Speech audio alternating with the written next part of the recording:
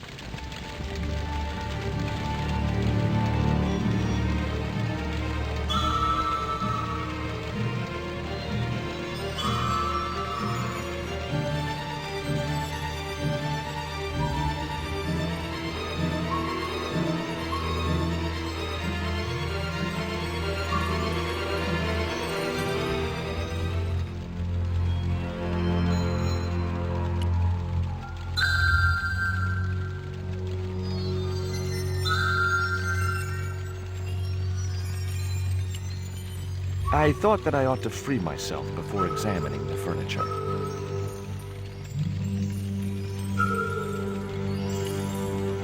I glanced over the books, vaguely hoping to find a copy of How to Deal with Poisonous Spiders While Tied to a Chair. No such luck.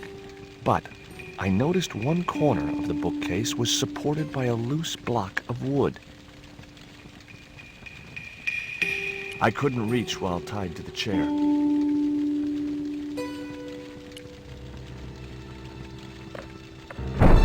Maybe I'd been a little heavy-handed, but it was a question of survival. Of course, I was still tied to a chair in a burning house with no means of escape.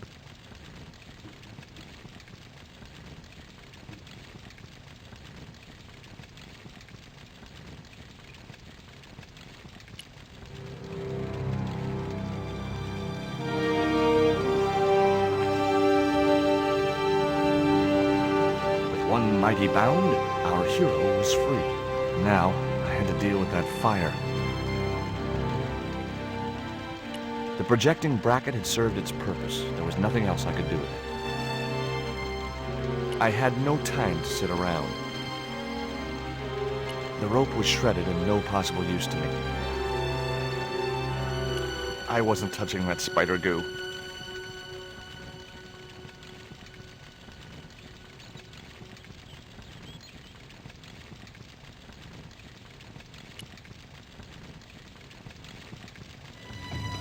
In the drawer was a small decorated pot.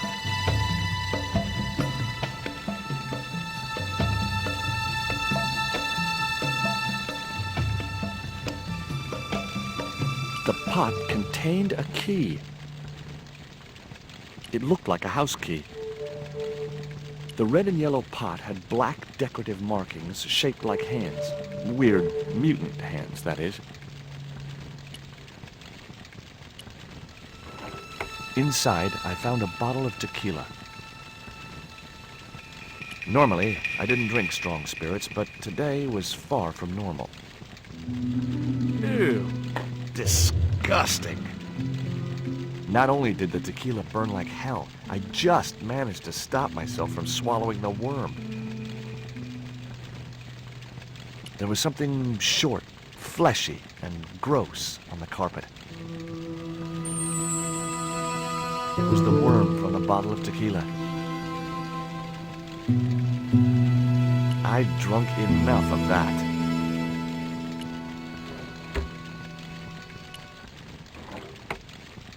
There was nothing else in the drawer. Nice couple. The photograph wasn't any use to me.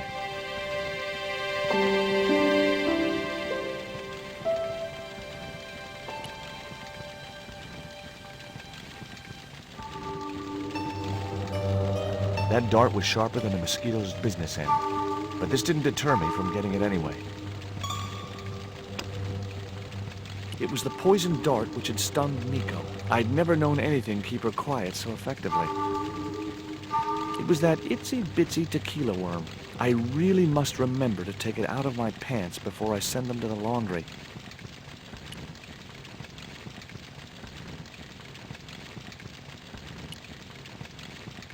I wasn't going to get through those sturdy bars.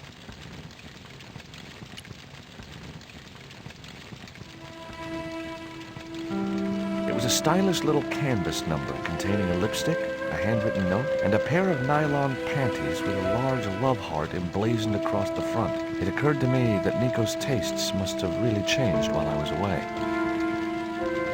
Well, they could be useful. I'd already ransacked Nico's handbag, and besides which, the color didn't suit me. It was a pair of red, lace-trimmed panties decorated with a large black satin heart. I guess I had no business reading the note, but I figured it might give me a clue to what Nico was involved in. It was from André Labanau, the history student Nico had known at college. The letter was sentimental mush, and revealed that the exotic lingerie, as he called it, was a gift from him. It gave his telephone number. Labanau figured himself as a rival for Nico's affections, but I couldn't believe that that creep was in the running. It was Nico's lipstick. It wasn't my color, and it reminded me of clowns.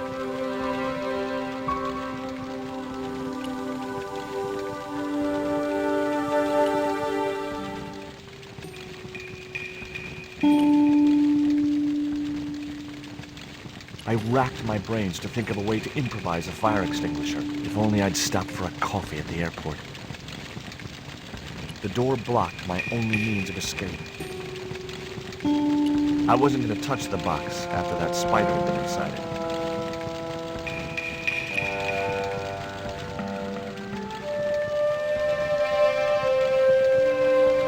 There was no pressure in the siphon. I guess it was out of gas.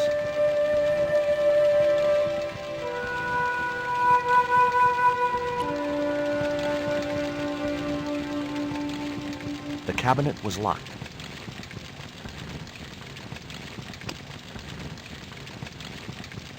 The key was way too large to fit into that tiny keyhole.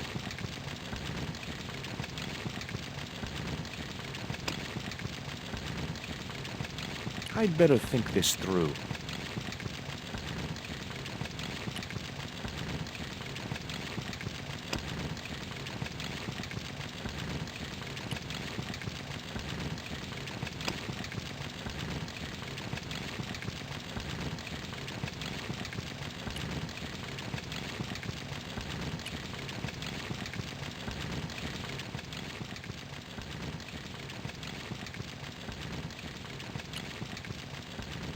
I wasn't going to get through those sturdy bars.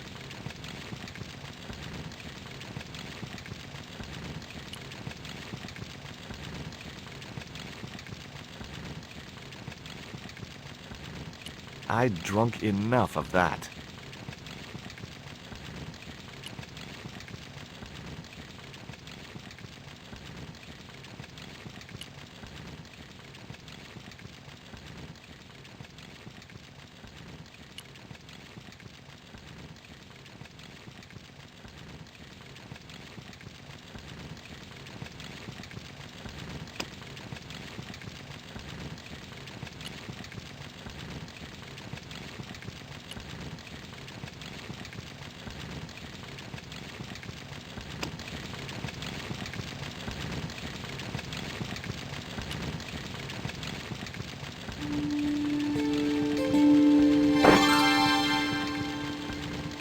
As I released the lock, something blew the doors open. The cabinet was already open.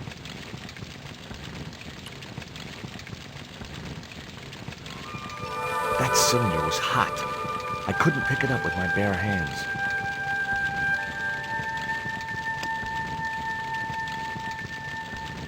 The panties I'd found in Nico's bag were just what I needed to wrap around the hot cylinder.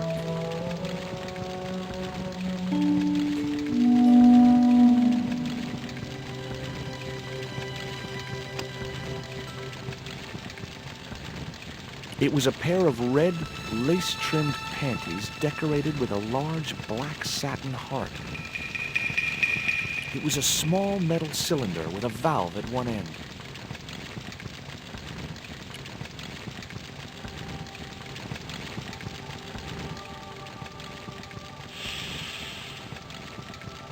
The cylinder gave out a faint hiss as the valve opened.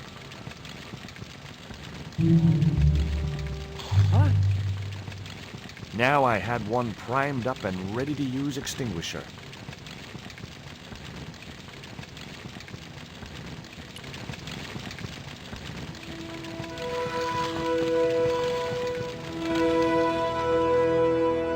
With a well-aimed squirt of the soda fountain, our unshakable hero saved the day.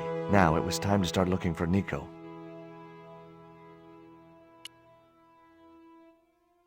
I wasn't going to burn myself on that red-hot doorknob, and it wasn't the time for subtlety.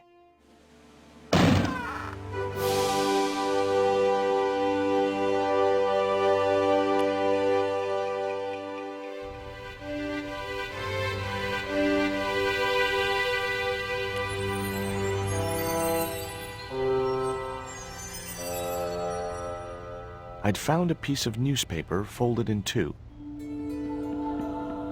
It referred to a forthcoming eclipse of the sun. Unfortunately, it wouldn't be visible from Europe. The best place to view the eclipse would be Mexico.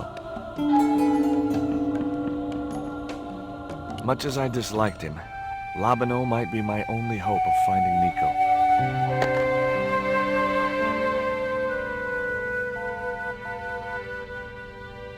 Hi, Andre? Who is this? It's George Stobart, Nico's boyfriend. Don't you mean ex-boyfriend? Look, I didn't call you just to pick a fight. I need to talk to you about Nico. Can't you accept she's just not interested in you? Listen, Andre, we need to talk. Nico's life depends on it. Okay. You remember the cafe at Montfaucon? Sure, Andre. You better show, you creep. I felt an irrational urge to wipe my ear. There was no one else I wanted to call.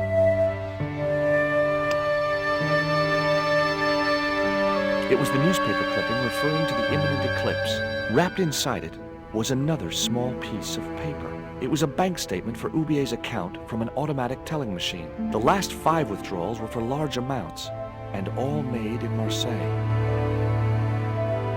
It was the newspaper clipping referring to the imminent eclipse. It was Oubier's bank statement. There was no one else I wanted to call.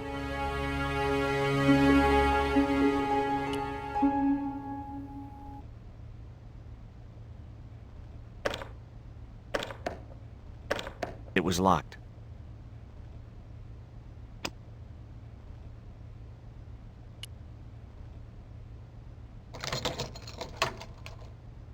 The house key didn't fit this lock.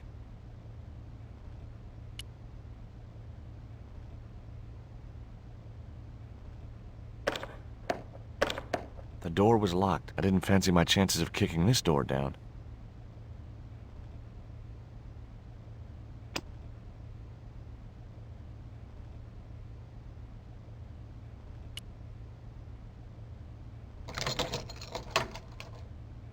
I unlocked the door. I wasn't looking forward to meeting Labano again, but he was my only link with Nico.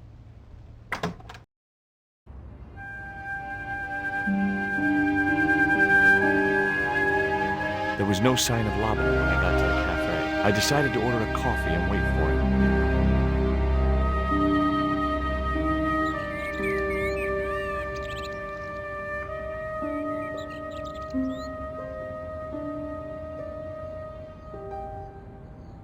I had no desire to go down into the sewers.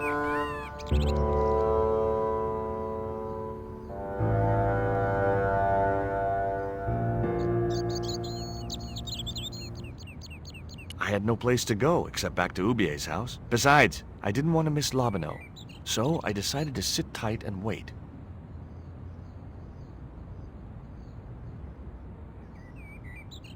It was too hot to sit inside the cafe. Besides, I might miss Lobineau.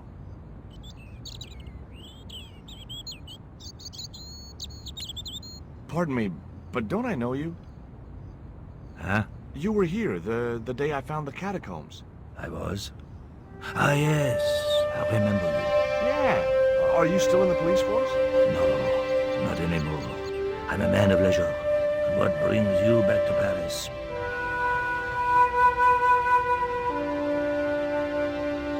My girlfriend. What it is to be young and in love. Will you share a bottle of wine with me? Hey, listen, I'd love to, but I need to keep a clear head. So my company isn't good enough for you.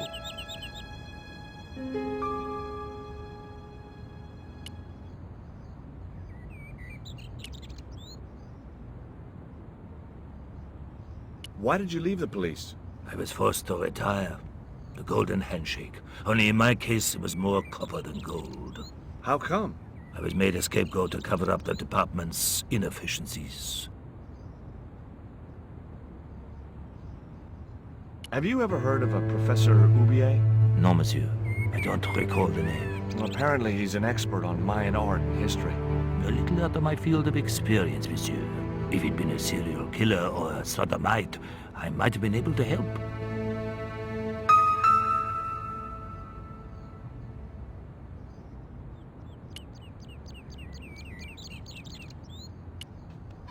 What do you make of this dart?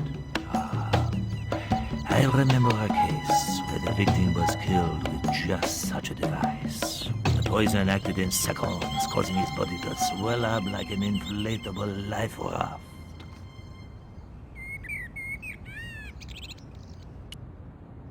What do you make of this news cutting? Orphanage supplied fast food chain? No, it's the article above that. Oh! Total eclipse of the sun. Oh, that's very dull in comparison. I don't know anything about eclipses.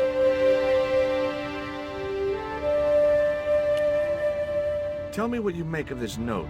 From my years of experience, I gained a pretty good insight into handwriting.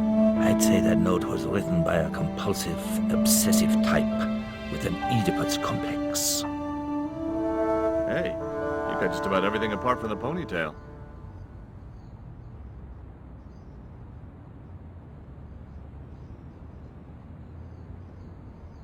I couldn't snatch the man's flask while he was looking.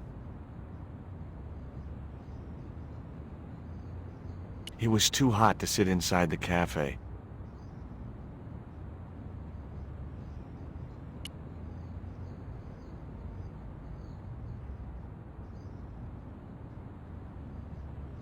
Oh, garçon. He ignored me. I'm sure it was deliberate.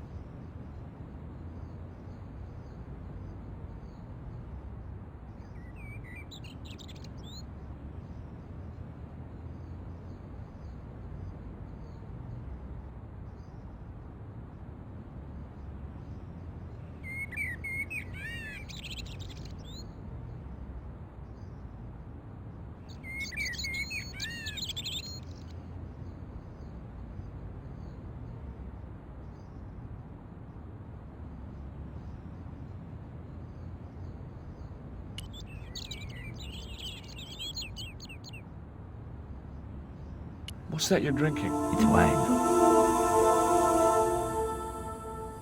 The man was still looking. I had nothing else I wanted to ask the gendarme.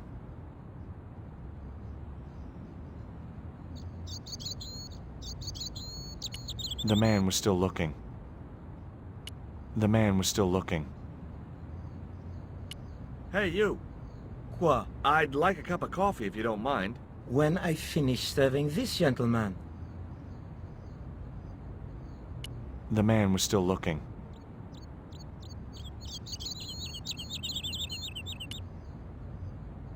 I had nothing else I wanted to ask the gendarme.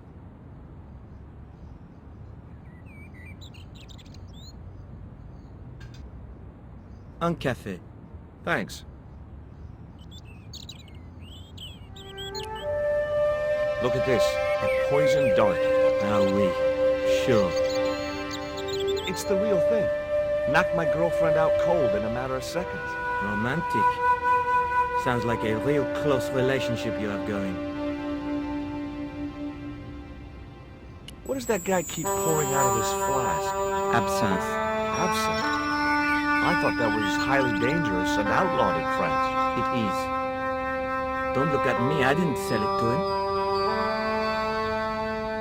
Do you know a guy called André Lobineau? Oui, I know him. What of it?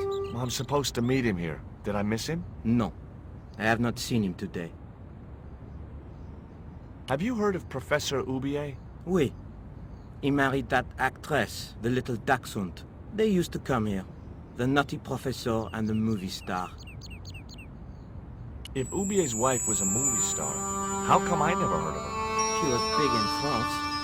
The world doesn't stop at Hollywood. Her stage name was Carol Climax. She died in suspicious circumstances. How did Oubier's wife die? I heard he shot her. And got away with it? He had a good lawyer and a watertight alibi. Why would an eminent public figure like Oubier risk everything for murder? He wouldn't be the first, would he? Besides, people like him always get off. Do you know that man over there? I should think so. He's a regular customer. That's all. Thank you.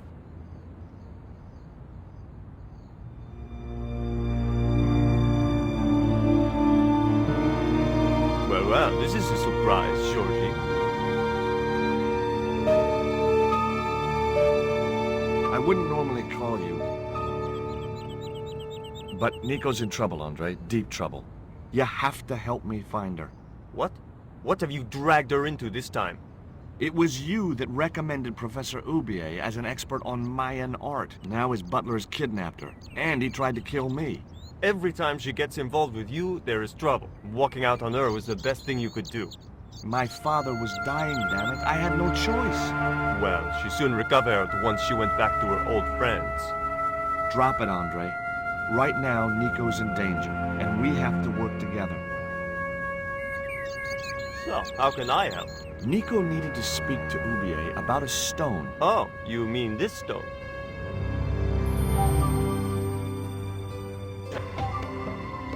So that's what all the trouble's about.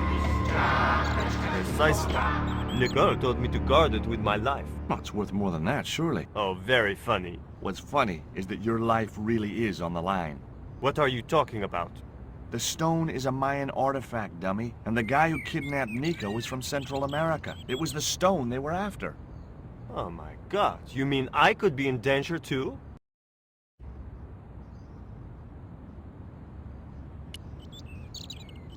Take a look at this, Andre. It's a bank statement?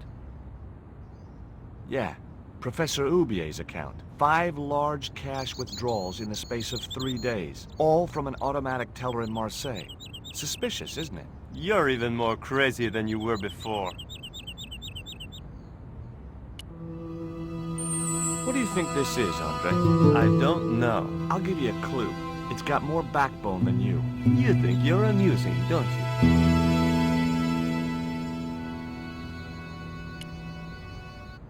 What can you tell me about this pot? South or Central American, I'd say. I have a friend who'd be able to tell you more. Where can I find this guy? He owns a gallery on the left bank, the Gliese Gallery.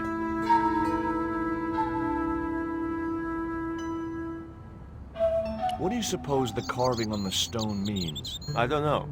I haven't shown it to anyone. Why don't you just give it to me? I don't want your death on my conscience, Georges. Where did Nico get the stone? I'm not sure I should tell you. Oh, you should. It was something to do with smuggling.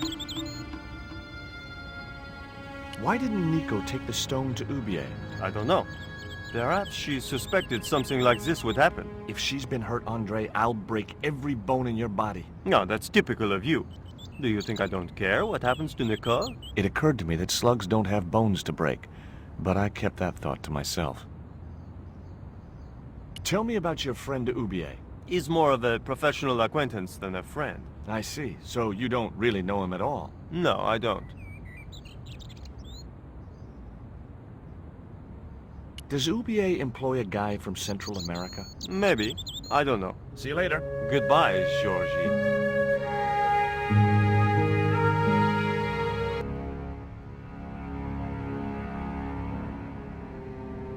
I've had enough of your games, Kala. Tell me what you've done with my stone. I thought your business was simply smuggling cocaine, Karzak. Why are you so interested in that stone? Either you tell me what I want to know, or Pablo here will make you talk. Okay. Well, I figured someone at the university would be able to help. So I had a word with one of my girlfriends, and she told me her boyfriend was a lecturer. I sent the stone to the Department of Ethnology. You know, I figured it was South American, so... You're not buying this, are you? That's enough! I don't have time to listen to your mindless prattle. We'll leave you to think it over. Come the morning, you'll be ready to talk.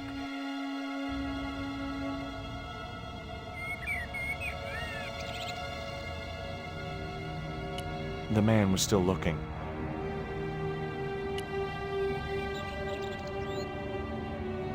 Do you miss being a gendarme? Yes, of course I do.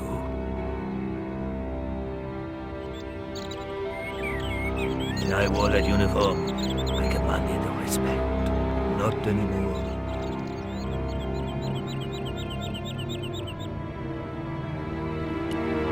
Excuse me. Leave me alone. Excuse me. Leave me alone.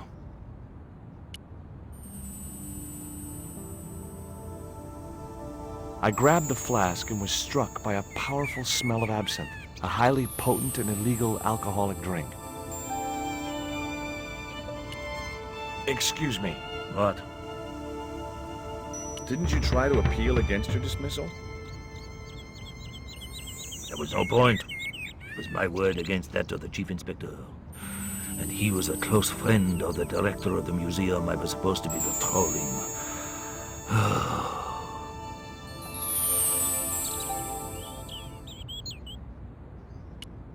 Excuse me. Leave me alone.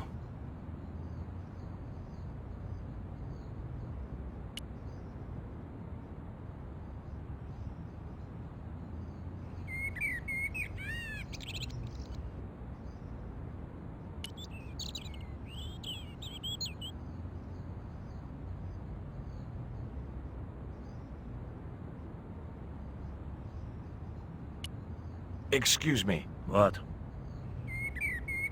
Which museum was it you were supposed to be patrolling? The Kroon. It wasn't as if anything important was stolen. Just a rusty old tripod. The tripod had returned a few weeks later.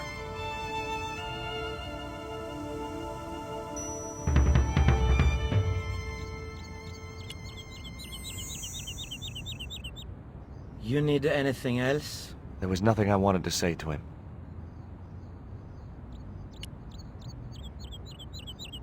Excuse me.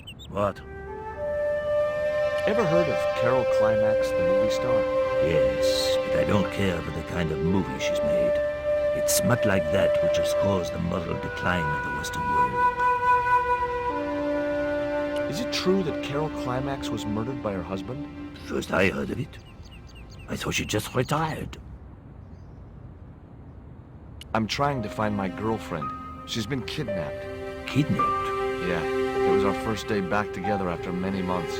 That's too bad. My God, that's depressing.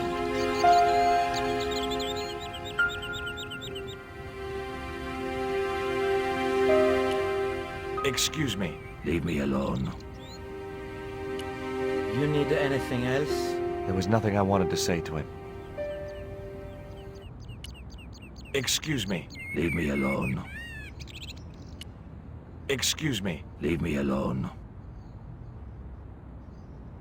I had no desire to go down into the sewers.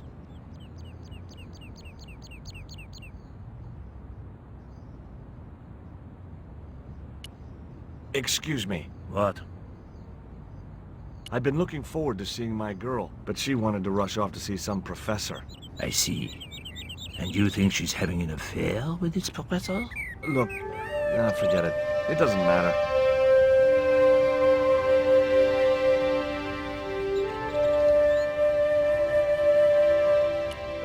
Excuse me. What? I had nothing else I wanted to ask the gendarme. It was too hot to sit inside the cafe. I had no desire to go down into the sewers. Now I had another lead. I could either go back to Ubier's house or visit the Glees Gallery.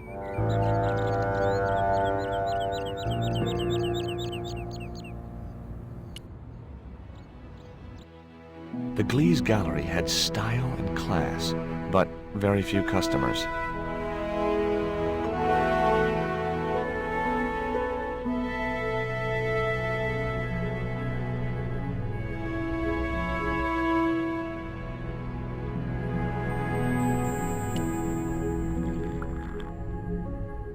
The pots were protected by a glass case.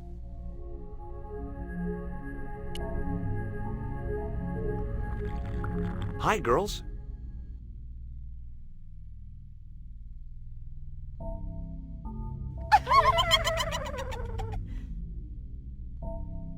What's the joke? あなたはキレてですね。 Okay, fine.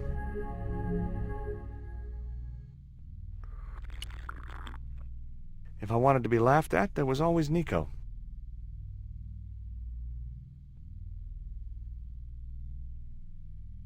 The Wasteland. Too minimalistic for too much money. Rectangles in a desolate landscape. Highly cubist.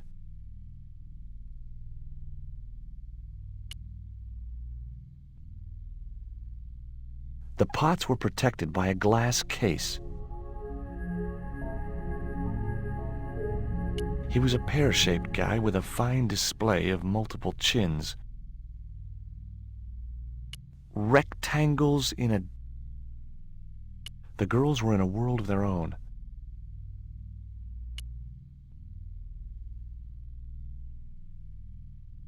The way that guy was gripping the glass, I'd need a wrench to get away from him.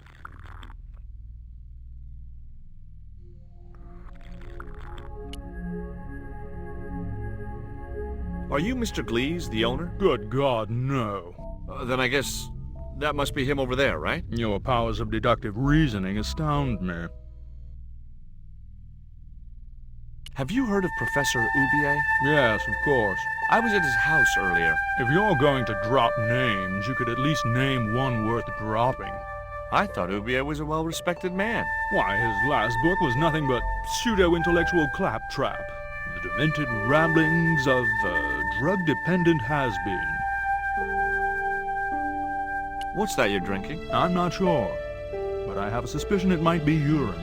Glees can't expect a favorable criticism of his gallery when he serves this muck.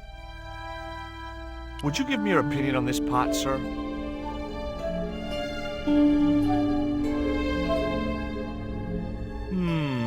Yes. Very rapouche. Rapouche? Hideous. What the hell do you think you're doing? You smashed my pot. Certainly, it was not only worthless, it was ugly and offensive. To you, maybe. Believe me, I was doing you a favor. I wasn't going to waste any more breath talking to that pompous blimp. Maybe I could turn the situation to my advantage, and at the same time, get my revenge.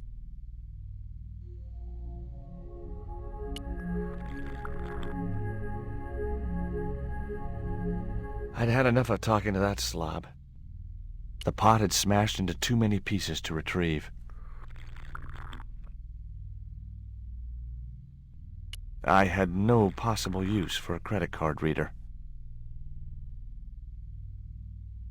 Spheres in a barren waste. Oh, very profound. I could see a pattern emerging in this artist's work.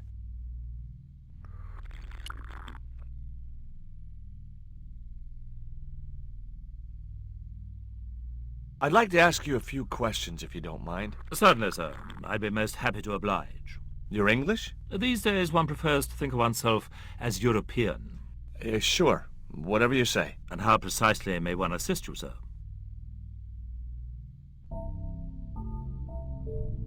What I really wanted to ask you about was a black stone. A black stone? Yeah, it's a Mayan artifact, about as big as my hand. No, sir, one doesn't get much call for black stones. If it's Mayan artifacts you're interested in, I have some rather exquisite pots. So did I, until that slob smashed it. Have you heard of Professor Oubier? Of course. His name is synonymous with Mayan art. A number of these artifacts were supplied by Oubier himself. Do you believe the story that Oubier murdered his wife? If it was true, who could blame him? She was an opportunist tramp. Well, that's what I heard. Have you seen any of Oubier's wife's films? Only one. Believe me, I was appalled, shocked, disgusted, and repulsed. Well, you sure got your money's worth. Last time I went to the movies, I wasn't even titillated. I suppose you have an import license for these relics? Of course. But that's not my problem, sir. The professor arranges all the shipping. We simply collect the items from the docks. Could you tell me which docks Professor Oubier uses to import the artifacts? Good God, no. I can't possibly reveal my commercial secrets. Do you get many Central American Indians in here? No, sir. This is Paris. Central America is several thousand kilometers southwest of here. Straight across the Atlantic Ocean and turn left. You can't miss it. Well, as it happens, I saw some Central American Indians this very morning. Tourists, sir. Paris is full of them at this time of year. There is a gentleman over there who seems to be enjoying your wine. I can't think why. It was very cheap.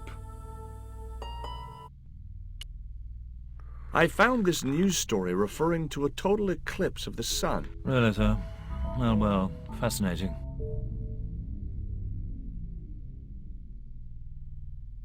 He looked like an older version of Labano. The same supercilious expression, the same disdain in his eyes, and the same damned ponytail.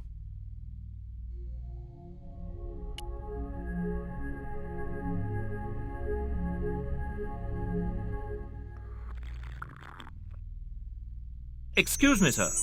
Uh-huh. That area is private. Oh, so I'm not allowed back here? No, sir.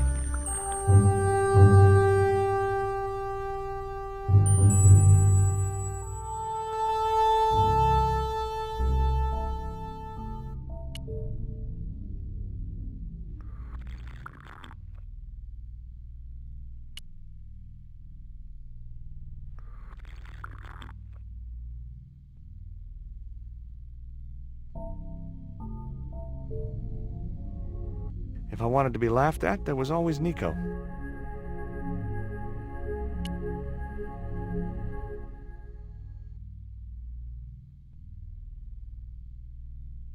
The way that guy was gripping the glass, I'd need a wrench to get away from him.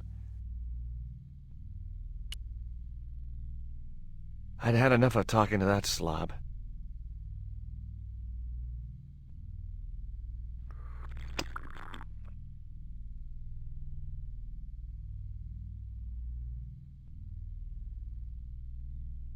I didn't think he'd be interested.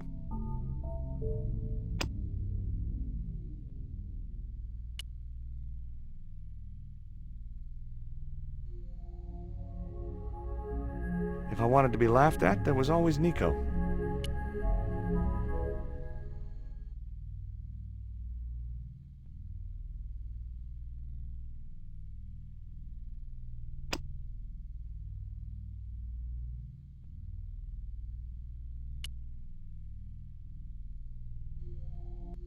I didn't think he'd be interested in that. It was the flask of absinthe I'd borrowed from the gendarme.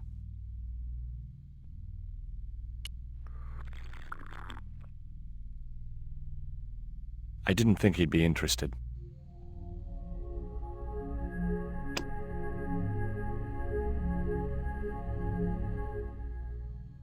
I didn't think he'd be interested.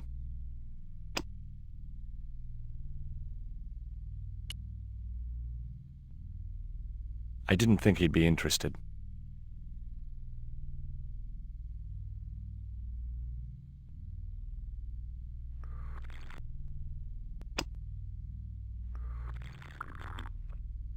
It was Nico's lipstick.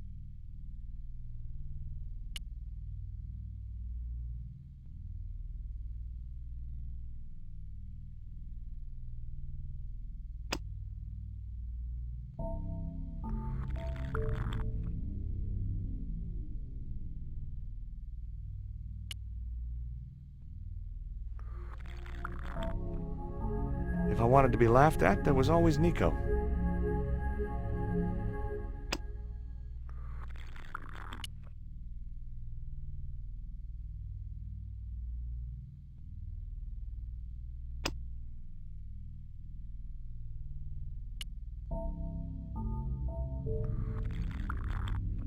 I didn't think he'd be interested. The pot had smashed into too many pieces to retrieve.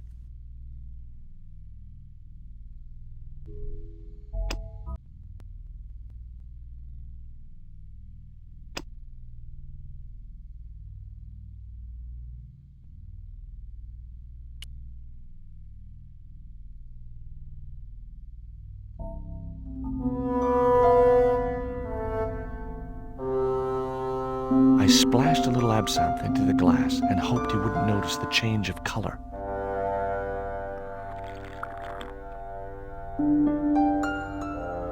Did you put something in my drink? Yeah, I did. Well, what do you think? Well, it's certainly an improvement over Gleese's wine. In fact, I could grow to like it.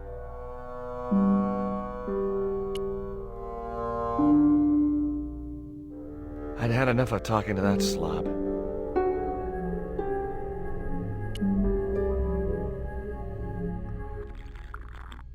There was nothing else I wanted to ask the man.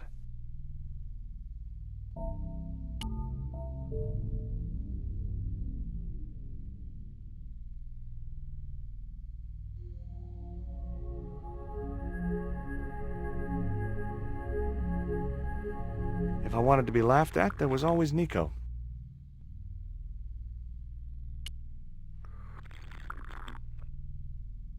The pots were protected by a glass case.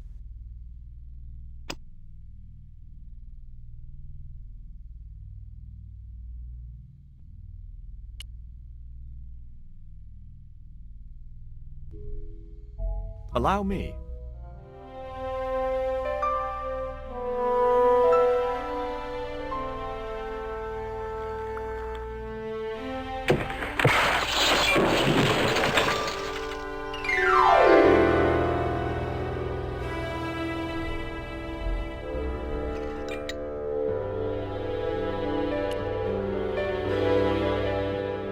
Were those pots very valuable? The pots are insured, but not the shelving. You've no idea how much that cost me. I wasn't going to waste my breath on that drunkard. I had no possible use.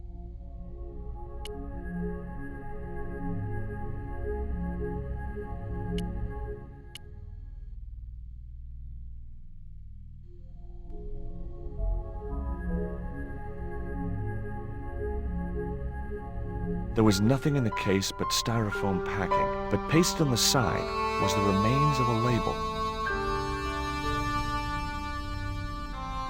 The packing case contained nothing but styrofoam chips.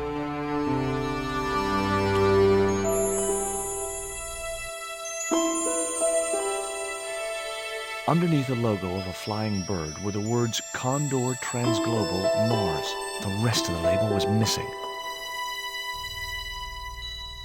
It was beginning to make sense. Oubier had organized Nico's abduction.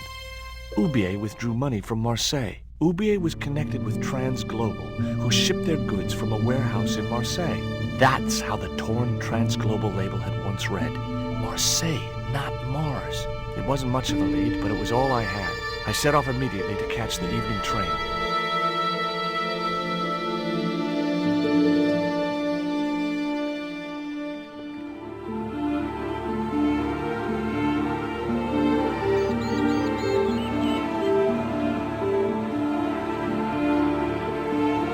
It was almost dawn when I arrived in Marseille. I traced Condor Transglobal to a desolate dockside.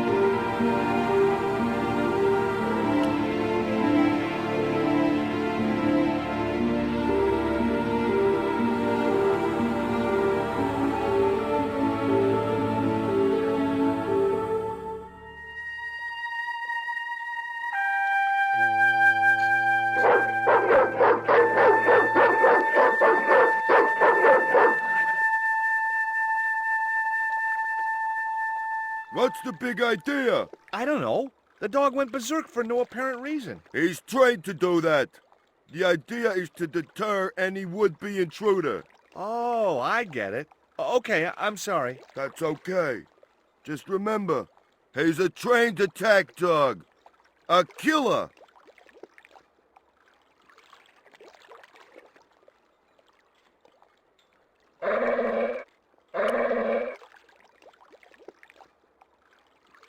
Ouch!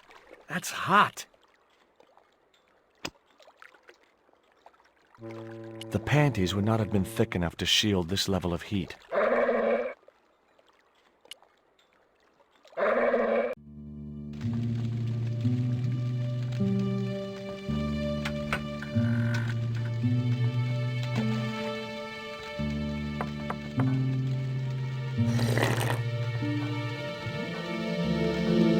Hi, good morning. Do you know what time it is? No, I don't wear a watch. As my dad used to say, I'm not into time, man. Well, you're too early. What time is it anyhow? The big hand's on the floor. Why aren't you in bed? I can explain everything. Never mind, I ain't that interested. What time do you open the gates? 7. Do you mind if I hang out here till the docks open? Please yourself, but you'll have a long wait. It's Sunday, and tomorrow is the start of a national holiday. Everything is closed for a month. Well, wouldn't you just know it? Does that dog belong to you? Nah, he comes with the job. I just feed him every now and then. More then than now, I'd say. What's the dog's name? 20. It's unusual for a dog. It's his registration number. Security dog number 20. Does number 20 have rabies? Nah, just a bad attitude. Like I said, he's a trained attack dog. They took him when he was a puppy and messed with his head to make him the way he is. Ever heard of Condor Transglobal? Sure, they have a warehouse here. Well, could I take a look? Not until after the holidays. Come back in a month. I have to make a delivery to Condor Transglobal. Where's your rig? About half a mile down the road. And you walked here? Jeez, are you some kind of nut? Nah, it was easy. I just put one foot in front of the other. Are you gonna let me make my delivery? Not without the paperwork. You get the papers, you make your delivery, and I get a fat backhander. I was getting nowhere with the story about being a trucker. Do you know what kind of business Condor's involved in? I'm paid to guard the gate. Their business is none of mine. I'm looking for a young woman. At the docks? What kind of woman do you have in mind? You don't understand. It's my girlfriend I'm trying to find. Well, I ain't seen her, and you should tell her the docks ain't no place for a young lady. They're dirty and they're dangerous. I'm certain my girlfriend was brought here when she was abducted. What? Your girl was kidnapped? Yeah. Struck down by an Indian with a poisoned dart. A poison dart, huh? I could tell he didn't believe me.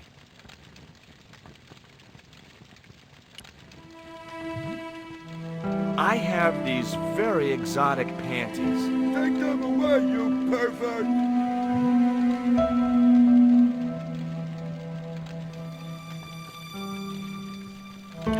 heard of Professor Oublier? Me? None of my friends are professors or anything like that. What's cooking? Beans. You know a man can live on nothing but beans. Not this one. Don't you ever get tired of eating beans? Sure I do. What do you take me for? And what's the alternative? Peas. I can't eat them too often, though. They play hell with my digestion. Have you ever considered changing your diet? What's wrong with beans and beer? You need me to tell you? You're pumping out enough methane here to fill a dirigible.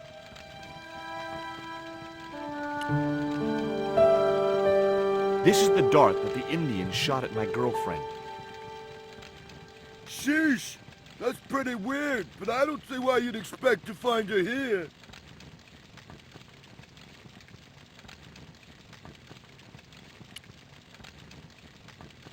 Take a look at this letter. That's sick. Did you write it? Oh, no. No, it's a letter from my girlfriend's admirer. If I was you, I'd smack him in the mouth. Well, that's not my style, but thanks for the advice. I gotta go now, but I'll be back. Can't wait.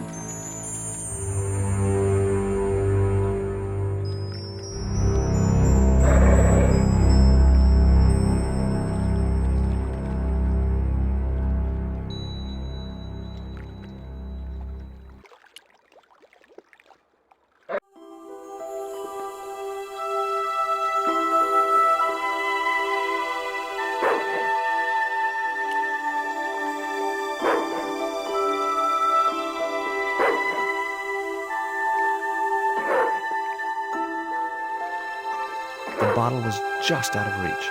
Nothing was going to get me into that water if I could help it.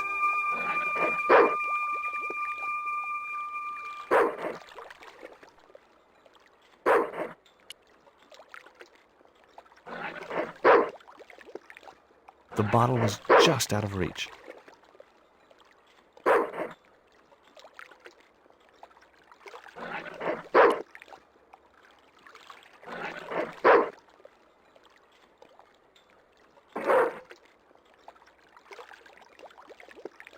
The stick had a hook on one end. I figured it was a boat hook for hooking boats.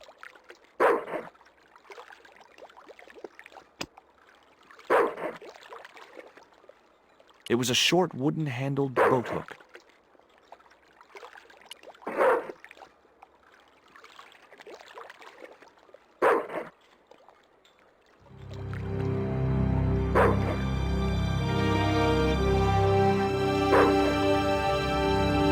I just knew that boat hook would be useful for something.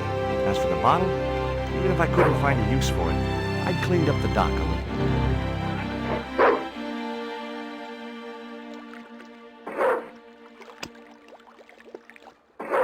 It was the beer bottle that slob of a watchman had dumped in the sea, now half full of filthy dock water. The label read, "Surge, the beer that clears your head."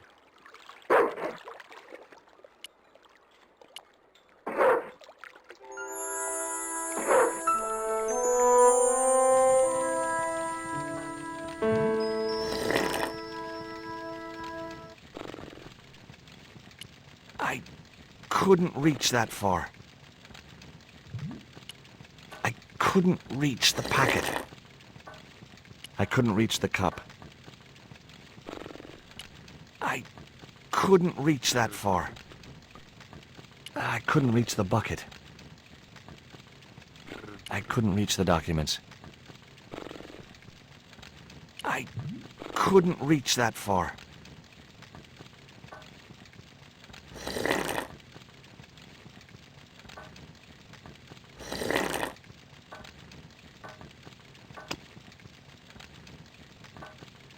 I'd better think this through.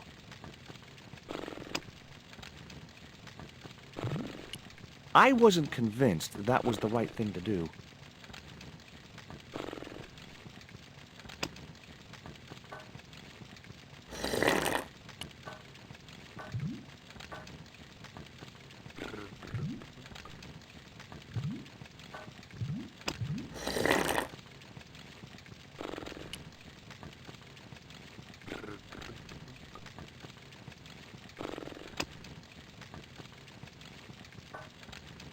No, that's wrong. I couldn't reach that far.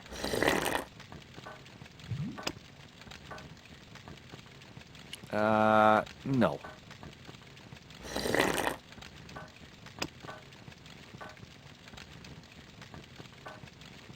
That isn't it at all.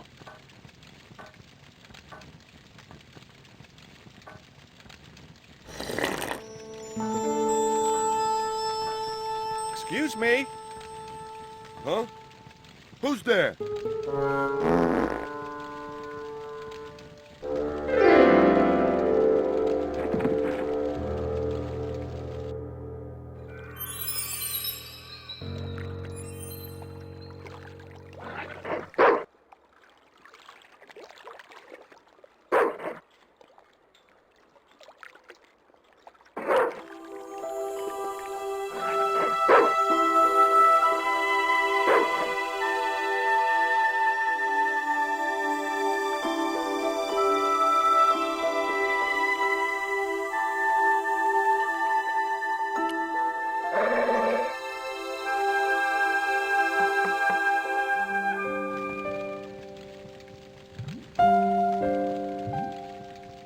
You dropped your beer bottle. Not me, pal. Yes, you did.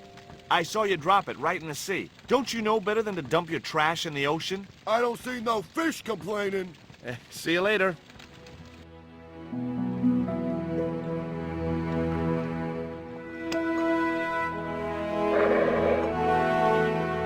That isn't it at all. I don't think so. No. Not such a good idea. It was Nico's lipstick.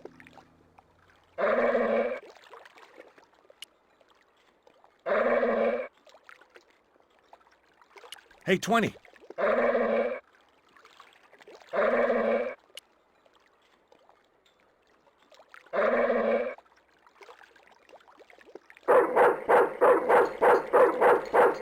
Breaking steel padlocks with my bare hands was a feat I'd never mastered.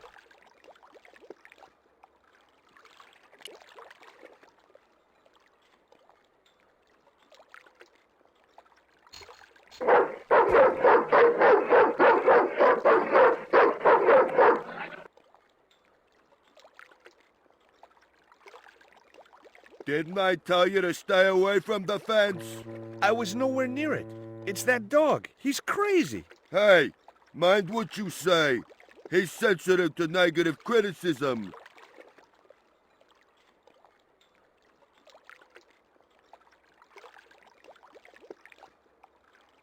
Hey, 20.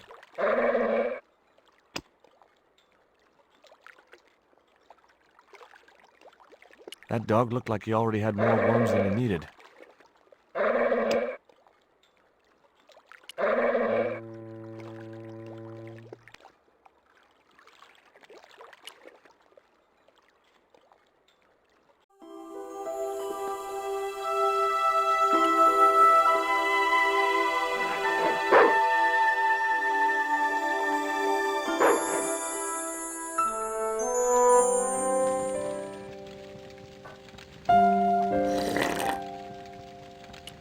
I couldn't reach the door without climbing into the room. I couldn't reach the coat.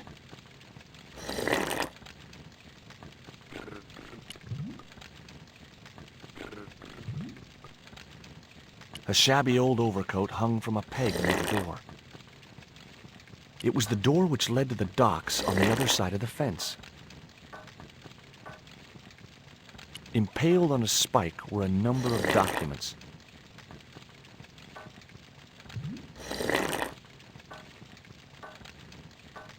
It was a box of blank forms.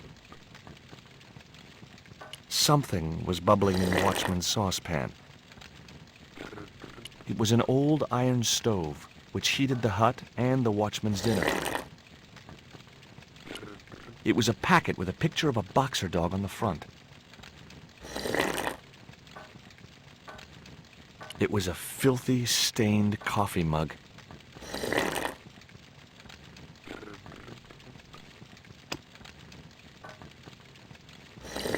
No.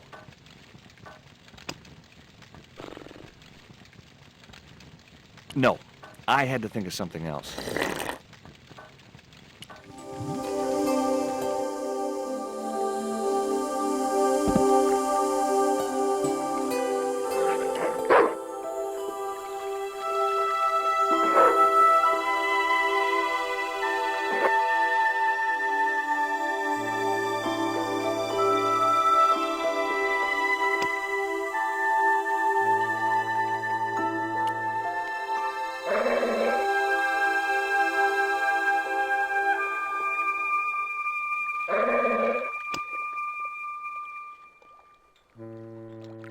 It was the label I'd found in the Glee's gallery.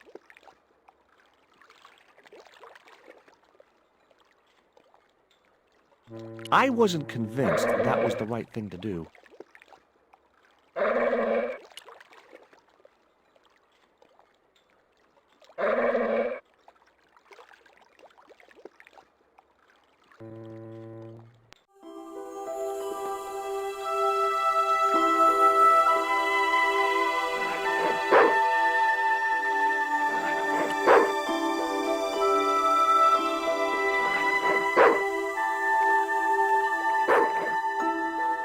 My arms weren't long enough to reach the platform.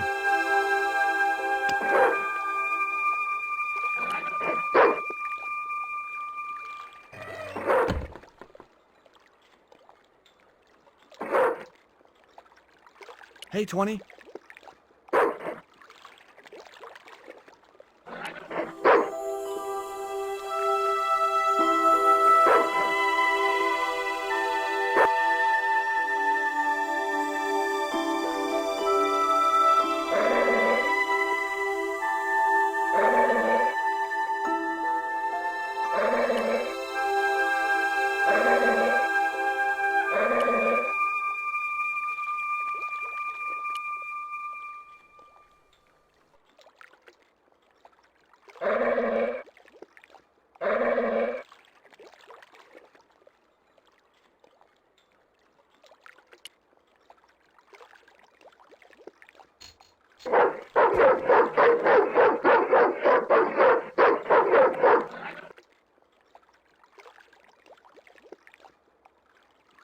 Stay away from that fence, asshole!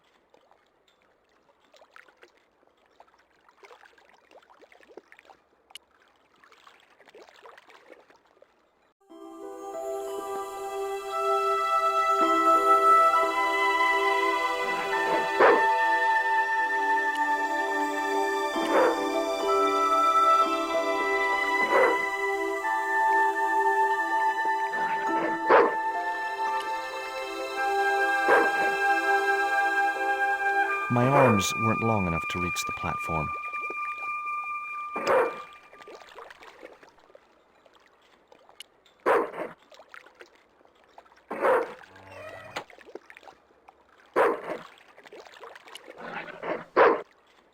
My arms weren't...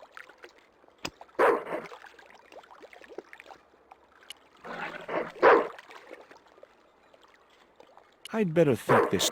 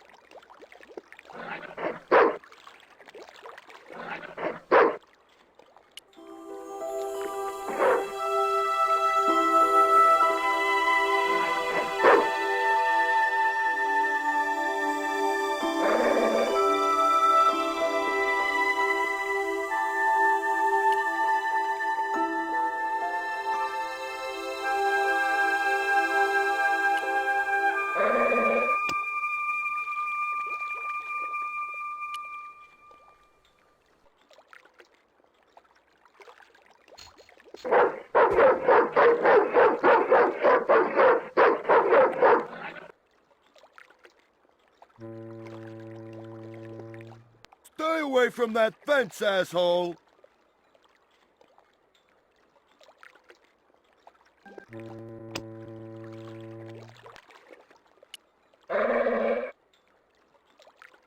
The bottle was half filled with water. Maybe it would cool the cone down enough to touch it.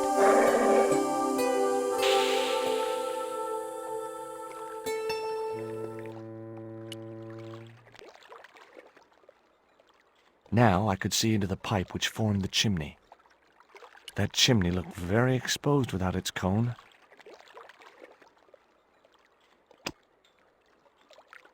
It was the metal cone I'd taken from the chimney of the watchman's hut.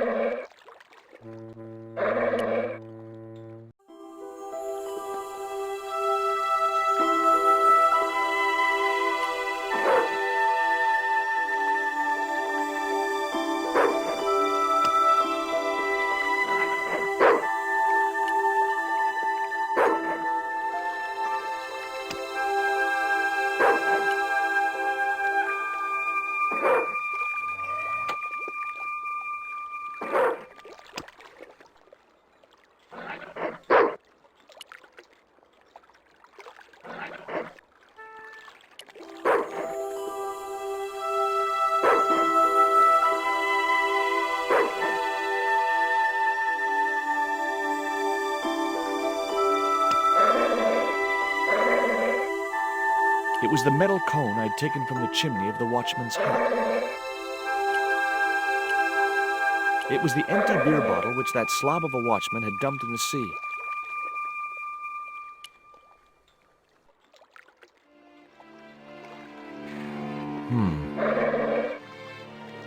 The bottle had blocked the chimney, and the hut was filling up with smoke.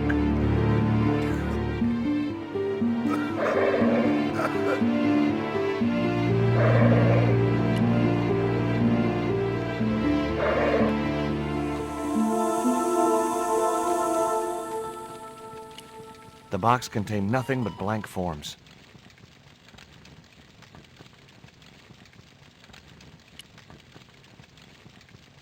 I couldn't reach that far.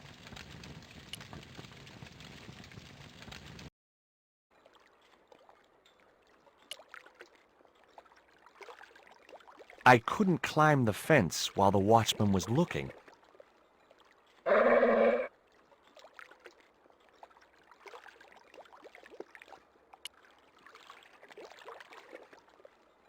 Is something wrong? Something wrong? I nearly choked to death. Why don't you get some air? Take a long walk along the pier. I could stay here and watch the gate. Oh, no. You'd be through that gate as soon as my back was turned. With that crazy dog around? Someday I hope to have kids.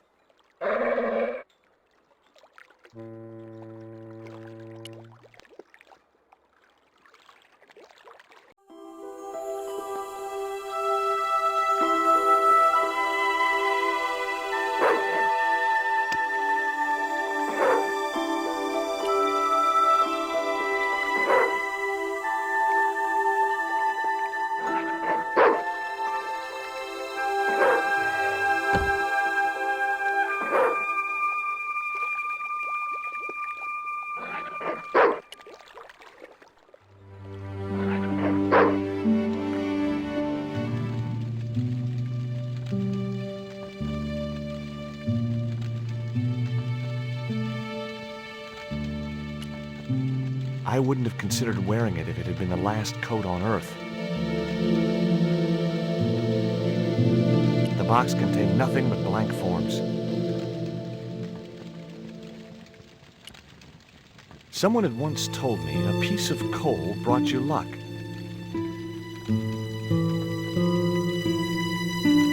Who was I to argue with irrational superstition? One piece of dirty coal is quite enough. Yow! Stove equals heat, heat equals burn, burn equals excruciating pain.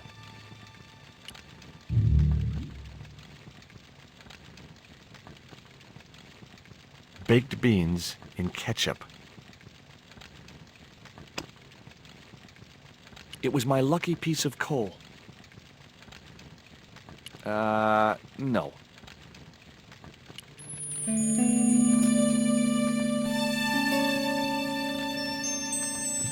The packet was full of dog biscuits. That mug was a health risk. I decided to leave it where it was.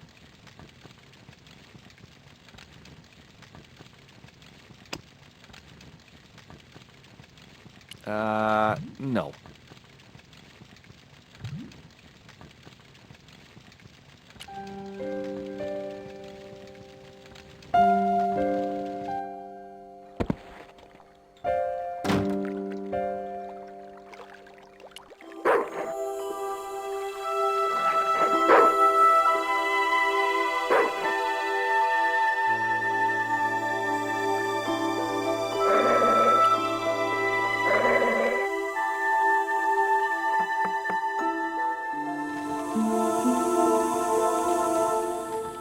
What's the problem with the stove? I don't know. Damn flue seems to be blocked. Maybe some bird built a nest in the chimney. Huh? A gull, maybe, or an albatross. Albatross my ass. That chimney's too hot. What's wrong with your hand? In my hand? Oh, friction burns. Friction burns? Yeah, I, slid down a rope. You don't want to make a habit of that, pal. Let me in, and I'll give you this lump of coal. I got plenty of coal already. You always carry it around in your pocket?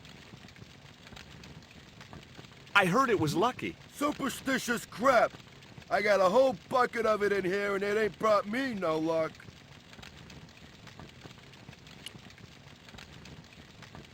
Do you recognize this metal cone?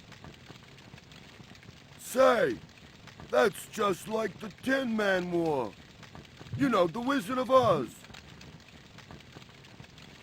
I'd have never taken you for a fan of Dorothy and Toto. That dumb kid? She ruined the whole damn thing for me, all that singing and stuff. Anyhow, she wasn't even a real kid.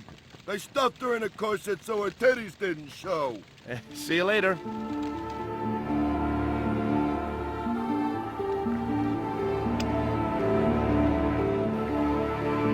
It was the box of biscuits I'd taken from the watchman's hut. Gourmet dog. The snack your dog would bake himself. Sure, as if I'd let a stupid dog loose in the kitchen. There was a cute picture of a boxer dog wearing oven mittens.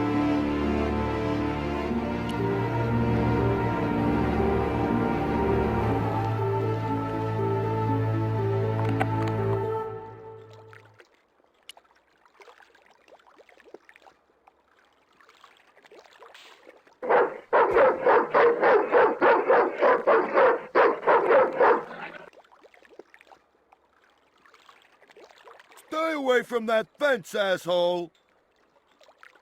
Thanks, you ungrateful mutt.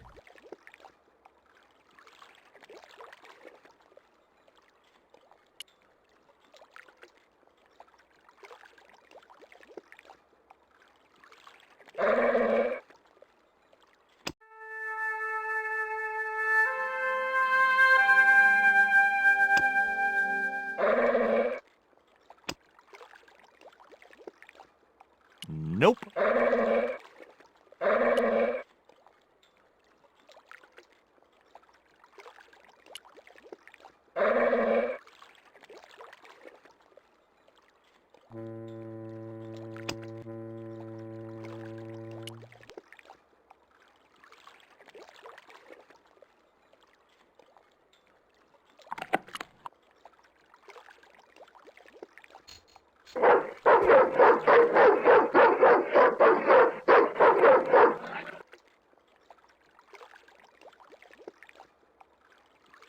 Stay away from that fence, asshole!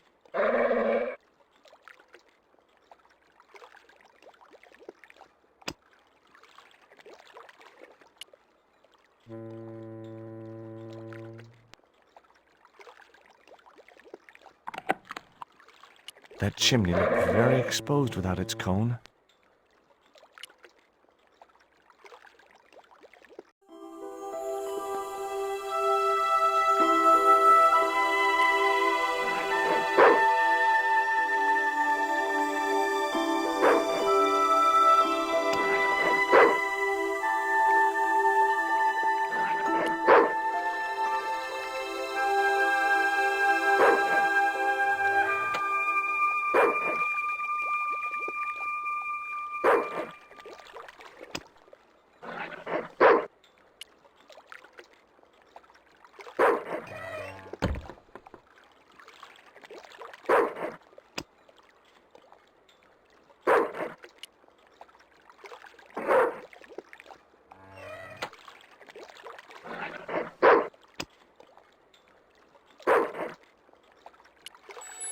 Hey, 20.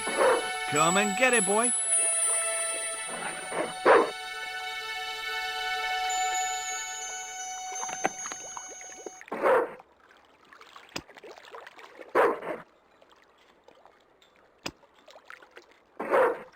I felt a slight twinge of conscience as I prepared to give the dog a dunking. It soon passed.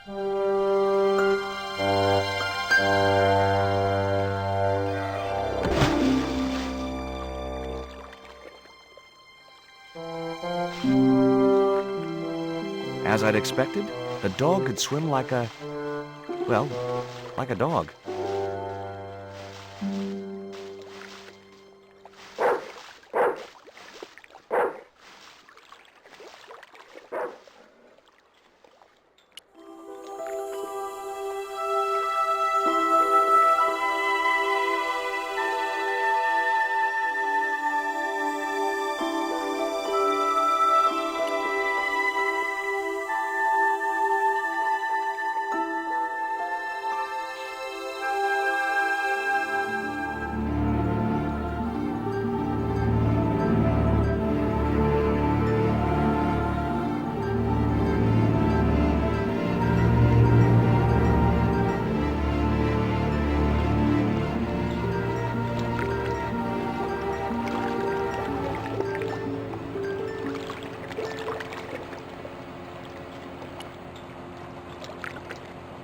The sign looked as if it was firmly attached to the wall. Anyway, I didn't really want it as a souvenir.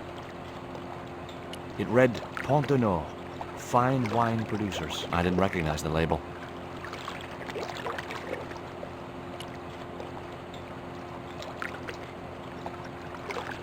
This sign also looked firmly attached to the wall. It read, Condor Transglobal. I'd come to the right place. Now all I had to do was get inside.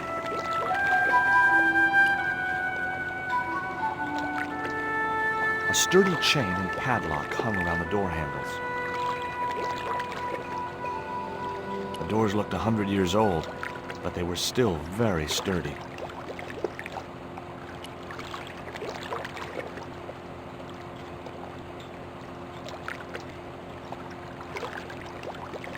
That door seemed to be the only way into the warehouse. There was a little grill set into the door.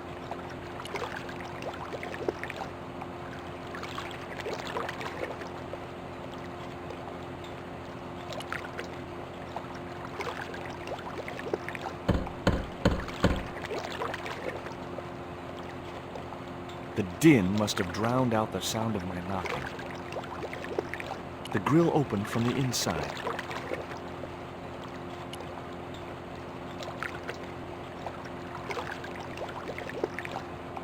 Maybe there was a way in up there.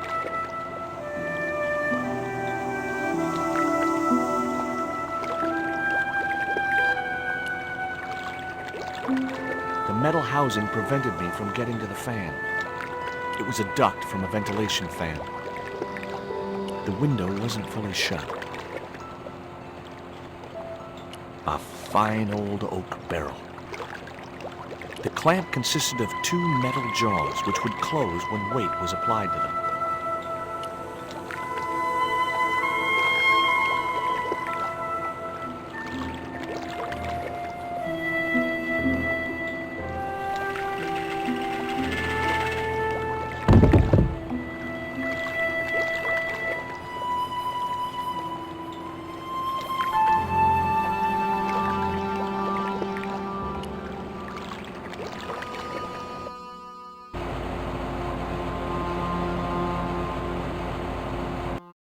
The window was jammed shut.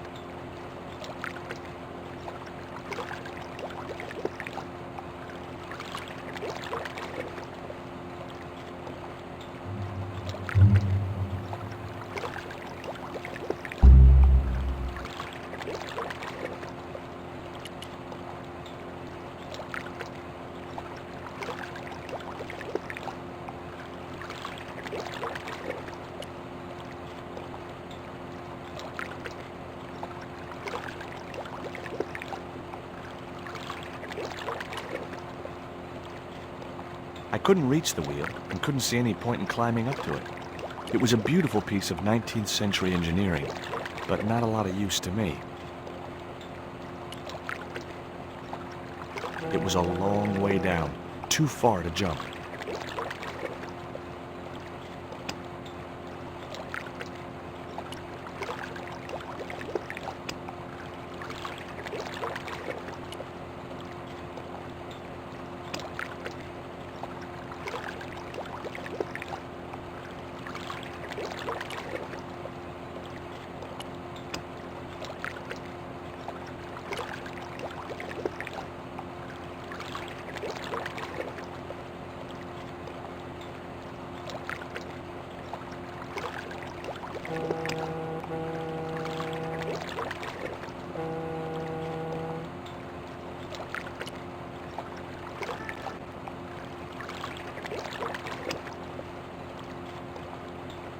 It was my lucky piece of coal.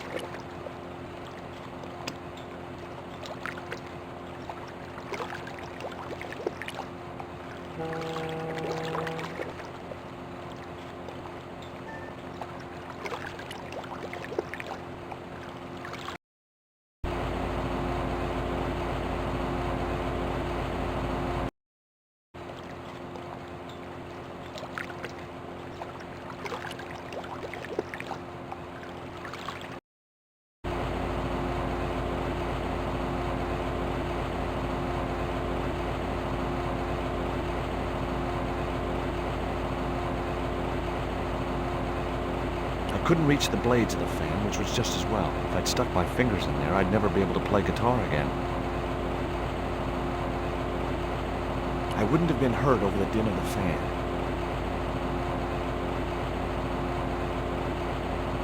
I wouldn't have been hurt over the din of the fan.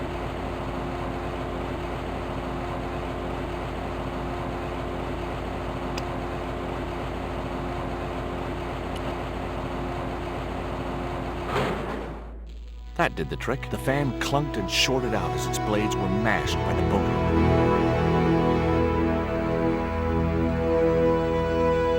Hey, you make any more noise, I break your arms.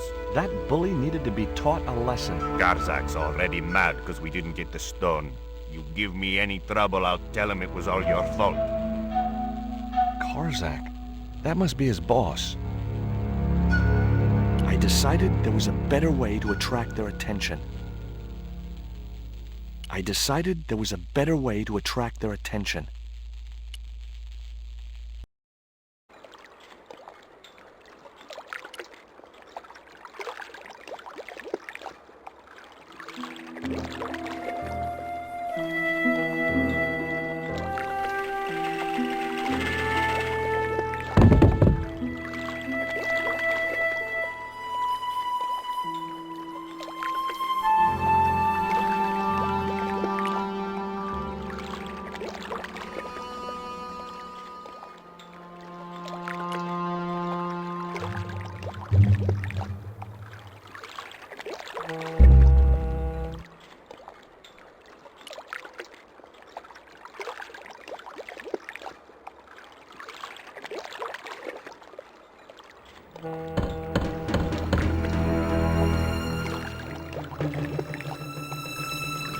Who is it?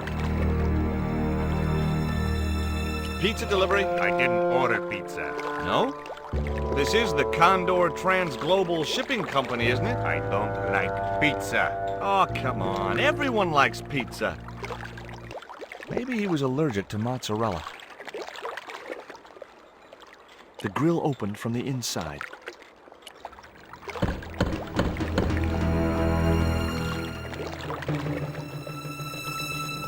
Hey, What now? look.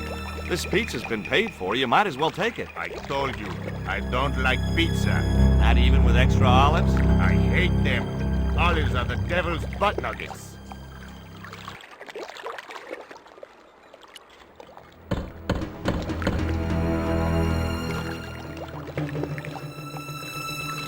If you know what's good for you, you'll open this door. What if I don't? I'll kick your head in. Okay, I'll come out, you creep.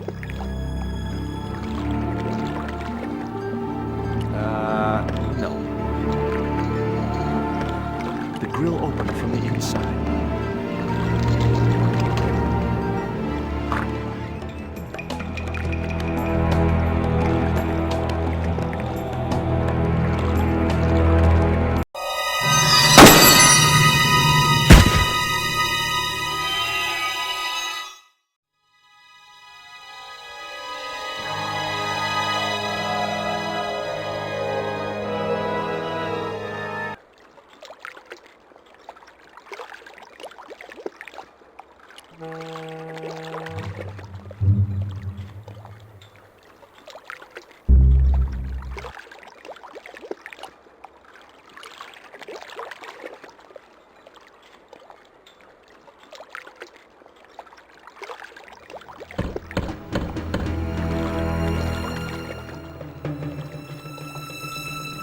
Who is it? My name is Stobart. George Stobart. What do you want? I want to return your spider. I pulled its legs off, which is exactly what I'm going to do to you. I got the feeling he wasn't too pleased to see me.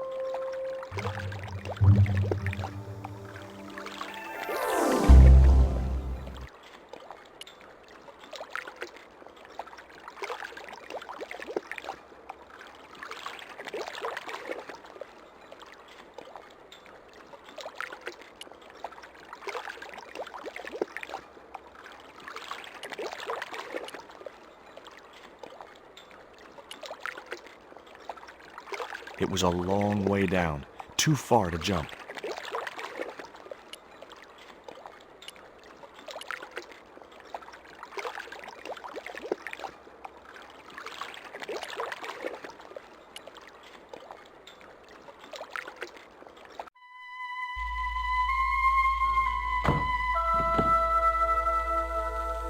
I wasn't going back out there. Oh no.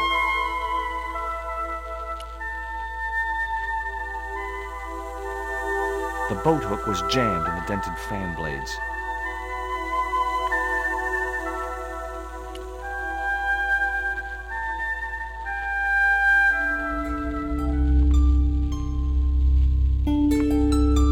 The only interesting thing I found was a small brass key.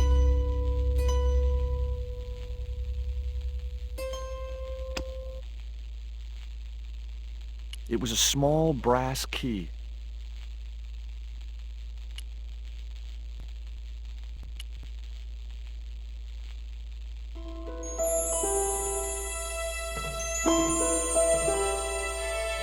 It was locked.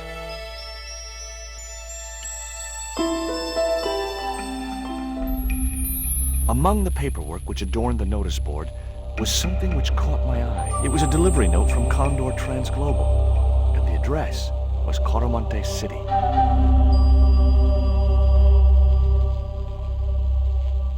There was nothing else of any interest on the notice board.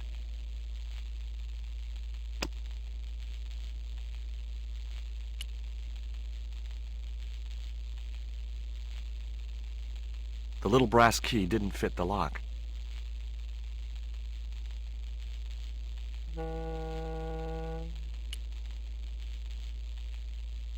I'd already searched the drawer.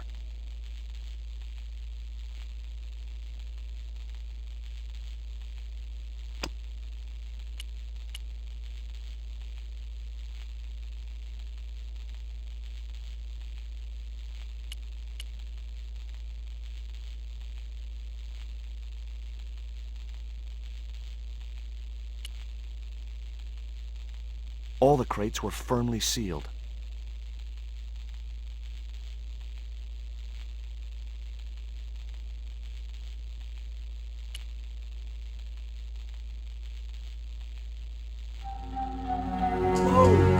The little guy had a blowpipe. That confirmed my suspicions about what had happened to Nico. I waited for him to shoot me, but it didn't happen. Instead, he seemed to want to tell me something. What? What do you want? He seemed excited, almost desperate. What did he want so bad? The guy was partly hidden behind a stack of crates. Hi, I'm not going to hurt you. Coramonte. Is that where you're from? Coramonte City? Coramonte. Coramonte. Okay.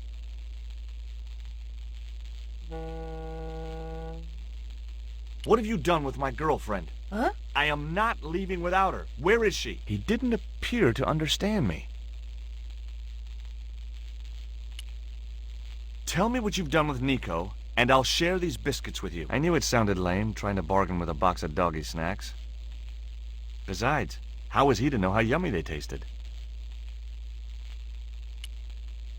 Do you know what this is? Peito. Lotseka peito. Inyakot lagoino mutu.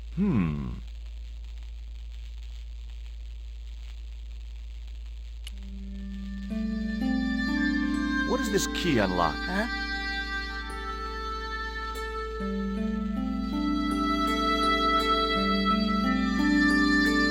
Hey, you're manacled. Who did this? That big thug? I'm gonna set you free, okay?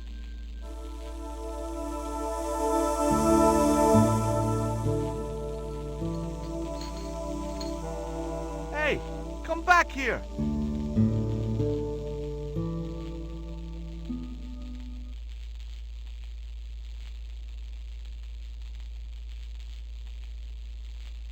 The little guy had gone to ground amongst the stack of crates.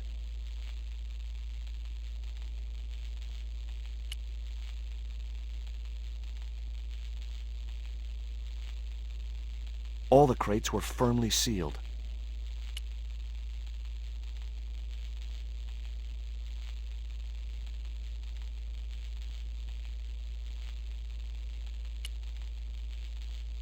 I couldn't pry the doors apart with my bare hands. There was usually an easier way to do it.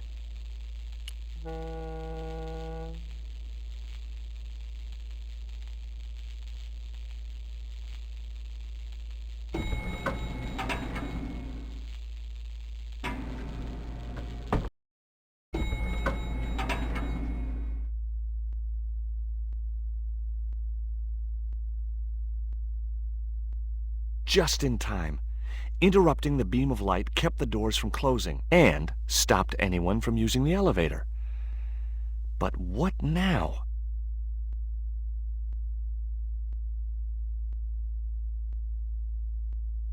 The crate bore the familiar logo of Condor Transglobal, but no clues to its contents.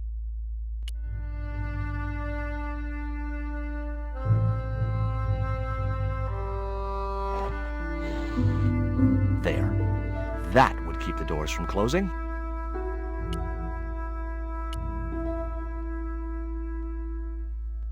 couldn't move the crate until I'd blocked the light beam with something else. I decided to leave the electric eye alone.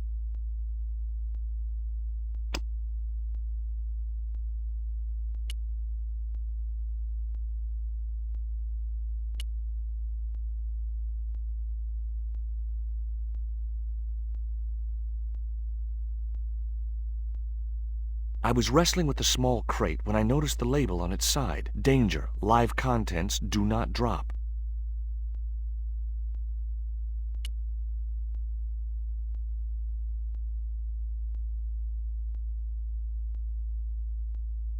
No chance. Whatever those crates contained, they were heavy.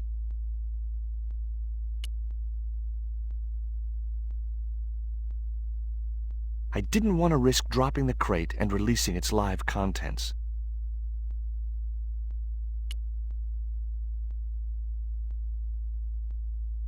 There wasn't enough room to move the handle. The statue looked way too heavy for me to move.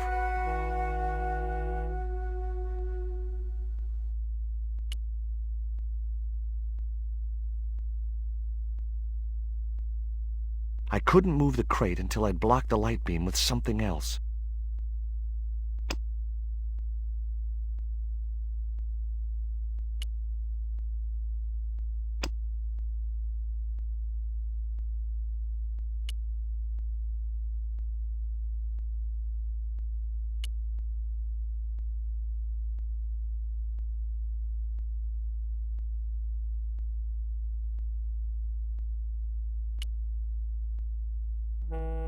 A sturdy beam was jammed across the doors. These doors were not going to open.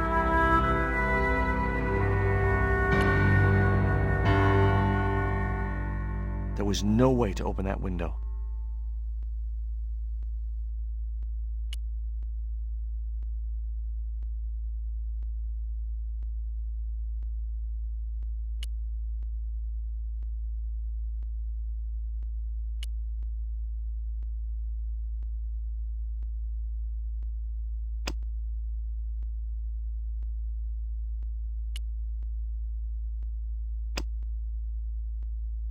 It was the set of manacles I'd removed from the little Indian's ankles.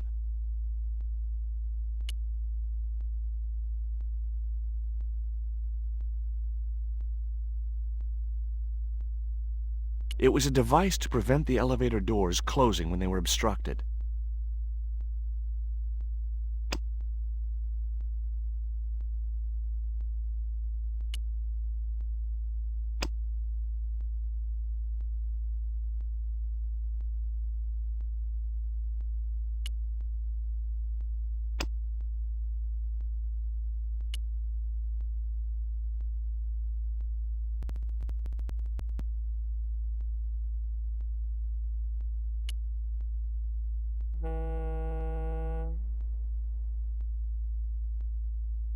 Nothing happened. That was probably because the elevator was already on this floor.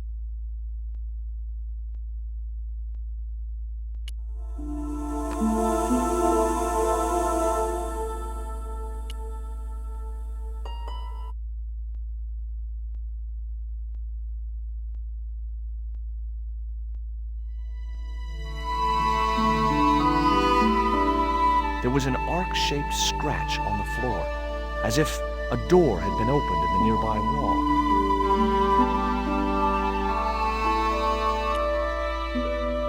My fingers traced the outline of a secret door in the wall. Then I found a small round stud, which was set flush to the surrounding wooden paneling. Just as I'd hoped, a secret room.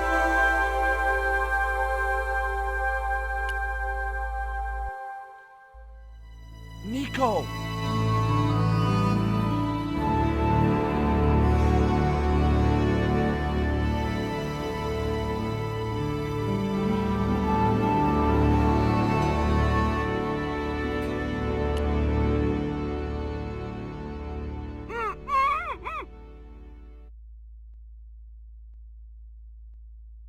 Will you look at this? It was a small statue of a kneeling figure in an ornate headdress. The head was hideous, with huge staring eyes set in a decomposing face. Hey!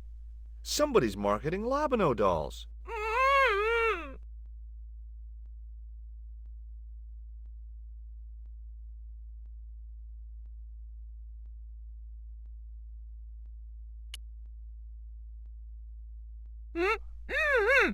Hold still. This might hurt a little. Ow! Think yourself lucky you don't have a mustache. About time. You could at least have helped me before grabbing everything you could find. Not so loud. They'll hear you. Get these ropes off me right now. You know, the mood you're in, maybe that's not such a good idea. Where's Pablo, the big guy? Out cold. Too much wine doesn't agree with him. Are you okay? Of course I'm not okay. Untie me this instant. What? Get me out of this chair.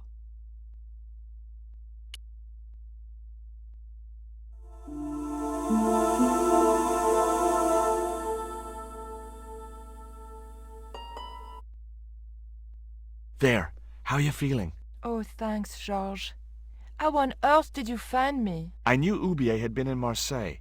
But never mind about me. How about you tell me exactly what's going on, starting with that Mayan stone? I picked it up from one of Carzak's men in Paris. I was expecting a consignment of narcotics. Drugs? Yes. The proof I needed to expose Carzak's smuggling operation. I'd set it up to act as his courier, and once I had the proof, I planned to go straight to Inspector Mou. But instead of the dope I'd expected, they sent me that stone instead. And to find out more, I called Professor Oubier, who invited me to his mansion. At least, I thought it was Oubier. I don't get it. If Carzak's business is drugs, why is he so desperate to get his hands on that stone? Maybe it has some significance to the local people in Central America. It could be Carzak's means of getting them to work for him. Anyway, we've got to get out of here. Nico, wait!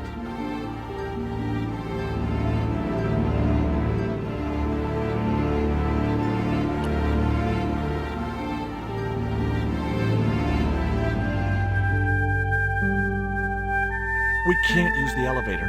If that thug Pablo's recovered, he'll be waiting for us. We've got to do something. Where does that door lead to? I'm not sure.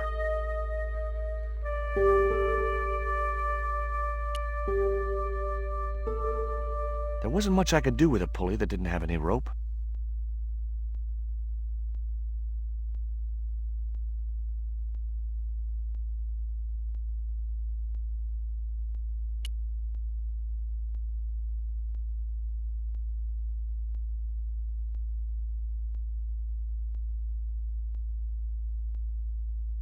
Okay, tell me what you know about Condor. Condor Transglobal exports Aztec and Mayan relics from Central America to Europe. But that's just a cover for the real business. Drug smuggling. What proof do you have? Nothing yet. Do you know where Condor is based? In Central America. A place called Quaramonte. I saw that name on a docket downstairs. Tell me about this Carzak guy. Well, I saw him for only a few minutes, but he frightens me. I got the impression that Pablo was nervous when he was around too. His eyes, they're like a wild animal's, like a tiger. That's what scared me most about him. He looked so unpredictable and dangerous. Did you know Oubier's wife was a film star? No, I didn't know he was married. What happened to her? She died. In mysterious circumstances, apparently. How mysterious? I heard she was murdered. Possibly by Oubier himself. A murderer, huh? André said he was something of a celebrity. Did I hear you refer to Inspector Mou? Yes, you remember him? Of course I do.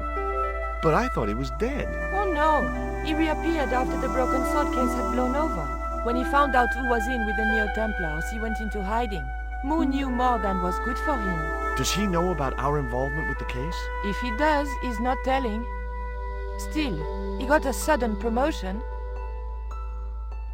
Did that Indian guy mistreat you? If you forget about the abduction, verbal threats, and bondage, no. Well, what about the little guy? I don't think he knows where he is or what he's doing here. The big guy, Pablo, he brought Titipoco from the jungle.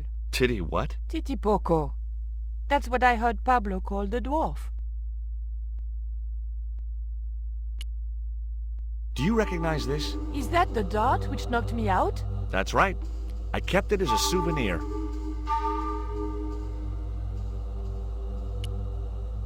Have you any idea who this little statue is supposed to be? I'm not very well acquainted with Mayan deities, Georges. But whatever his name, he sure is ugly.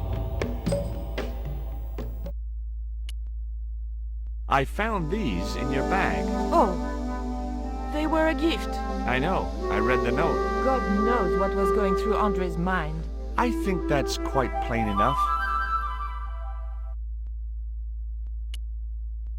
Look, the little guy downstairs was chained up with these. That must have been Pablo's doing. I don't blame him, though. That little guy is dangerous. You're still sore about that poison dart? Of course I'm sore.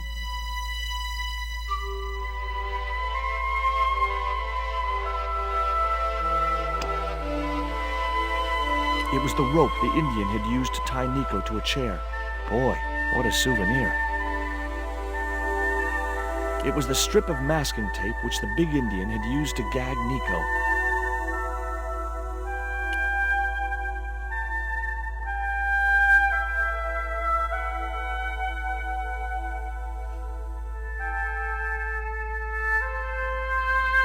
Hopefully, the tape would prevent those doors from closing and stop the Indian from being able to call the elevator.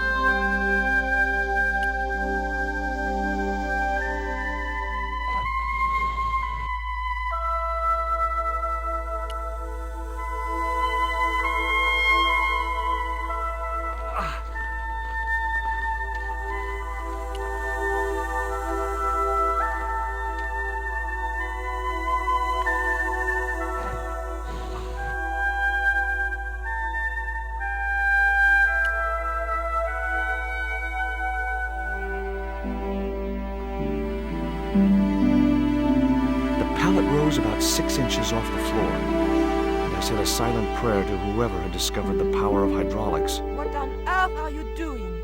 Trying to raise the statue so I can hook it to that pulley. Is that really going to help us? I like to keep myself occupied in times of stress.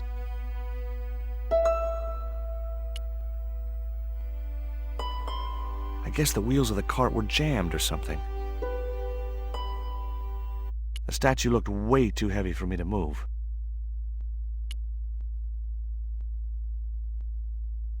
There wasn't much I could do with a pulley that didn't have any rope.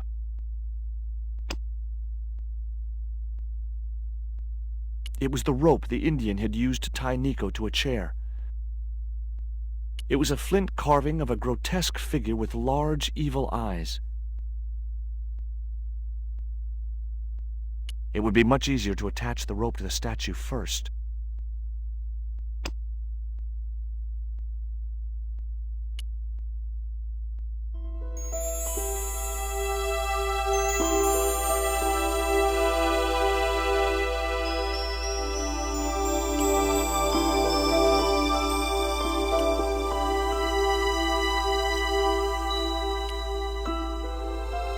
I didn't want to remove the rope from the pulley.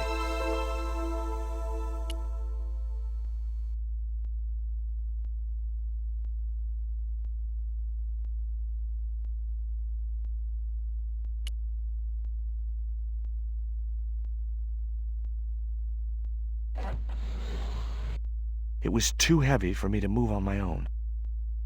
I didn't see a need to raise the cart again.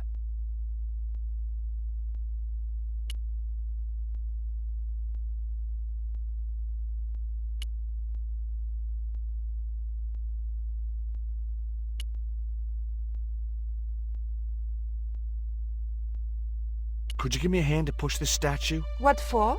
This, my dear, is our passport to freedom. If you say so, dear.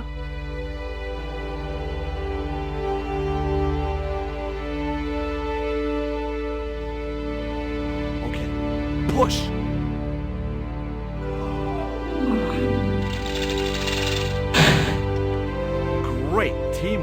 Nice to be working with you again, Mr. Stobart.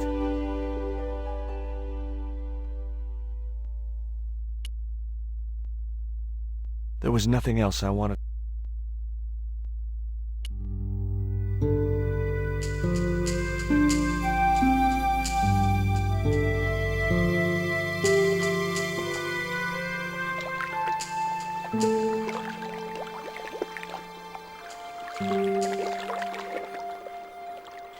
I thought about hanging from the cable with my bare hands, but it was too far to the other end of the cable to escape that way.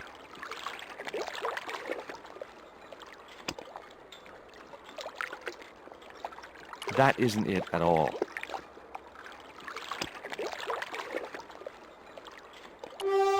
Nico, I have a great idea.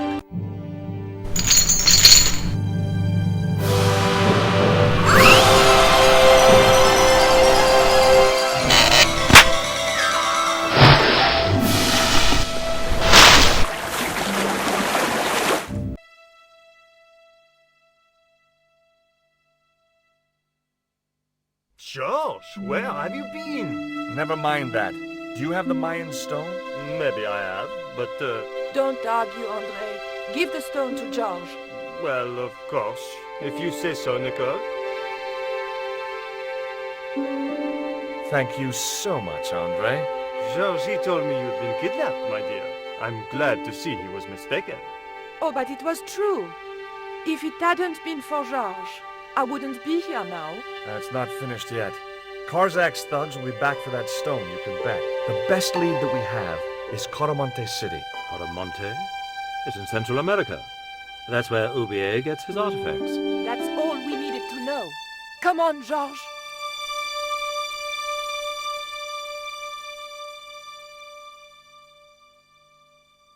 Coramonte, the traveler's rear entrance to Central America. Well, that's how it was translated in the brochure. We didn't know what we were looking for, but the offices of Condor Transglobal seemed a good place to start.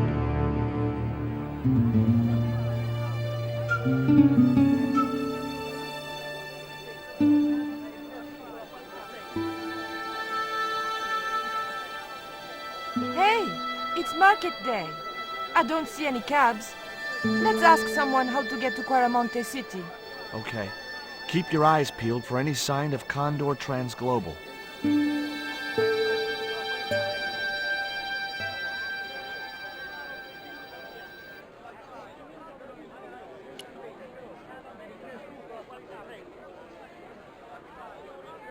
You can't leave without an exit visa.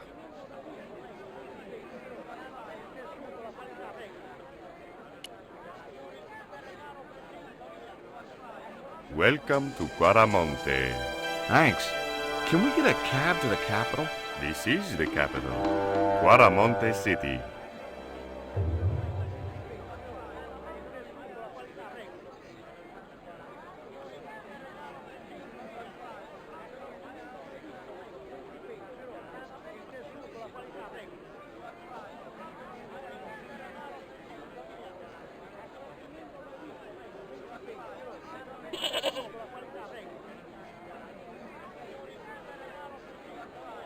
When's the next ship out of here? But, senor, don't you like our beautiful country?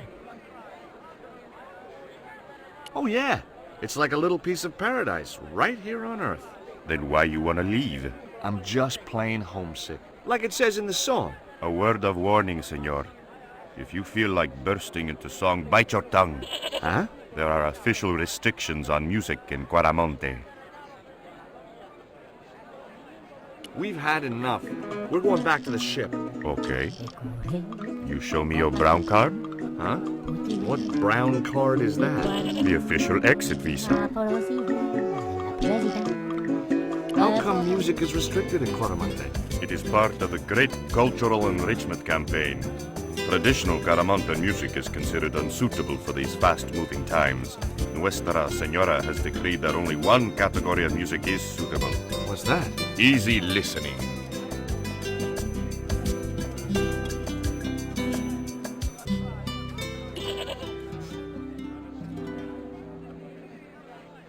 Hi. You wanna buy something? No, not really. I got cabbages. Buy a cabbage, senor. I don't think so. I didn't come all this way to buy vegetables. Listen, have you heard of Condor Transglobal? No. Buy a cabbage. I'll give you a discount on bulk purchases. I'm not into cabbages. Have you ever seen anything like this before? Aye, Tezcatlipoca. Put it away, senor. Tezcatlipoca brings nothing but evil. The poor guy was so freaked, he didn't even mention his cabbages. See ya. The guy wasn't showing much enthusiasm selling his wares. It was an armed guard looking after the barrier.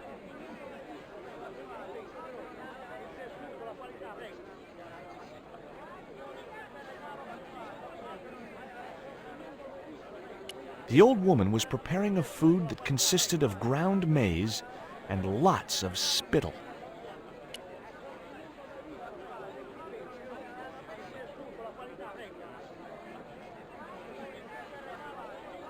Hi.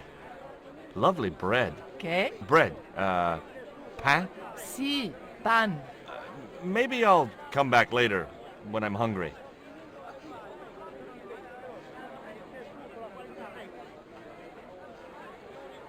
The man was puffing away at a crudely rolled cigar.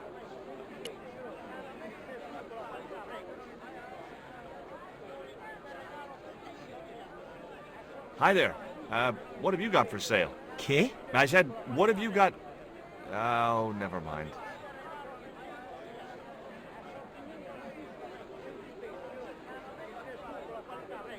The woman had an impressive display of gourds.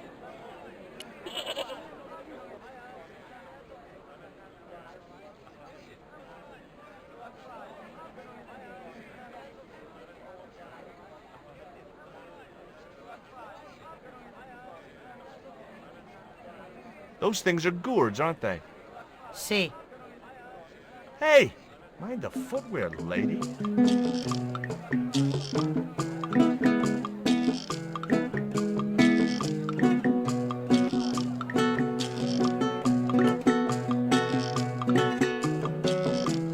Do you have crabs? No, only fish. Nice fish. Thanks. If by some remote chance I ever need a fish, I'll be back. Do you recognize this statue? Si, senor. It is very, very bad luck. That is Tezcatlipoca, Night Hunter. I know, but I don't believe in luck, good or bad. You may not now, but you will. The guy looked scared out of his wits. Go away.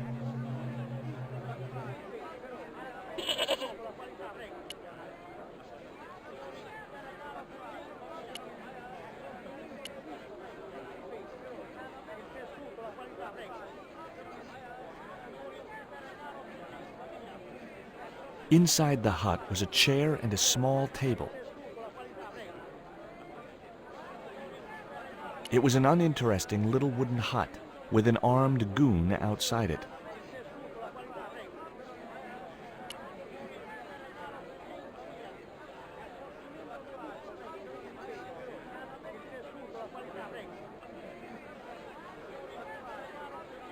A couple of musicians stood watching life go on around them. They looked pretty depressed.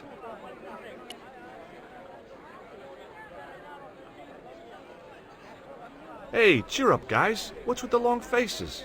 Our pipe player has been arrested and thrown in jail. Poor Miguel. He never broke the law in his life. Why was Miguel put in jail? For playing folk music. What? It's true, senor. He insisted on playing traditional Cuaramonte music, even though it's illegal. Why don't you try playing a tune to cheer yourselves up? No, we should be looking for real jobs. We could earn 10 times as much down the mines.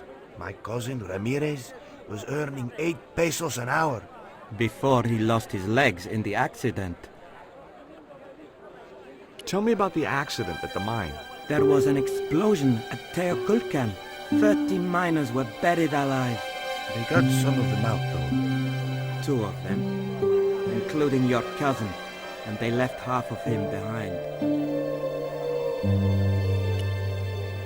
Would either of you guys care for a biscuit? A dog biscuit, senor? Are you trying to insult us? No, really. They're good. We'll take your word for it. Have you any idea what this is? No, senor. Me neither.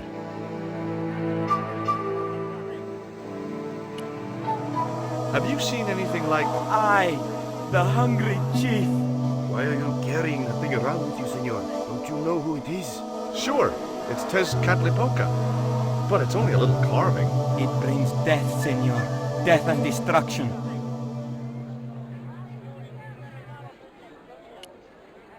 What do you make of this little worm? No good. It's dead. Sure it's dead. You think I'd carry it around in my pocket if it wasn't?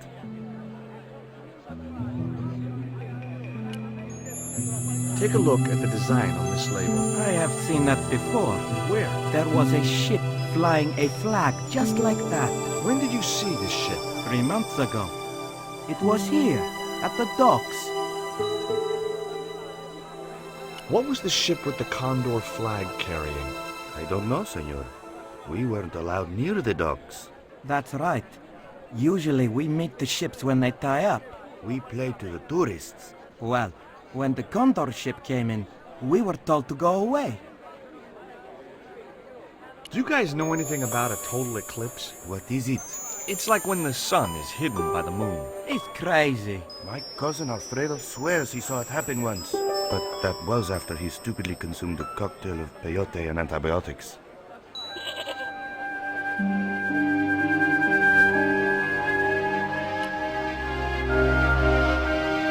I had nothing else to talk about. I recognized the woman immediately. Last time I'd seen her was in a market in Syria. It was Pearl Henderson, the globe-trotting bargain hunter.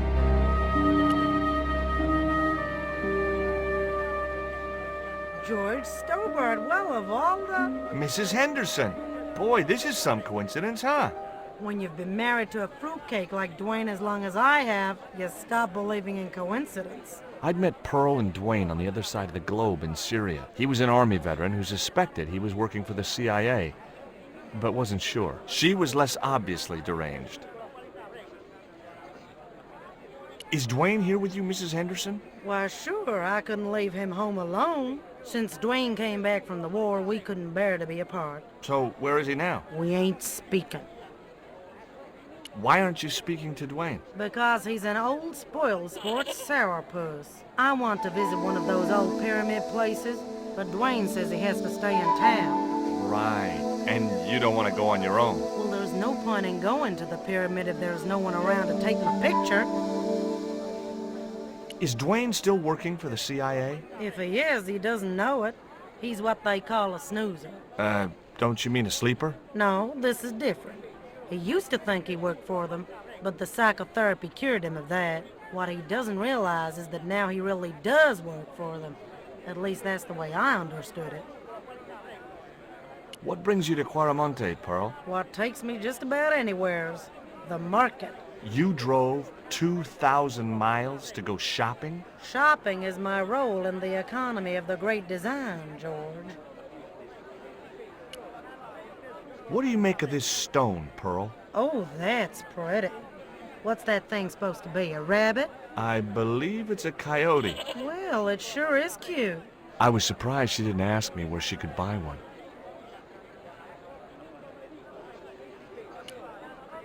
What does this mean to you, Pearl? What cute little feathers.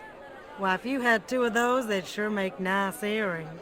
This isn't intended for frivolous personal adornment, Pearl. It's a dart, tipped with a fast-acting, muscle-numbing poison. Pardon me, I stand corrected, honey. Sometimes I get the feeling that communication with Pearl was like sending signals out into space. Maybe, if you waited long enough, you'd get an intelligent answer back. But it was a long shot. What do you make of this statue, Pearl? Hoo-wee, that's a spitting image of Dwayne's brother Sheridan. A little less body hair, maybe, but it's him all right.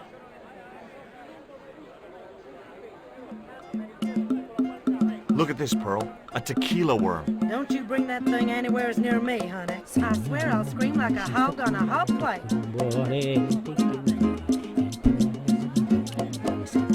Take a look at this news cutting, Pearl. You'll have to read it to me, George. I left my specs in a gay bar in Santa Barbara. Well, it's about an eclipse of the sun, which is due to occur in a few weeks' time. You'd think the government would warn us about these kind of things.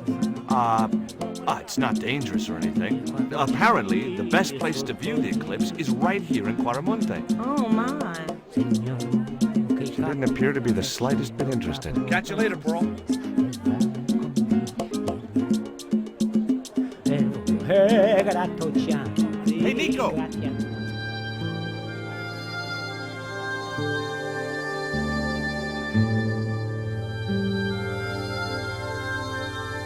I have done just as I have been instructed, Professor. With the mine closed down, there'll be no one around to observe your excavation. I have visitors. Just remember what I told you, General. There's really no need to make a martyr out of that man.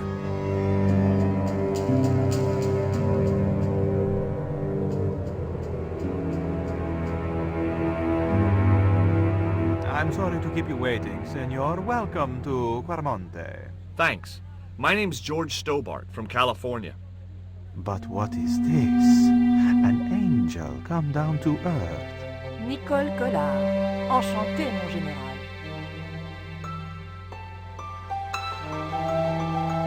Pardon me, senorita, but I couldn't help myself.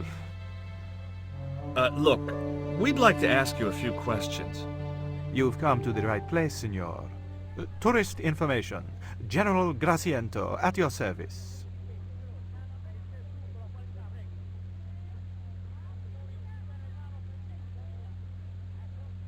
This is the tourist office? It says police on the sign outside. It is both, senor. I am a man of many parts. I can see that, General. Have you heard of a guy called Karzak? No? No, I never heard of him. I hear there was an accident at the mine a few months ago. That's correct. A lot of men killed, weren't there? A few. 30? Barely 1% of the working population. Is it true there's a restriction on music in Quaramonte? Yes, there is. An emergency measure introduced by Nuestra Senora. Folk music is a link with the past for some of these people. Take away their musical roots and what do they got left? Easy listening. You think easy listening could replace a musical heritage hundreds of years old? Why not? It happened in your country. Are there any ruins around the city? Of course, senor. Quaramonte has everything. I have a friend who wants to visit an historical site. Ronaldo will only be too pleased to conduct a guided tour, when he's dealt with today's paperwork, of course. Who was the guy you were talking to when we arrived? Professor Oubier, a visitor, senor, like yourselves. Did you say Oubier? Si, senor. Professor Oubier, a French archaeologist. What's Oubier doing in Quaramonte? Researching our rich and glorious past, senor. The professor is planning an expedition to some Mayan ruins. He came to see me to get an excavation permit. We've had enough of Quaramonte and we want out. Am I stopping you? The guy at the docks tells me I need an exit visa. Ask Ronaldo. He'll make the arrangements. That's what he's here for. Would you like a biscuit? Are you trying to bribe me? Well, every man has his price. Mine is more than a dog cookie, Senor Stobart.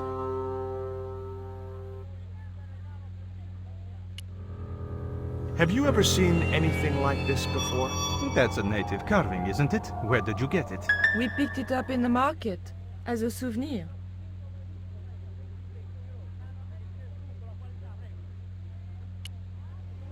What do you think of these panties, General? Oh boy, fabuloso! They're yours if you'll tell me all you know about Karzak.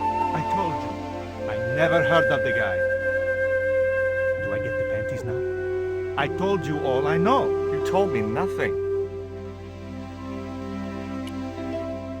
Take a look at this label. Si, senor. Condor Transglobal. Can you tell me where to find their offices? No, senor. I never heard of them, and neither did Ronaldo.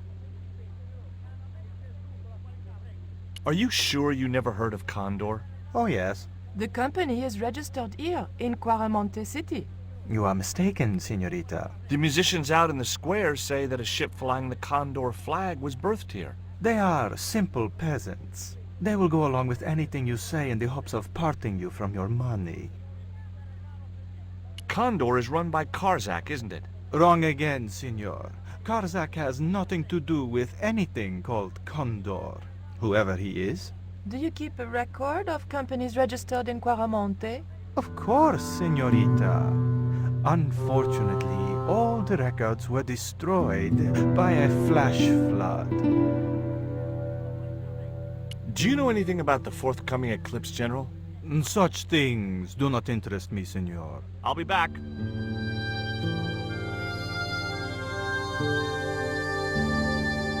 The safe was undoubtedly locked.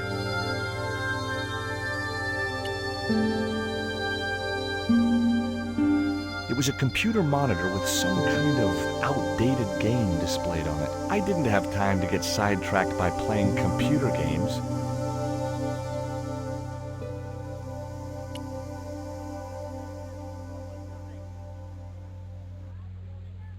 I decided to leave the television switched on.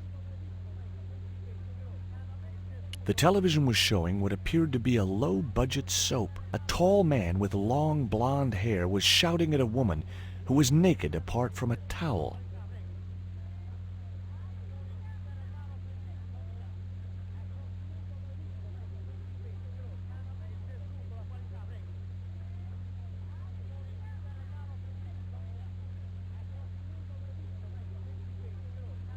It was a computer monitor with some kind of outdated game displayed on it.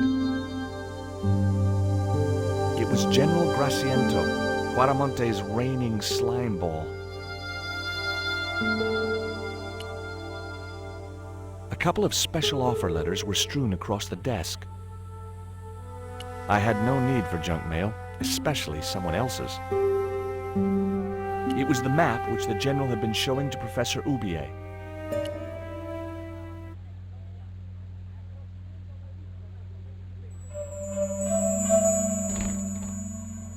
Senor. Leave the child alone.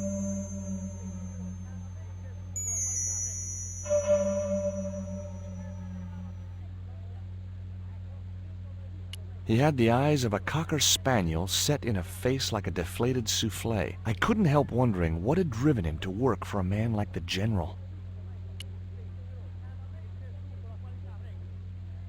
Hi, I'm George Stobart. Hello, senor. How can I help you? Are there any ancient pyramids near Quaramonte? Si, senor. But it's not very impressive.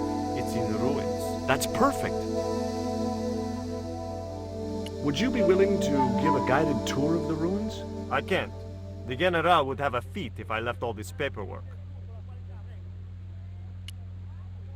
Would you like a gourmet dog snack biscuit? I would love one, senor. But I would have a problem with my teeth. Toothache? No, senor.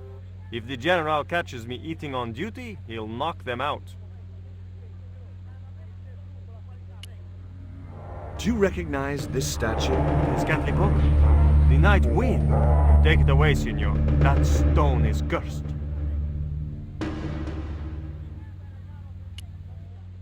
You know anything about this eclipse? No, senor. El General keeps me in the dark about most things. I'm trying to get out of Quaramonte. If I had $1 for every time I heard that, I'd be able to buy back half my family. Never mind them. What about my visa? We don't take visa. I didn't ask if you take a visa. I want you to give me a visa. I can't help you, senor. I don't understand these things. So long.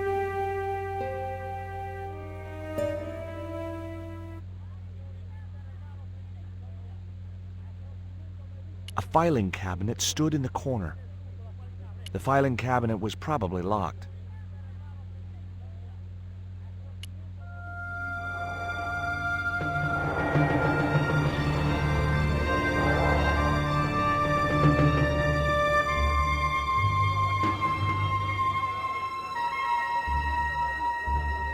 you show him the stone?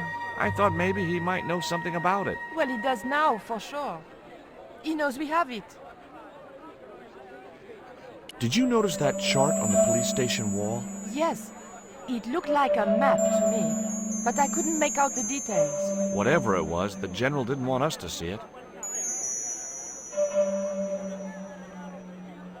You came on a little strong with the general. I was merely flattering his ego, Georges. Every man has his Achilles heel.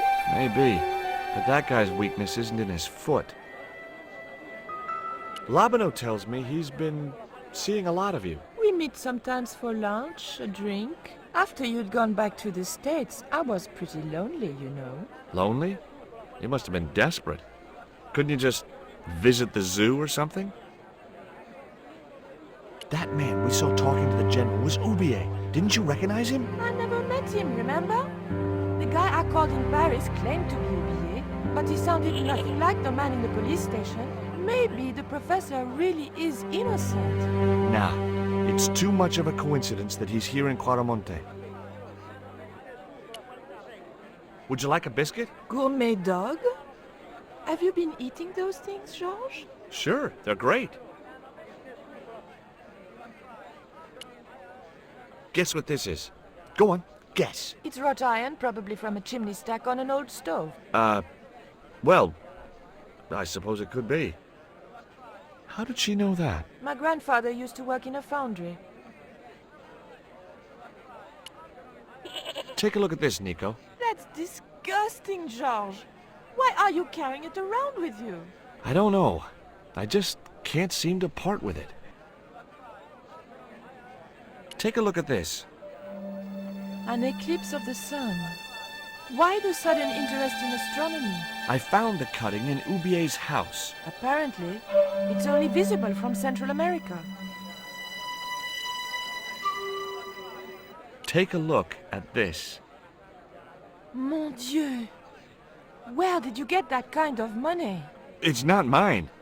I found that statement at Oubier's house. Do you have any theories about this stone? I think that design represents a dog, a Mexican dog. So, this is the sacred Chihuahua stone?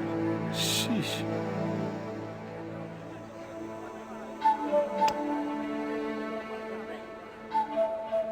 It was the black obsidian stone which had been sent to Nico. One side bore a grotesque image of a dog's head. The other was blank.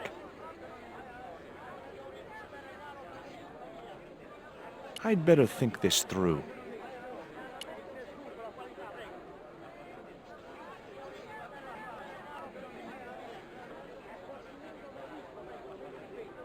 Hey, Nico!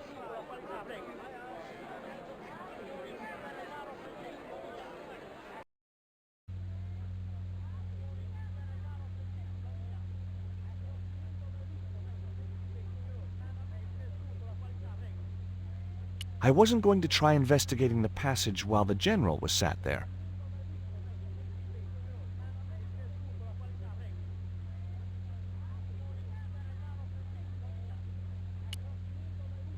There was nothing else I wanted to talk to Nico about at that time.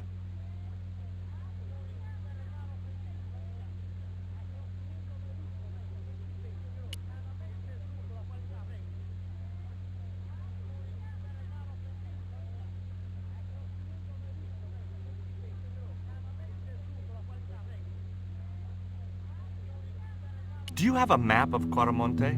A map? I'm sorry, senor, but I don't. What about the one on the wall? Ah, that is an archaeological survey map, senor. Not suitable for tourists. I'll be back.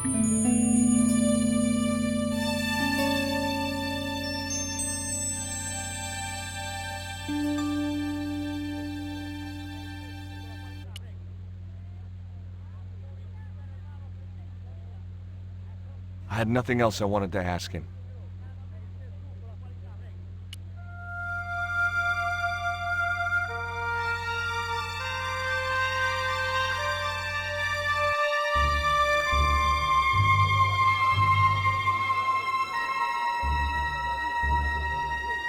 The guy was selling fish.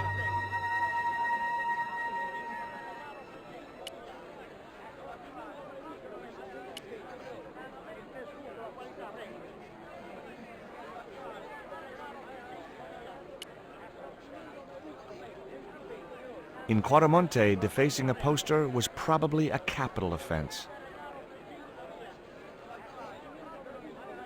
In Quaramonte, defacing a poster was probably a capital offense.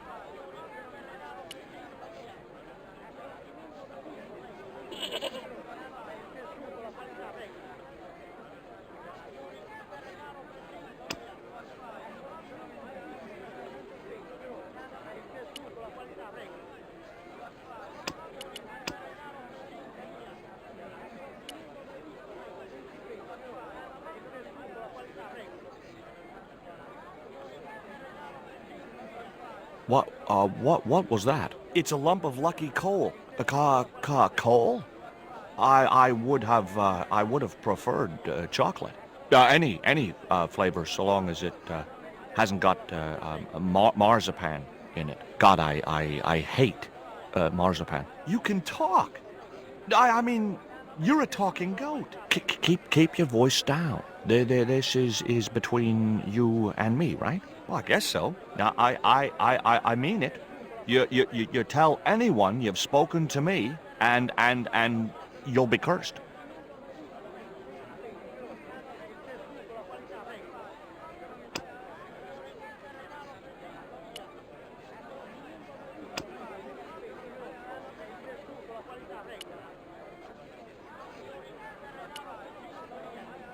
Hey, Nico!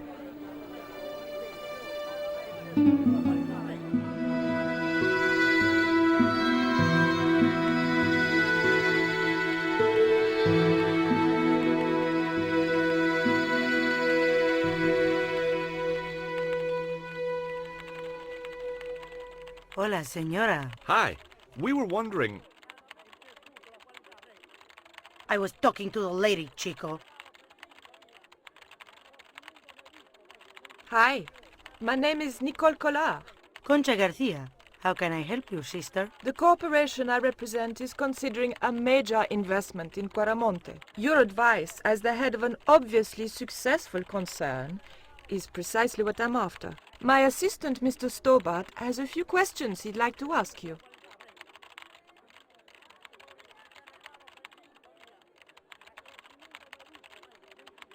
Have you heard of a man named Karzak? No? Who is he? He's the reason we came to Quaramonte. We think he's running a drug ring. Well, I hope you find him, but I've never heard the name before. Can you tell me about the accident at the mine? Accident? It was sabotage. Somebody wanted my mine closed down for good.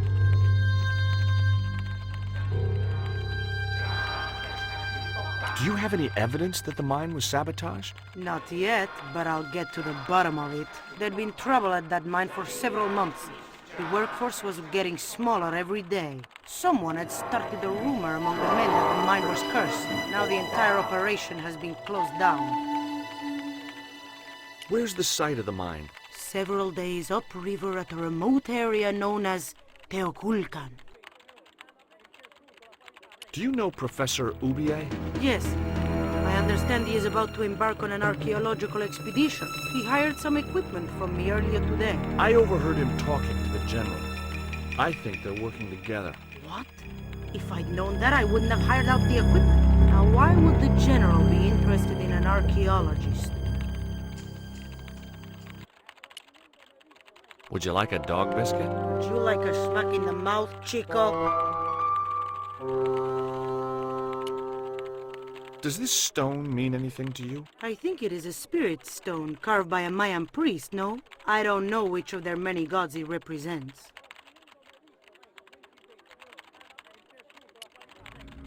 Can you tell me anything about this statue? It is Tezcatlipoca, the god of death and pestilence. That fetish would be considered by many to be a bad omen.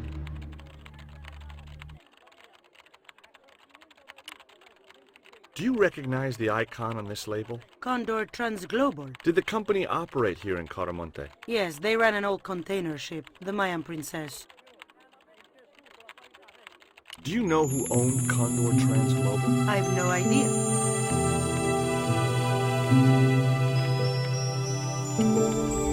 You see this? It's my lucky piece of coal. What's so lucky about it? I'm not sure yet.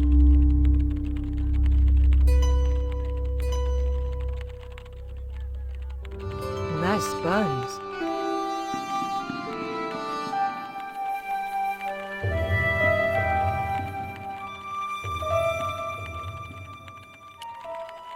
Have you heard about the forthcoming eclipse? I don't take much interest in things like that.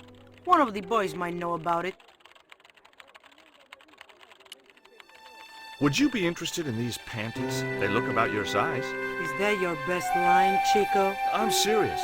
They were an unwanted gift. Put them away before you get overexcited.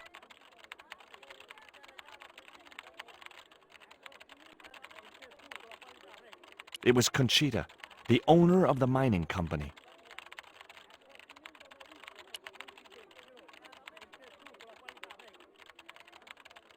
Keep out of there. That's where the explosives are stored.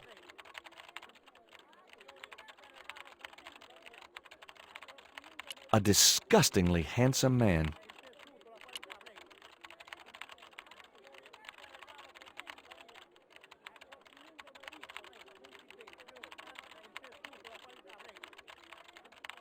Are you looking forward to the eclipse of the sun? Not especially. Are you? I don't know. I've never seen one. All I know about eclipses is that you shouldn't try to view them with the naked eye. Please, go away and let me get on with my work. Ever heard of a guy called Karzak? Can't you see I'm busy? If I don't finish this stock report, the boss will be mad as hell.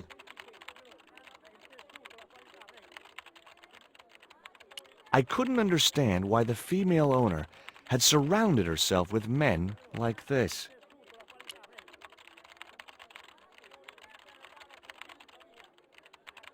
Ever hear of a guy called Karzak? No, sir. Did you know there's an eclipse of the sun in a few weeks' time? Yeah, Joe told me about it. He's having a party and we're all invited. Me and the boys are dressing up as evil monks. Yeah? Cool. The guy was working away like an automaton.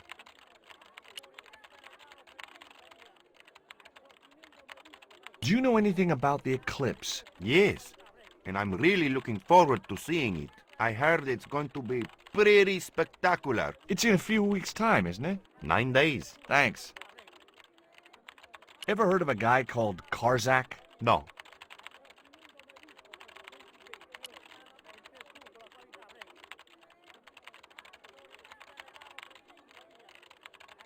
It was one of Conchita's posse of hunks. Hi, good afternoon, and welcome to Consolidated Mining. If you are planning to stay in Cuaramonte City, may I recommend the Consolidated Mining Experience, an interactive hands-on tour of one of our deepest mines, with talking tour guides available in 3 different languages. A tour of a mine. Well, this is a mining company. What else did you expect? Do you know anything about the eclipse that's due soon? Me? No, senor. Do you know where I could find Senor Karzak? No, senor. How come you're not wearing any pants? I feel more alert without them. Kind of perky. And your boss doesn't mind? She suggested it.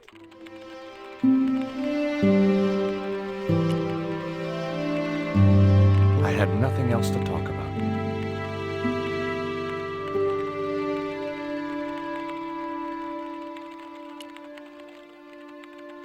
There was nothing else I wanted to talk to Nico about at that time.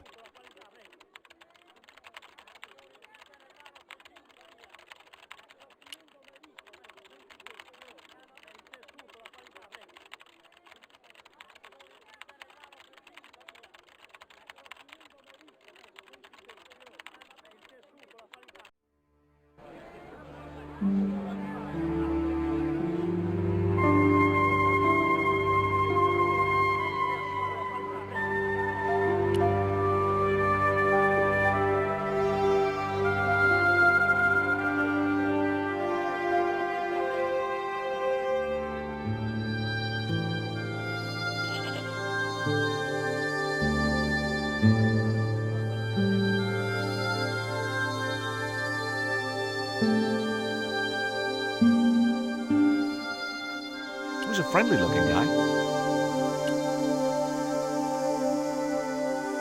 Hi, I'm George Stobart. What can you tell me about the mining company? The general closed down one of their mines after the explosion. Lots of folks lost their lives. I was lucky. I only lost my legs. Can you tell me anything about this stone? That's obsidian. It's a volcanic rock which has cooled so fast that... Yeah, look, I'm not interested in geology. You're not? I suppose you want to know about the carved picture on it. That's right. Then the guy you should talk to is the professor. He's over there, talking to the bozo in the truck. Do you know what this statue represents? Should do. I used to carve things like that to sell to tourists. But it scared people around here, so I stopped. Do you recognize the design on this label? Why, sure. That's the Condor Transglobal Shipping Company logo. Do they have an office in Quaramonte? No, but they ship out from here. That's what I thought. Did you see the ship with the Condor flag? No. But the dock is just the other side of the square. Might as well be the other side of the moon. Have you heard about the eclipse of the sun? Sure, I'm having a party to celebrate it. Drop by. Really? Sure. Plenty of food, plenty of wine, and everyone's invited, except the general. Why don't you want the general at your party? Because if he comes, he'll bring those damned music albums from the 70s. What do you think of these panties? Awesome. You wear them? No. Someone sent them to my girlfriend. Thoughtful.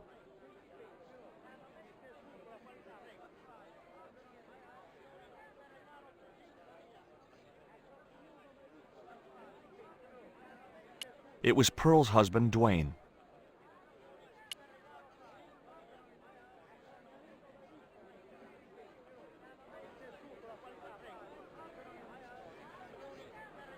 Hey, Mr. Anderson. Good to see you again. Do I know you, son?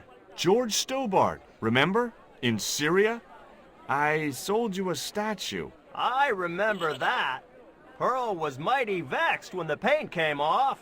Look, I'm sorry. I'll give you back the $50. No, you suckered me fair and square. This here is Bertrand. Bertrand Oubier? So, we finally caught up with you. What the devil are you talking about? Don't give me that crap, Oubier. Now hold fire, George. Suppose you tell us what the hell's going on. This man lured Nico to his house in Paris in order to abduct her. Nonsense. I've been in Quaramonte for the last 7 months. And I can vouch for that. George, I think you owe Bertrand an apology. Okay, Oubier, I'm sorry. Are you still working for... you know who? Who's that, George? You know I'm retired. Oh, nothing. Forget it. I confused you with somebody else. Oh, I do that all the time. Do you think the general was involved with Condor? Hell no. And if he's a general, I'm a Buddhist. No, that fella's just a mouthpiece for the real power in Quaramonte. So the general is nothing but a puppet? He's like Pinocchio before he met the Blue Rinse Fairy. Strictly strings and wood. Who's pulling the strings? His mother. Better known as La Presidenta, the dictator. Does the name Karzak mean anything to you? Sounds like a comic book villain to me, son. He's the man behind Condor, and the rat who kidnapped Nico. You know, the first time I met you, I was deeply impressed with your naive simplicity. I said to Pearl, if we ever had kids, I would have wanted a boy like George. But I underestimated you, son. Did you know that traditional music is illegal in Quaramonte? Is that so? Seems reasonable to me. No, really. The leader of the band in the square has been in prison just because of the music he played. I don't know who you've been talking to, but that fella, Miguel, he's an agitator. What's the real reason the musician was imprisoned? Handed out subversive literature at the mines. That so-called general was waiting for Miguel when he got back into town. Marched him off to jail at gunpoint on a charge of inciting a riot. I spoke to Pearl earlier. Yeah? Did she mention that we had a kind of falling out? Yes, she did. She'll get over it. Did you drive all the way down here? Hell no. Pearl did the driving while I followed the maps. The way she handled the wheel, you'd think she'd been trucking half her life. What's in the truck, Dwayne? Oh, just camping equipment. Sleeping bags and tents. Me and Pearl always hankered after a taste of the great outdoors. Aren't you worried about camping out in a tropical jungle? We had a trial run in West Virginia. This'll be a breeze in comparison. Would you like a biscuit, Dwayne? Oh no, those gourmet dog snacks bring me out in a rash. You've tried them? They were on special offer. Pearl bought a whole crate. When I asked her if she was thinking of keeping a dog too, she just laughed. Would you like to borrow my lucky piece of coal, Dwayne? What's so lucky about it? Well, we made it to Quaramonte in one piece. When you've been here a few days, you won't look on that as luck. Do you know anything about a shipping company called Condor Transglobal? I never heard of it, son. What do you think of these panties, Dwayne? Lord, hot stuff, George. You buy those for your girl? No, a guy we knew in Paris bought them for her. Oh, you're a threesome then. Why are you looking at me like that, George? Forget it. It was that suspect archaeologist, Ubier.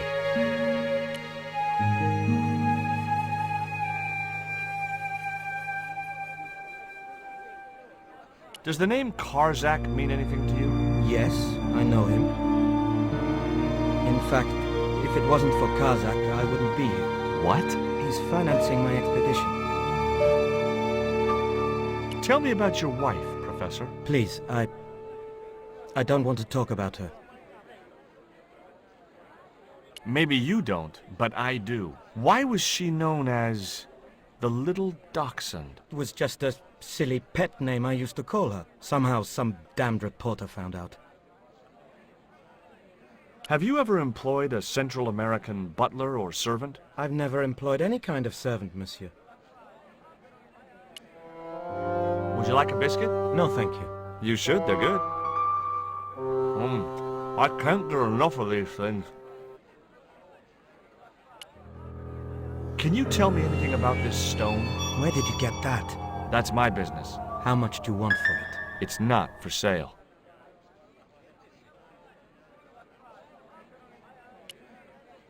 Can you identify this statue, Professor? Oh, yes. Tezcatlipoca, the Lord of Darkness. A Central American god, right? A supreme deity. Tezcatlipoca means, literally, smoking mirror. There. You see the mirror shield in his left hand? The Mayans believed he could look into the mirror and see into the hearts of men. He was the wind which came howling in the night in search of victims, and victims they gave him by the thousand. Human sacrifices? Men, women, children, animals, anything that bled. The steps of his temple ran red with the blood of sacrifices. The Mayans have a legend that says he'll return one day. I hope I'm not around to see it. Do you see this label? Yes. It refers to a company named Condor. What of it? I traced that company here, to Quaramonte. Do you know where I can find the offices of Condor Transglobal? The company no longer exists. They went bankrupt recently. I have proof that you are directly involved with Condor. I used them as shippers to transport artifacts to a gallery in Paris. Beyond that, I have no connection with the company, which, as I said, no longer exists. Do you know anything about this eclipse, Professor? Of course. It's not the reason I'm here in Quaramonte, but I'm looking forward to seeing it all the same. What's your interest in the eclipse, Professor? Oh, it's purely a layman's curiosity. History is my subject, not astronomy. But I've been fascinated by the movements of the heavenly bodies since I was a child. I wouldn't miss a total eclipse for the world. Does the eclipse have some special significance for you? For me? No. For the ancient Mayans, it marked the end of the Fifth Age. Perhaps we should be celebrating. Ah, no. The end of each age heralds destruction on a global scale. The fifth is the final age, ending in the total destruction of the Earth. Take a look at this, Professor. What have you got to say about that? Where did you get this? Never mind that. How do you explain these withdrawals? I left my financial affairs in the hands of my secretary. Including the withdrawal of funds in cash from your personal account? I trust Gwyneth implicitly. And why Marseille? Why the very place my girlfriend was taken? That's obvious, Stobart. We are both the victims of the same devious plot. What plot? I have no idea.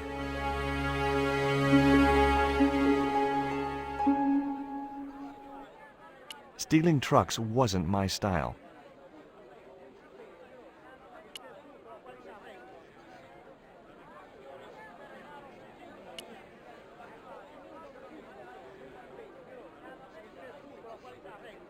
Hey, Nico!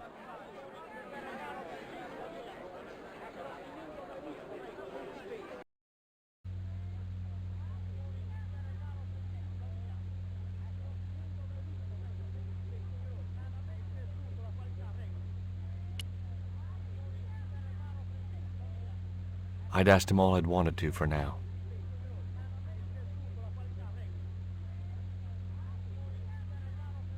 The filing cabinet was probably locked. I wasn't going to try investigating the...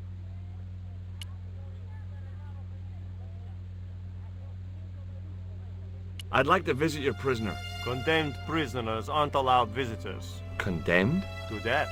He is to be executed. Knowing my luck, I will probably have to shoot him myself. Amnesty International is going to hear about this. I thought Miguel was arrested for playing the wrong kind of music. Si, senor, he was. And that carries the death penalty? No. You think we're crazy? While being questioned, he confessed to being an anti-government agent. So long.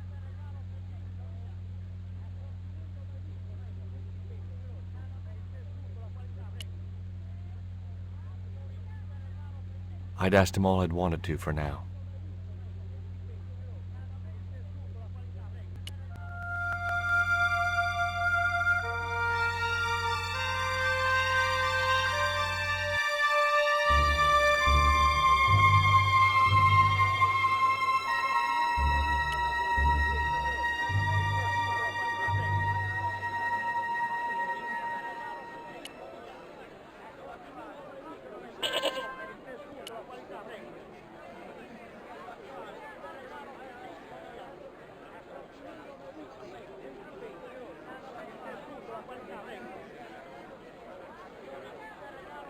Tell me about the general. You know, the guy in charge around here. We don't want to talk about him, senor. How come? No one can hear you. Well, only that old goat. In Quaramonte, we have a saying. Don't tell your old goat what you don't want your wife to know. What does that mean? I don't know.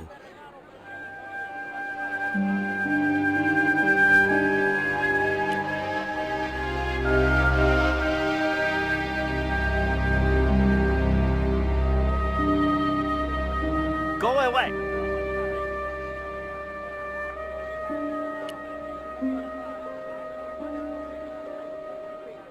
Do you have to spit like that? See. You think I want to swallow that crap? What I mean is, it can't be doing your business any good. I'm sure you'd sell a lot more gourds if you didn't. Nobody ever complained before. Okay, I can see I'm not getting through.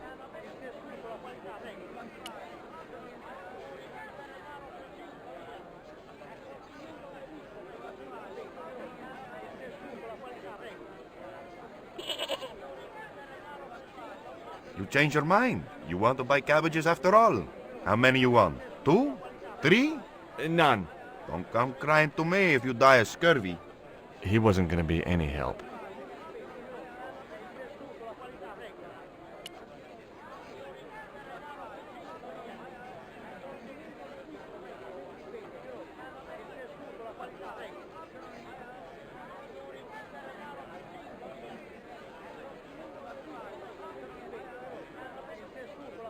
That guy just didn't look like he was going to help me.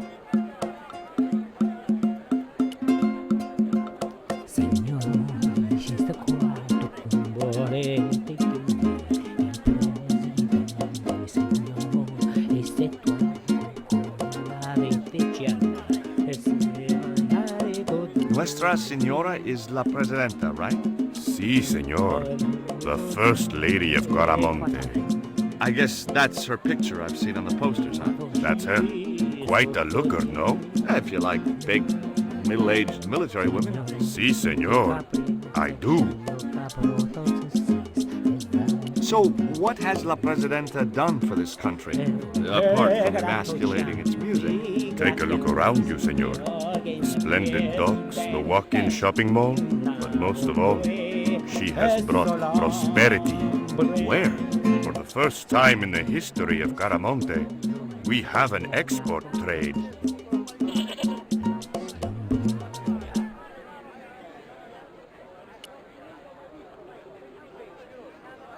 Inside the hut was a chair and a small table.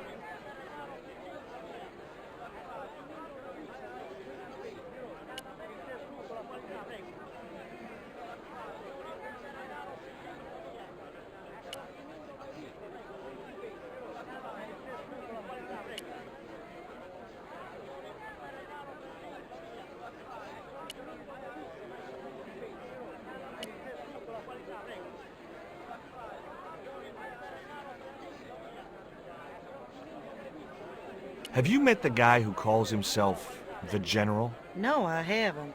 Is he a real general? I guess so. He wears a lot of medals on his chest. The wrong side of his chest. At least for any army I'd ever seen.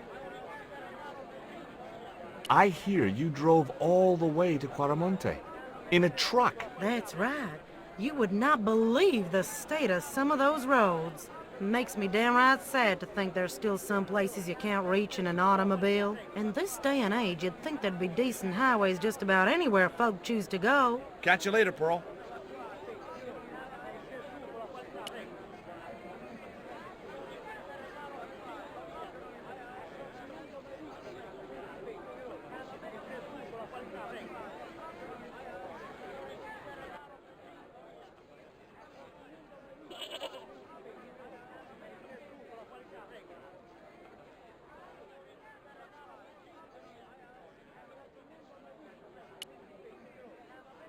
Stealing trucks wasn't my style. It was Dwayne's truck. I couldn't believe the Hendersons needed a truck that big to carry. It was Dwayne's truck. It was Dwayne's truck.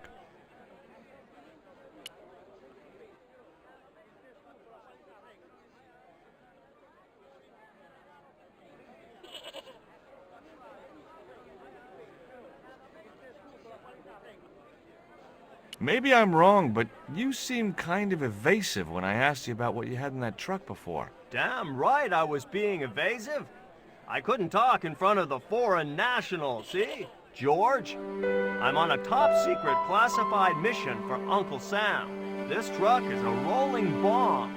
400 pounds of nitrate fertilizer with a plastique initiator. They'll hear the bang in China. Gee, I'm really looking forward to this. Is Miguel the reason you're here? Pretty smart, George. I was supposed to make contact with him. By the time I found him, though, he was in jail. I've been trying to figure out a way to get him out since then.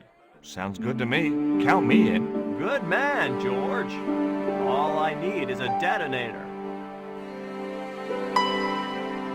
How come you brought a truckload of explosives but no detonator? Call me old-fashioned, but I say packing trunks is woman's work. I left the packing to Pearl, and I can't find a darn thing. Just hope she remembered to bring my denture polish. I'd sure hate to arrive back in the States with tar on my teeth.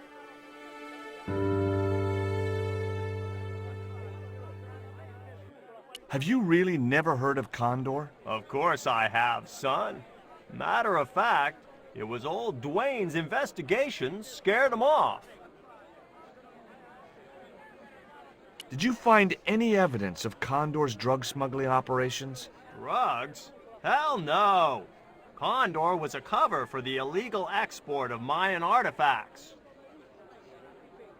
So who was behind Condor Transglobal? It was registered in the name of Edan. Did you get the guy? I don't think he ever existed. Edan backwards spells Nady, Spanish for nobody.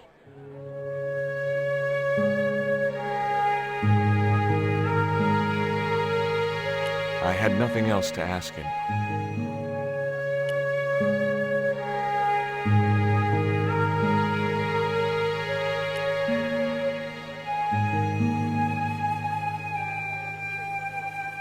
Hey, Nico!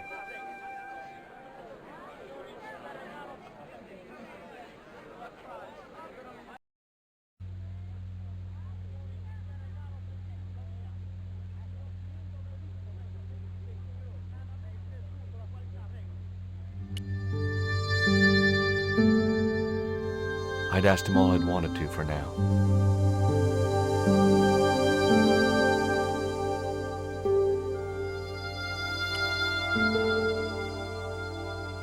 I had nothing else I wanted to ask him.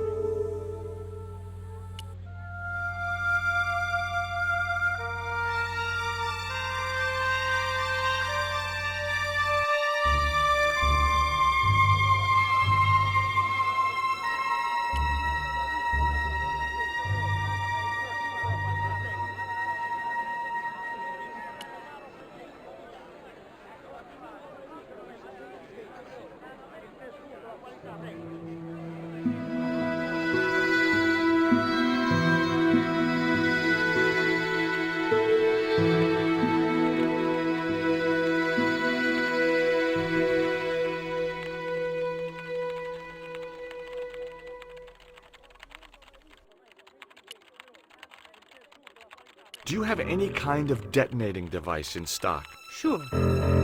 They're kept in that cupboard. I don't suppose you have one spare? I can't simply give you a device like that, no without a damn good reason. The General has a chart in his office, which he was discussing with Udier. Perhaps that chart will tell us where they're heading. Maybe, but I can't get anywhere near it while the General and his sidekick are there.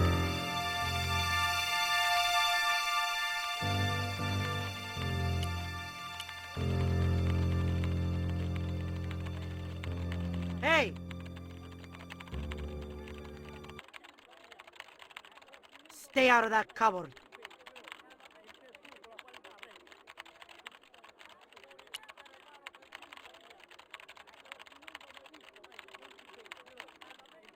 I guess a mining company must use explosives, right? Not in the accounts and ledger section, to my knowledge.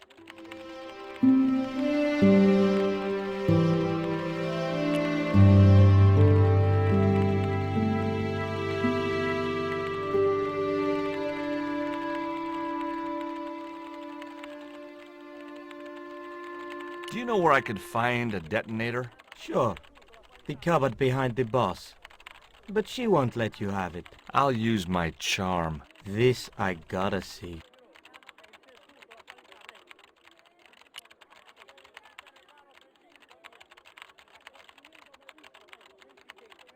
I'm looking for a detonator. Oh my, that's dangerous. I mean, are you qualified to handle those things? I don't know how you can work with explosives. I'd be too scared of blowing myself up. That's why I work in an office. Mind you, clerical duties are not as safe as you might think. You know those things you use to remove staples? You know, staple removers? Look, I sympathize, but I've heard enough of this crap.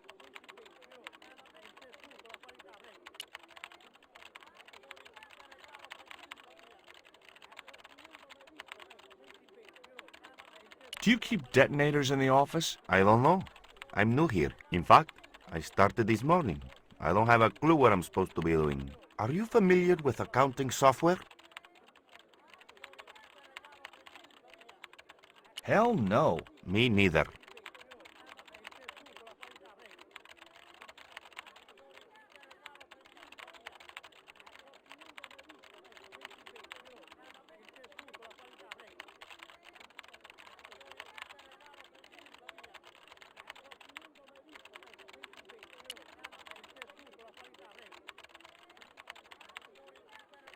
I had nothing else to talk about.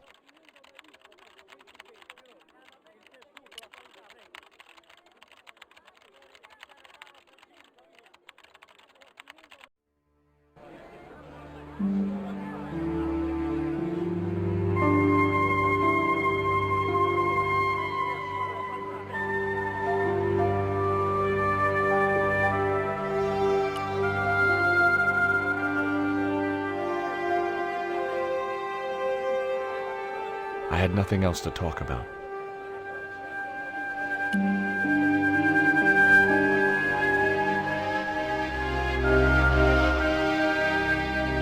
Did you know that the truck was full of explosives? Whatever gave you that idea, as if I couldn't guess? Your husband. He was exaggerating, wasn't he? Sometimes I wonder how I'm gonna cope with Dwayne's over-fertile imagination.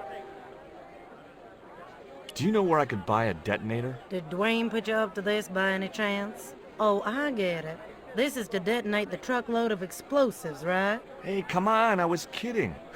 Did you think I was serious? I know what you boys are like when you get together and make plans. Dwayne says he could solve all the world's problems if he had enough missiles. Catch you later, Pearl.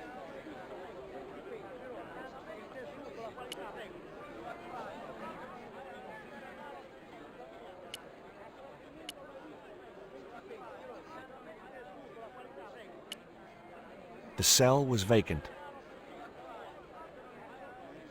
It was one of the windows of the jail. It was one of the cell windows.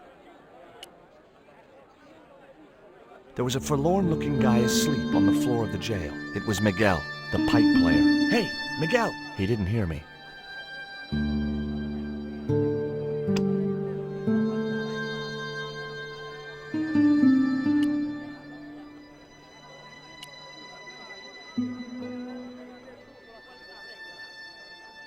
I had nothing else to ask him.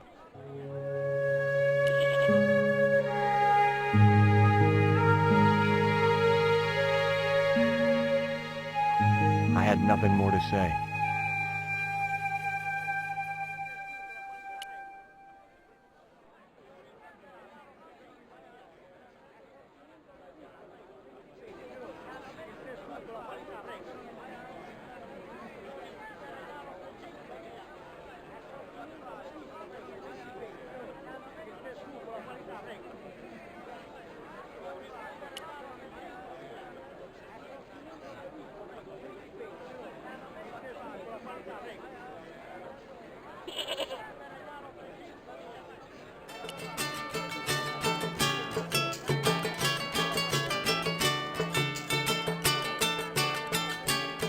There was nothing else I wanted to ask him.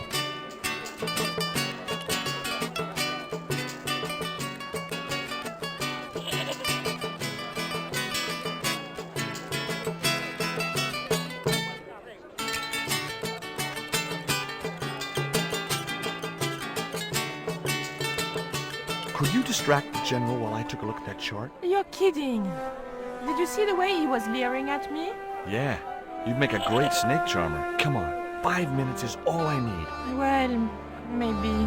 But it's your harebrained scheme. You do the talking.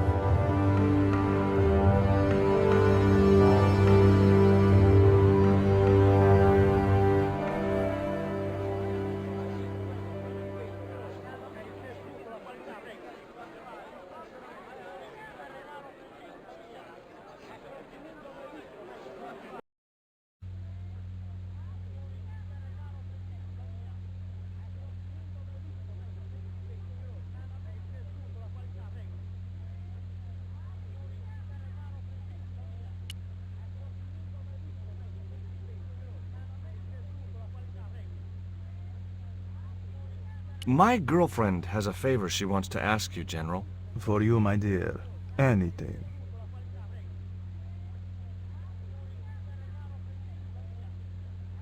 I've changed my mind. Oh, no, you haven't. She's embarrassed about asking you for an interview, General. An interview with me? Fabuloso! Well, I want to write a story about you. You hear that, Ronaldo? An exclusive glossy spread about your beloved general. Si, Signor General. Look after things here. I'm going back to my apartment and I don't want to be disturbed. I'll get you for this, George Stobart. Don't worry. If you're gone for more than a couple of hours, I'll come and get you. A couple of hours?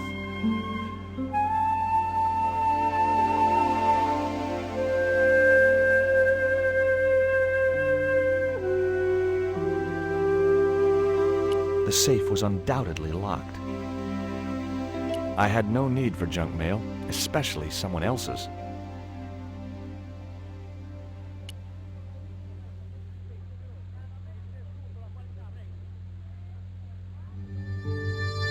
No, no, no, Signor. The General said nobody must see that junk. He won't know unless you tell him. You don't know him, Signor. He will worm it out of me as easily as he de-waxes his ear. Okay. I'd have to get rid of him.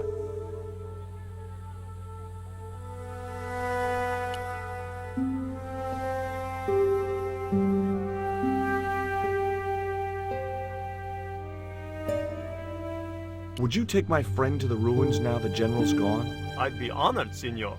Thanks. I'll go get her.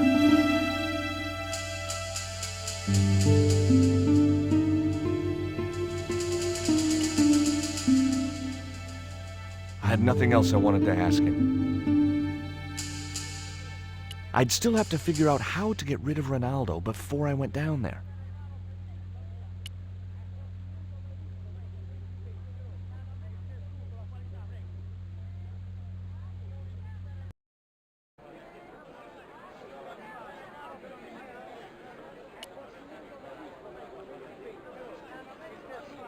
I've made the arrangements for your visit to the temple, Pearl. Oh, that's just great, George.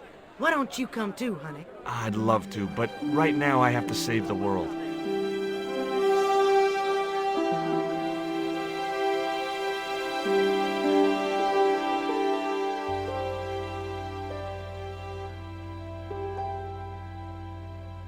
Listen, sweetie.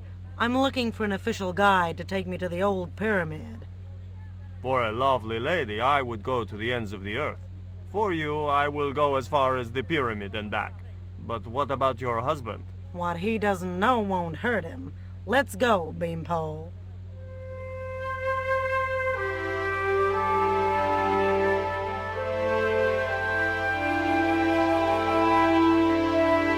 As Pearl and Ronaldo set out for the ruined pyramid, I prepared to search the police station.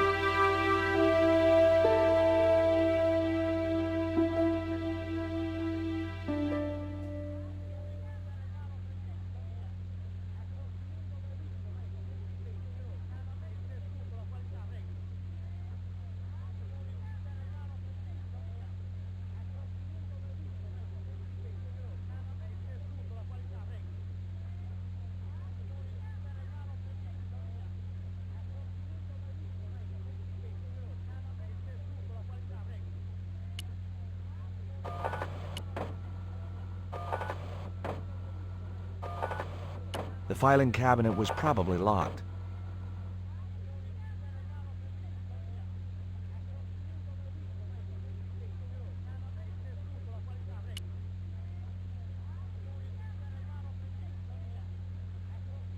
It looked like a geological survey map showing the land to the southeast of Cuaramonte City. About 60 miles inland and upstream was an area marked Teoculcan.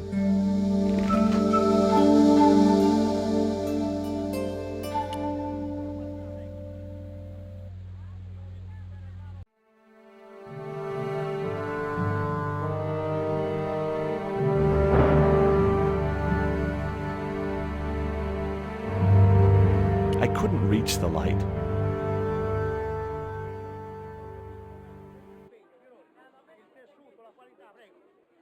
It was Miguel, the musician.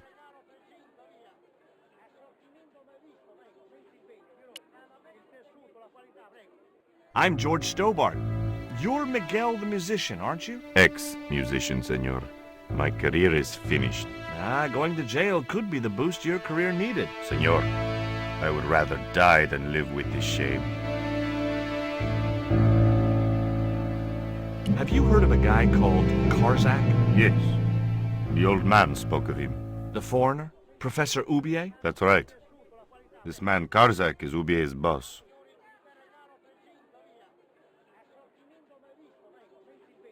Why is that noose hanging from the bars? Ronaldo strung it up, for me to hang myself. Don't cry for me, Senor Stobart. When I am dead, the goddess will take my soul to rest in paradise.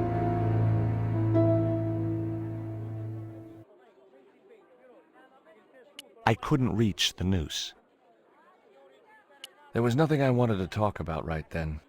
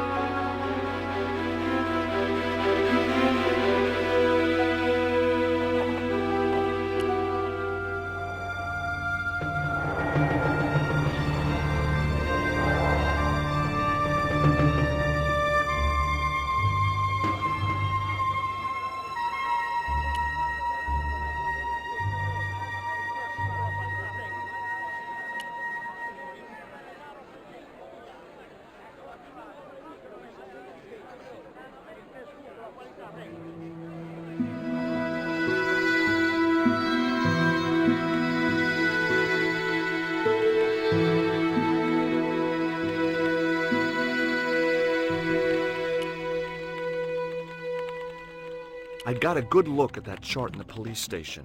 It's a map of Quaramonte. Does it tell us where Oubier is heading? Yeah, a place called Teoculcan. That's the site of the mine. I wonder why they're being so secretive about Oubier's plans. One thing's for sure. If the general's involved, they're up to no good. I'd like to talk to that musician Miguel. Take the detonator and get him out of that jail.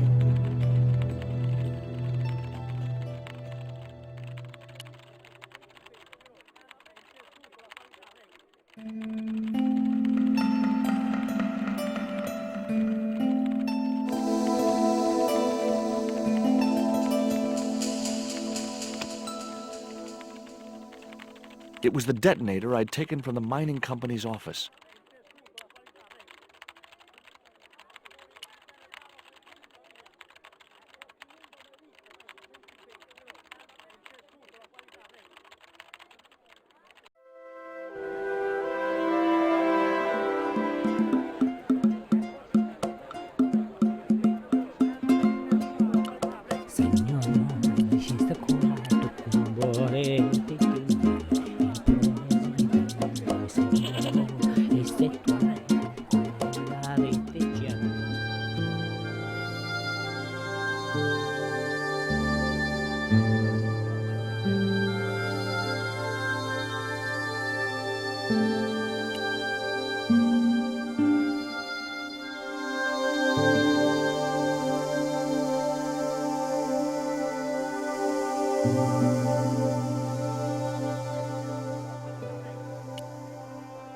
Here is the detonator, Dwayne.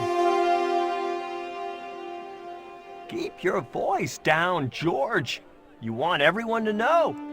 You'd best go and warn Miguel that the U.S. cavalry's on the way. Okay.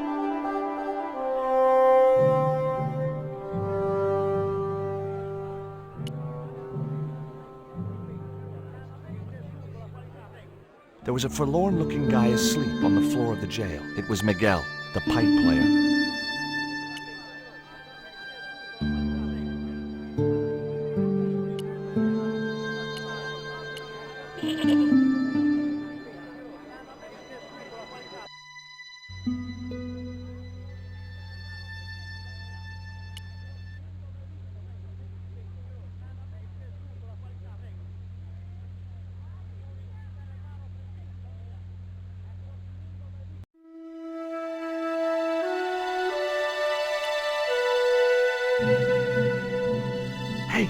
Miguel!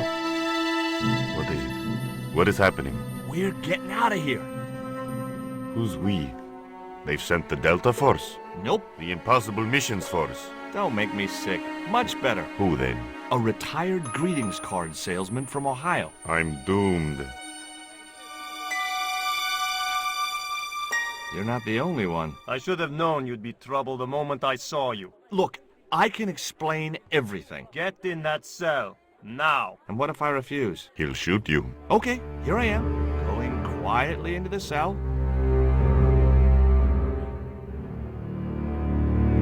Very wise. Not Americano scum. One of the reasons I hate guns so much is the way they make people so damned impolite.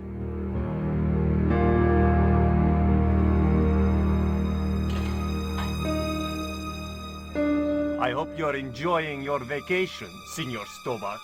Go polish your weapon, Ronaldo.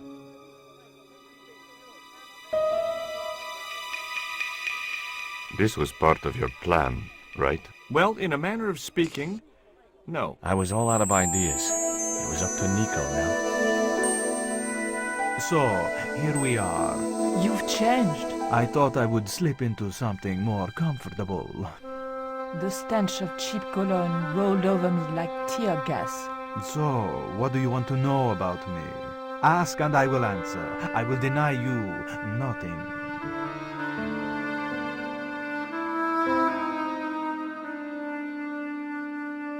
I am a very giving person.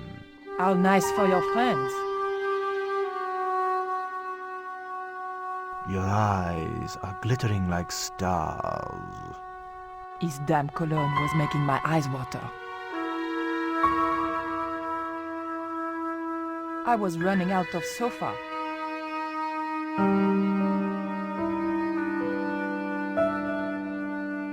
As spirited as you are beautiful, I admire that.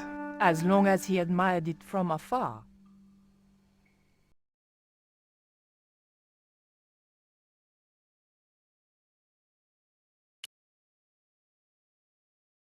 I didn't want the lava lamp.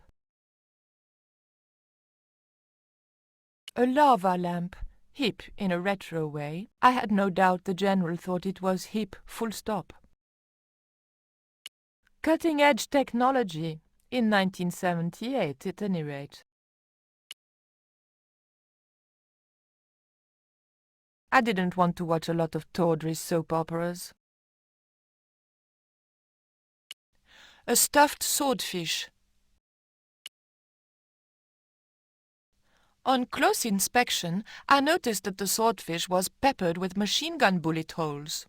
The general was a real sportsman, and no mistake.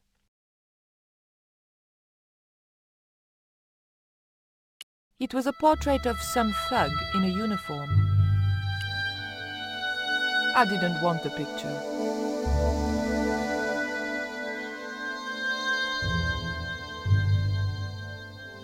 It was General Graciento in full-on lounge lizard mode.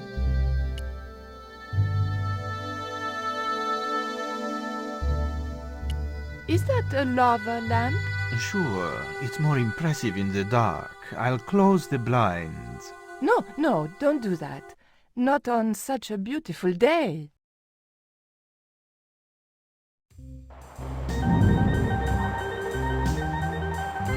Who's the guy with the hat and the fat cigar? My mother. Big fish. Catch it yourself?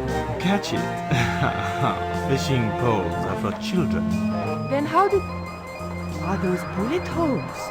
2 magazines on full automatic. It put up quite a fight. I, love your TV. Oh, yeah. Cool, no?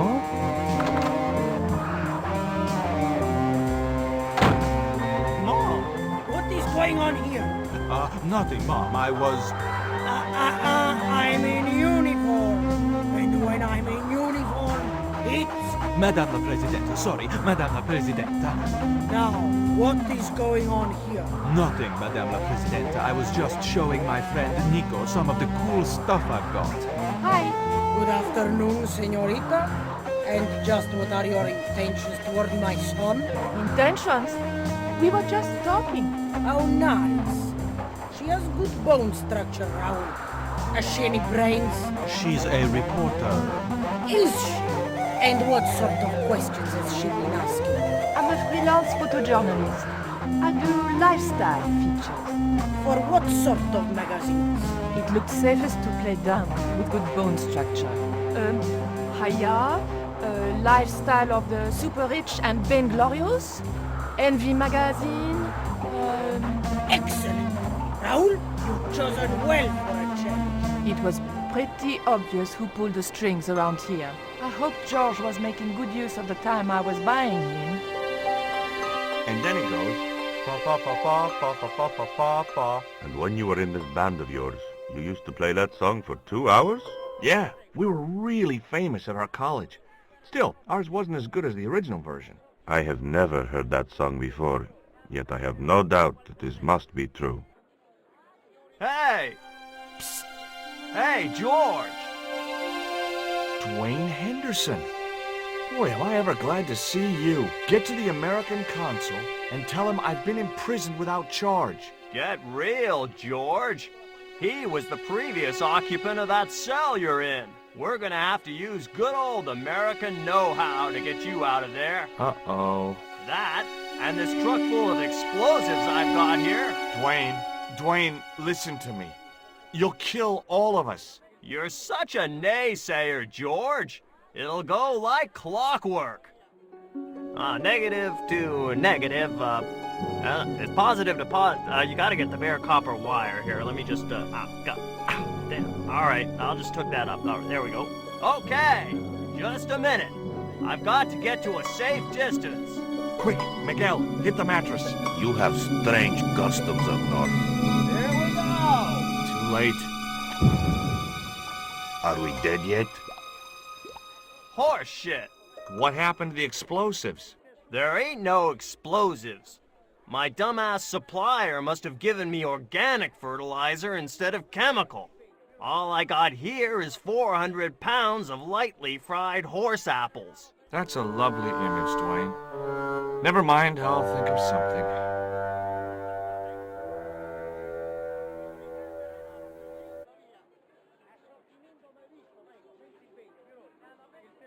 I didn't have the key to the lock. I couldn't reach the light.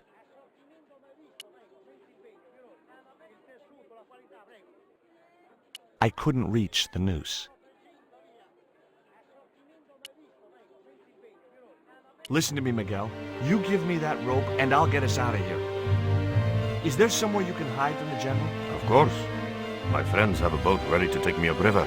But how are you going to break out of here with just a short piece of rope? I'm not sure, but I'll think of something.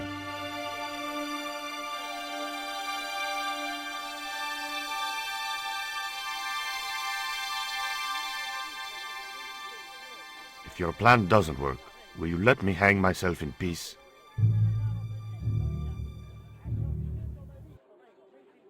I didn't have the key to the lock. I couldn't reach the light. There was nothing I wanted to talk about right then. I wasn't going to demean myself by using the bucket until I was desperate.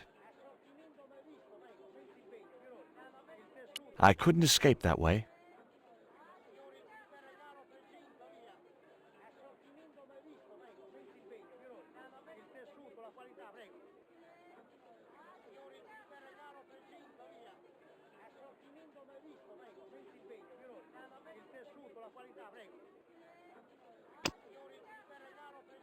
It was the piece of rope which Ronaldo had given to Miguel.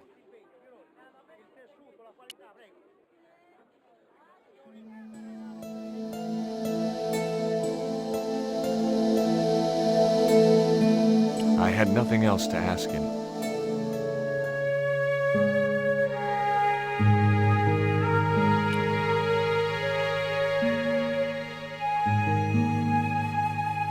The door was locked.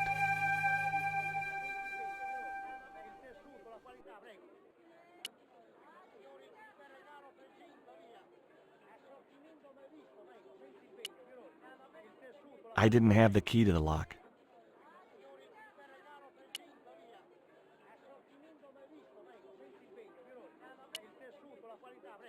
The door was locked.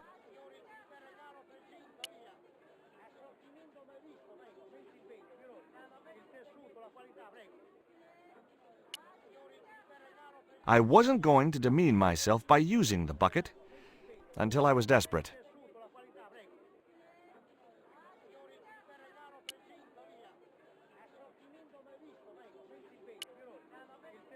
I couldn't reach the light.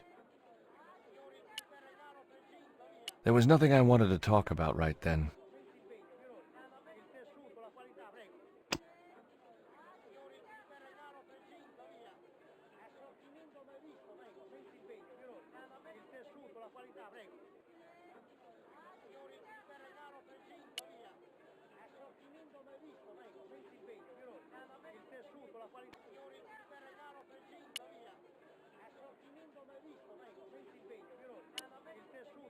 I couldn't escape that way.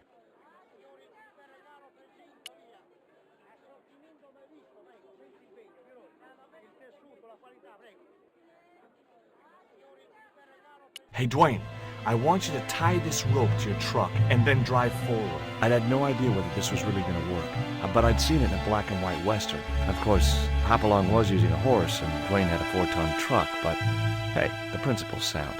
Anything you say, George!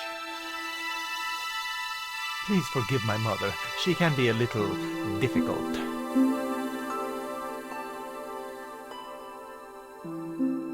Oh, my feet, Raoul! Propose, you idiot! Don't mind her. She just wants grandchildren. Don't think I can't hear you, Raoul. I want the worthy successor, and you're not it. Propose now, or I'll do it for you. Look, Nico, we haven't known each other very long, but... What the hell was that? I didn't know what was going on, but Georges had to be involved in it somewhere.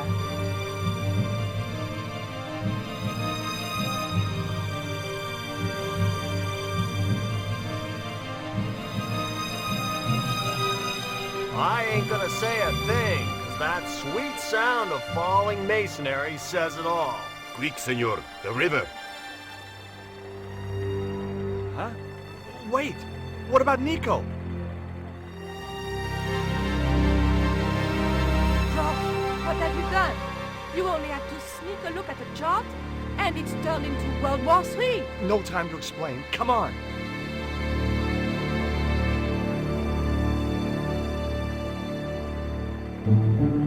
Don't move, terrorist scum! You talking to me, Junior? Yes, I'm talking to you, fat man, and my name's not Junior. A word to the wise, Junior. You carry on waving that pea shooter in my face, and the next person who sees it is gonna be your proctologist. Savvy? General, I am happy to report that I have apprehended the terrorists. You idiot, not them! The other American and the French woman! They're the ones!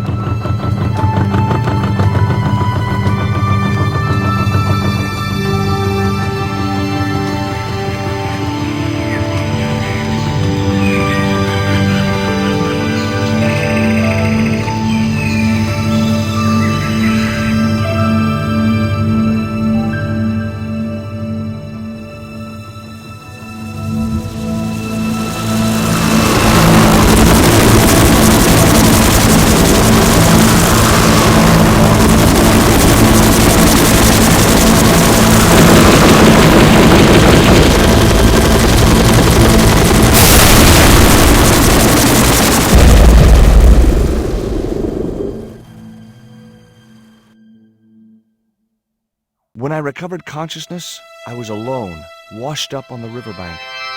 My head was aching fiercely, and my mouth tasted like a swamp. But I followed the sound and discovered a treehouse in a nearby clearing.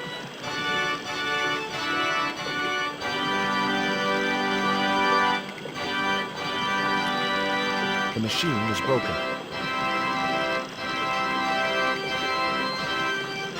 The contraption consisted of a crude wooden wheel with wooden slats.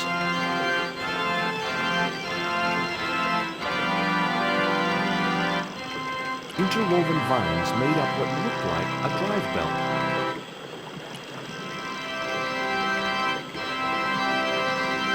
That vine rope could be useful.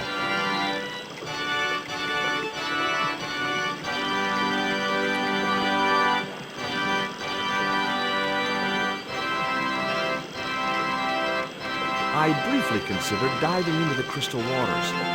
Very briefly.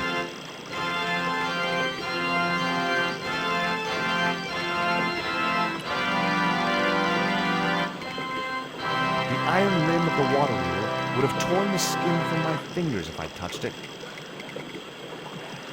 It seemed to be working just fine.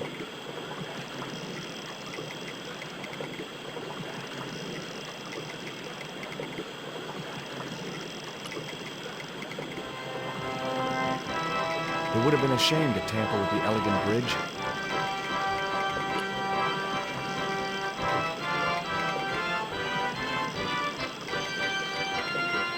The machine was broken.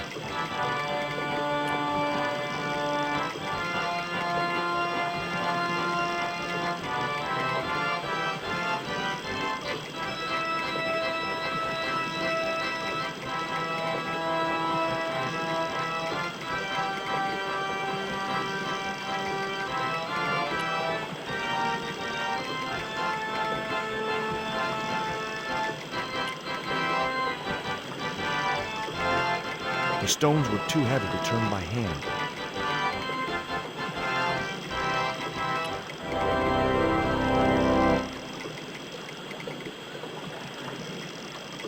It was heavy. I guess that was intentional.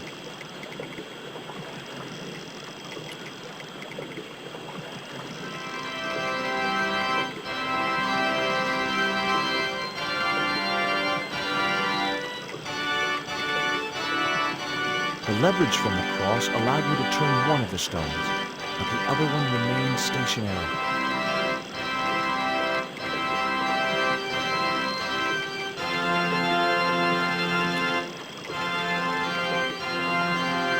The stones were too heavy to turn by hand.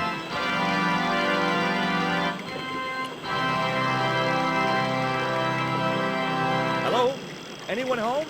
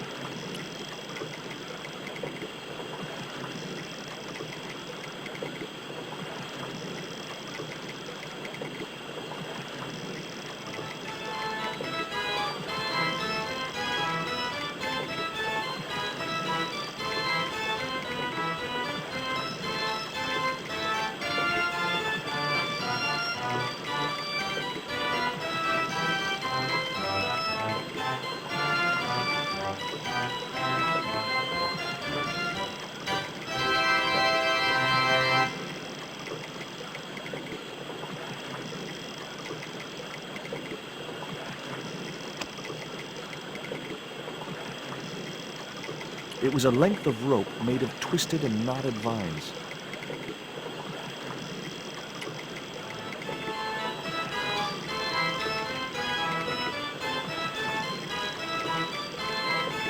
The vine provided a drive belt to connect the two stones.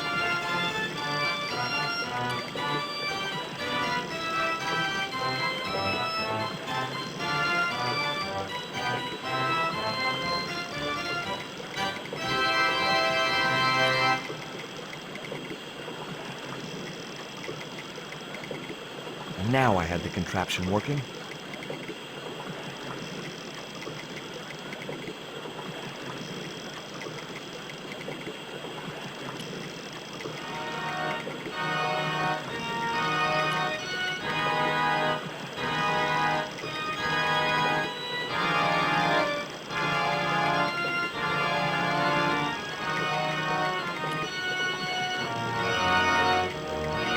The stones were too heavy to turn by hand.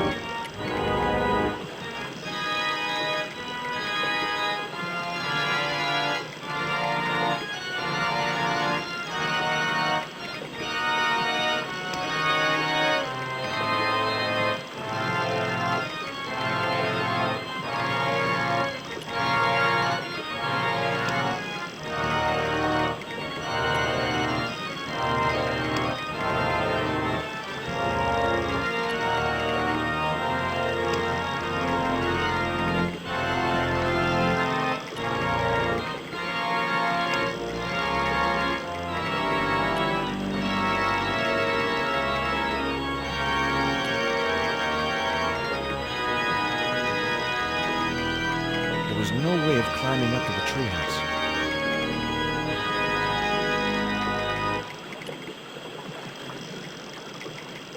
It was a pile of damp leaves. It was a pile of damp leaves.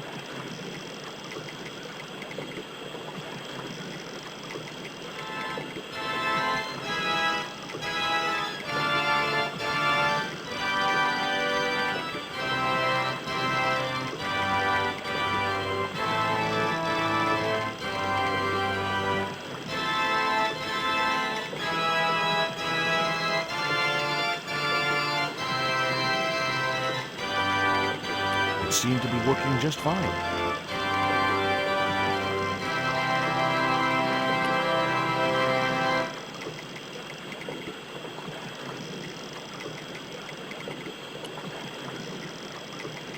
It would have been a shame to tamper with the elegant bridge.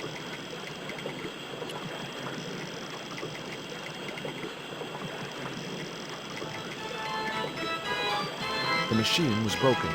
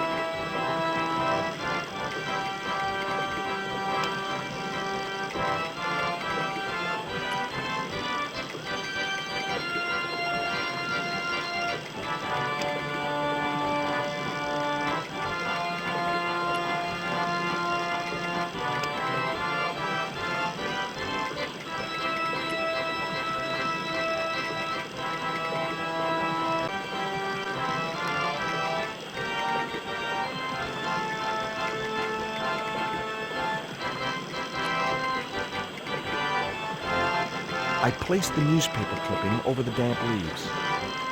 It was a pile of damp leaves.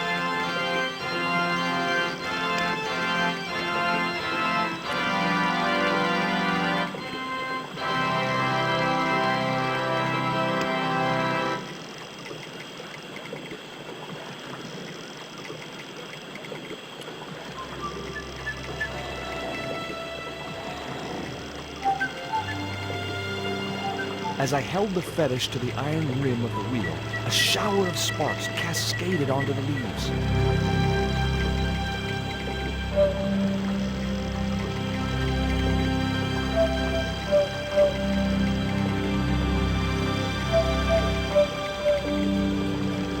Quick, man! Put out that fire! I've got a sick woman up here. Sorry, Father, but I needed to attract your attention.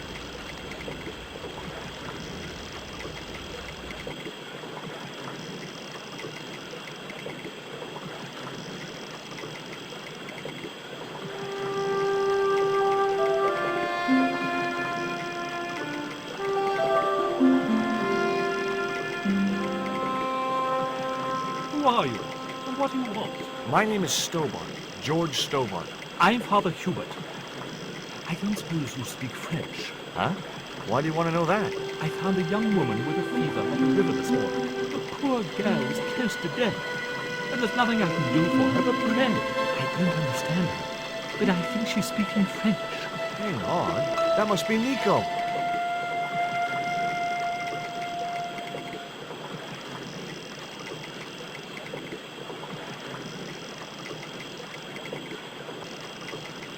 It was Father Hubert.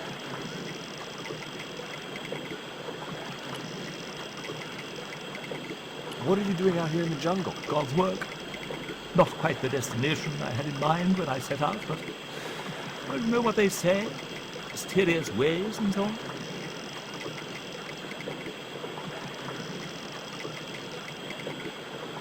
You didn't plan to end up here? No. I was on my way to the miners' camp in the north. I was stuck here when my boat capsized on the river. That's exactly what happened to me. How long have you been here? 11 years. That's my girlfriend you've got in your treehouse. What's the matter with her? She's been bitten by a venomous river snake. But can't you do something for her? There's a cure, isn't there? I ran out of penicillin and morphine years ago, but the local people speak of a root which they believe will counteract the poison. Where can I find this root? I don't know, but maybe the shaman in the village can tell us. Will you show me the way to the village? Me? Oh, but I can't. Can't? Nico's life depends on it. You're right. Of course I should, despite my own guilt and shame. But I can't go as a representative of God with a priest collar. A creased collar? You mean you put your personal attire higher than the life of a sick woman? I will not go to that village looking anything but my best. Give me your collar. I'm sure I can find a way to press it. Thank you, my son. In the meantime, I must contemplate my sermon. There was obviously more than a creased collar bothering the priest. There was nothing else I wanted to ask him.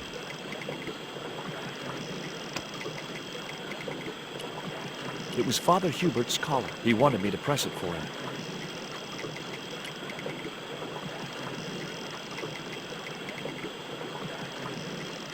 So there I was, hundreds of miles from civilization, doing the housework for a priest. It's a strange world.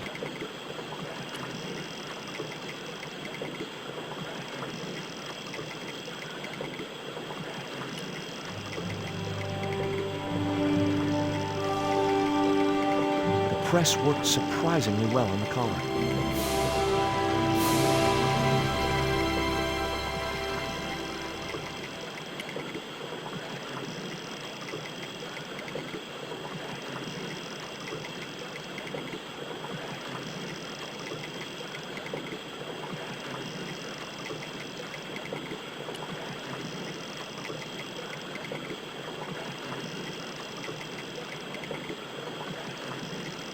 Here's your collar, Father.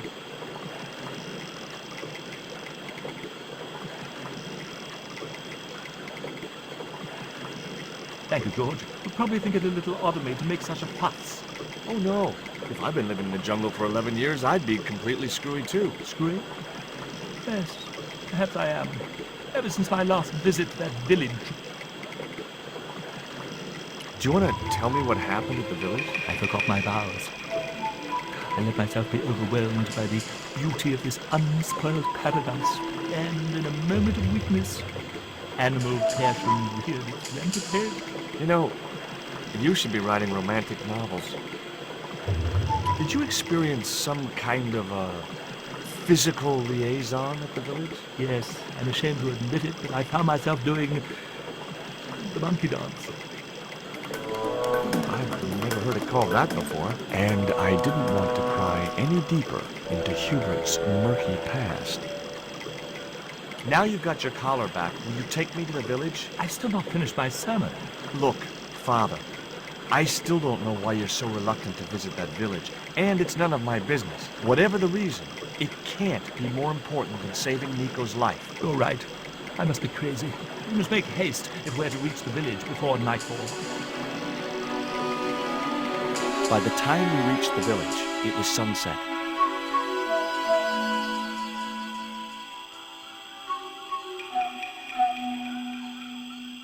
Hello, boys. Glad to see you're still wearing the underpants. What? They're the best Christmas present we ever had, Father. Mine are too tight.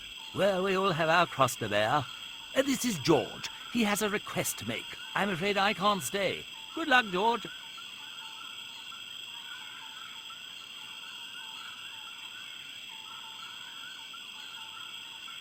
That's a relief. I never feel comfortable with him about. Me neither. These damn pants keep riding right up my butt. So, what do you want? My girlfriend has been bitten by a snake. So, everyone in my family has been bitten by snakes. I was bitten by a dormouse once. She's real sick. I hoped your wise man might have medicine. Wise man? You must have the wrong village. Father Hubert said there was a wise man in the village who could help me.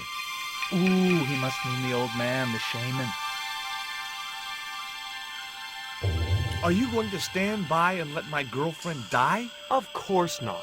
What do you think we are, savages? We'll start the preparations for a cremation feast. I'd like to see the shaman, please. You can't just go walking in there and demand to speak to the shaman. Why not? You have to observe the protocol. The shaman demands tribute. Tribute?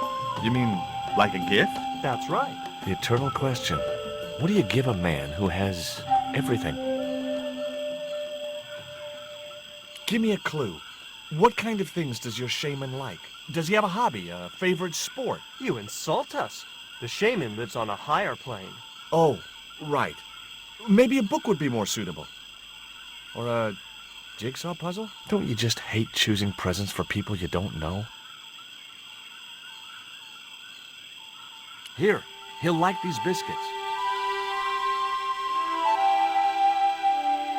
If you say so.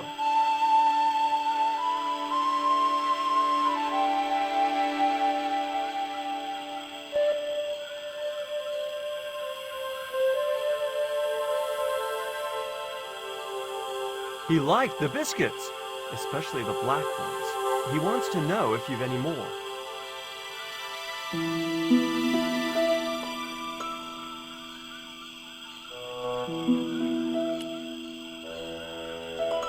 Stop!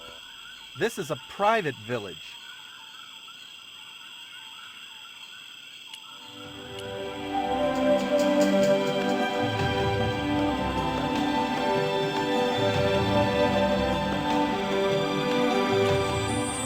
This cone could have 1,000 uses.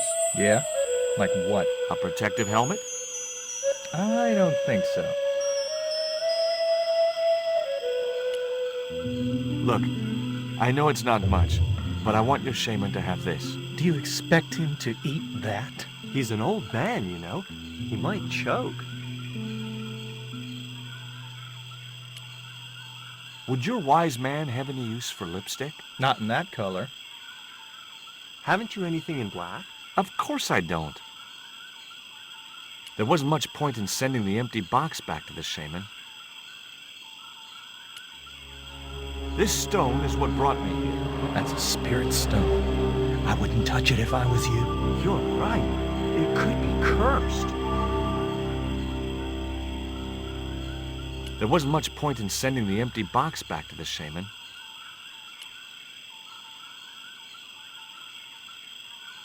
The guards looked as fierce as anyone can, wearing only their underpants.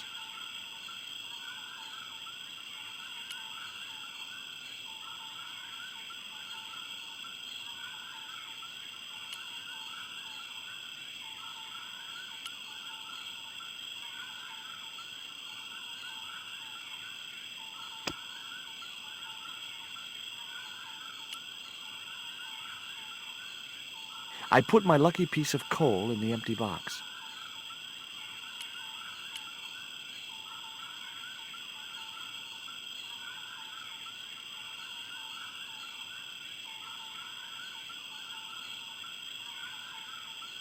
Here, I found some more of those biscuits for the shaman. I'll give them to him.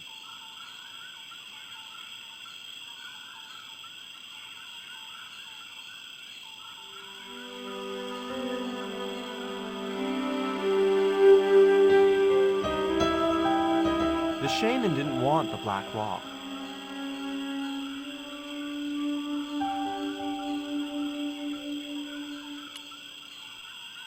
There wasn't much point in sending the empty box back to the shaman.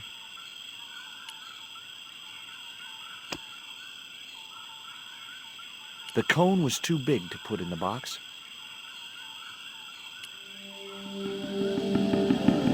I put the Mayan stone in the empty box. The box contained the Mayan stone.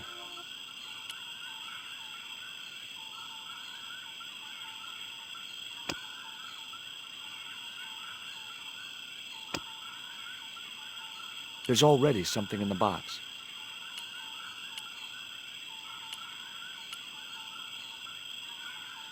You can't go in there.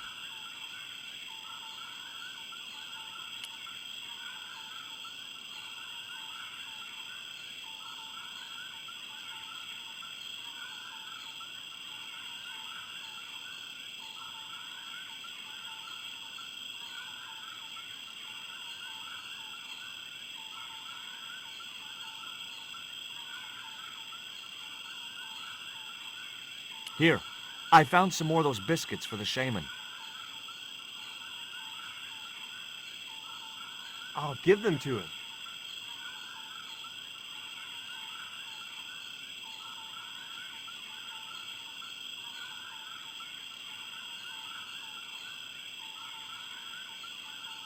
The shaman wants to talk to you. I hoped he would. Well, it's been nice to talk to you guys.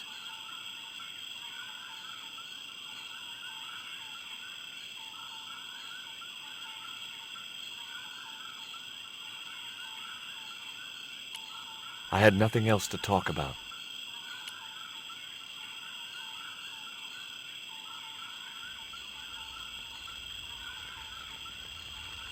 That woman certainly wasn't the reason I'd come to the village.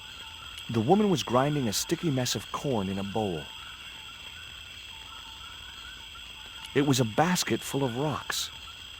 I couldn't think of any reason to steal the villagers' rock collection.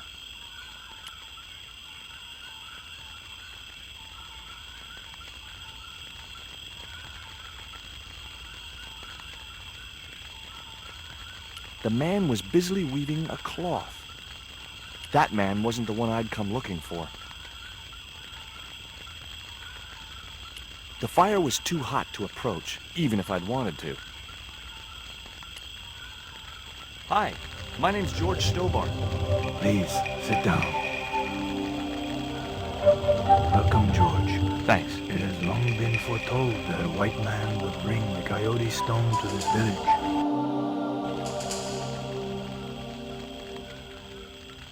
My girlfriend's been bitten by a snake. And you want me to heal her? That's the idea. Can you do it? I'm not sure. My gums aren't what they used to be. Listen, my girlfriend's in a coma. Please, old man, give me the root. What root?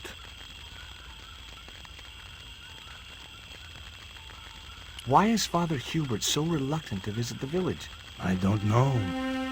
He used to come here a lot, but then he just stopped. You'd think he'd want to spend some time with his kids.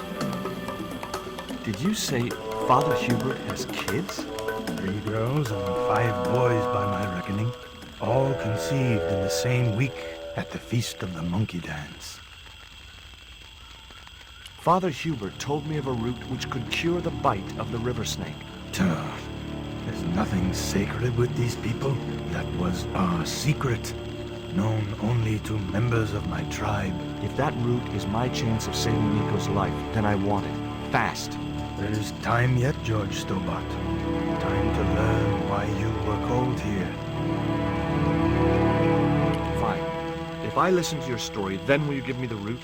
The eel travels far, but still returns to the place of his spawning. And look, I'm running a tight schedule, so can you skip the riddles? Many years ago, when the world was young, the great god and king Quetzalcoatl was defeated by trickery and deceit. His enemy Tezcatlipoca took his place as leader and demanded terrible human sacrifices. A group of loyal priests found a way to trap Tezcatlipoca. But his powers were so great, they knew he would not remain trapped forever. His time of incarceration would end with the eclipse, which marked the close of the 5th age. So the priests fashioned 3 obsidian stones which contained the power to seal the mirror for all time. But before the stones could be put in place, they were seized by the invading Spanish. But how did they trap Tez, the evil god? They built a pyramid which they told Tezcatlipoca was dedicated to him. At its center, they fashioned a huge mirror of perfectly smooth obsidian. Luring him into the pyramid with praise and flattery, they used sorcery to ensnare him in the mirror. There's an eclipse of the sun due very soon, isn't there? Correct. The eclipse which marks the ending of the 5th age will come before the next full moon. Less than 2 weeks. I didn't really believe that Tezcatlipoca would return, but I figured Karzak's plans were in some way connected. What happened to the stones? They were taken by the Spanish to the coastal town that is now called Cuaramonte City. Only 1 stone reached Spain. The other 2 fell into the hands of buccaneers. The Jaguar stone was captured by an English captain, El Draco. The Eagle stone was taken by a pirate called Ketch. The 3rd stone, the Coyote stone, reached Spain safely. That is the stone in your possession. Tell me more about the Jaguar stone. Many centuries ago, the port of Cuaramonte was entered by a ship flying Spanish colors. The captain, the man known as El Draco, sent soldiers ashore. Only when the soldiers arrested the mayor did the people realize that they were English privateers. The mayor was held hostage while the soldiers looted and plundered the city. Amongst the treasures they stole was the Jaguar stone. Where is the Jaguar stone now? I suppose El Draco took it back to his homeland, across the Great Sea. To England?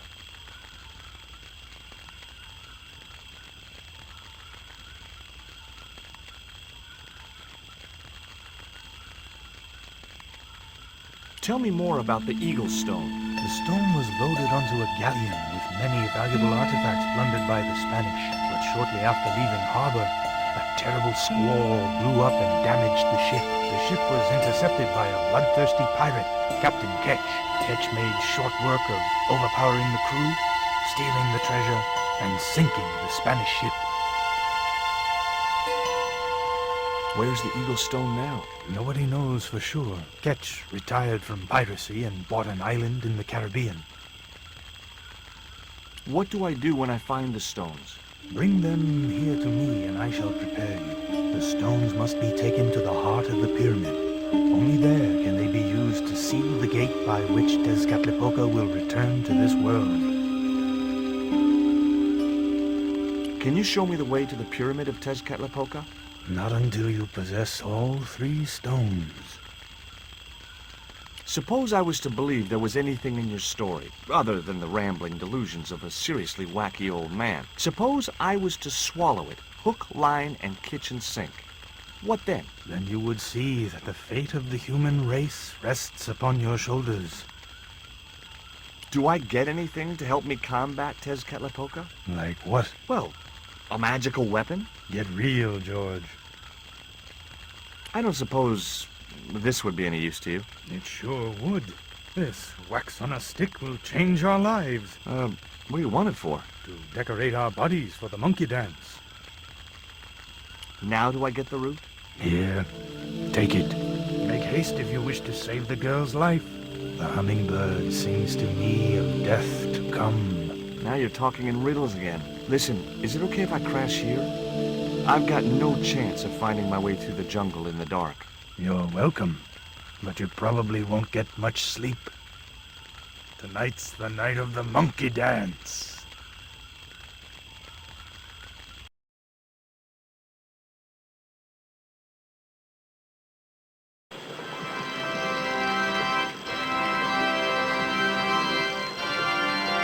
I left the village at dawn and stumbled back through the jungle in a post-party daze. It was just like sneaking back to my parents' house when I was younger. Except Oakland didn't have monkeys or parrots.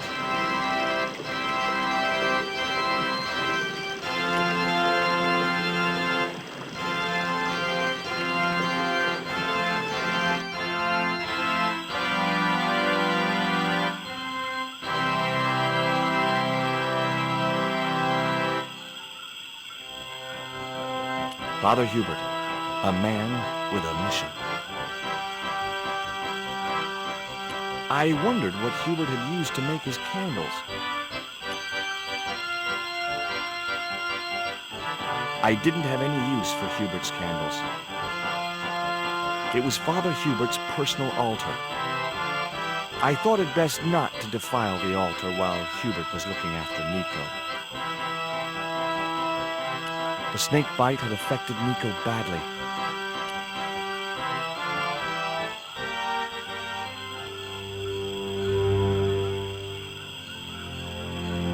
Nico, I've brought you this root. Oh. No way was she going to be able to chew the root. I needed to give her the antidote in a more digestible form.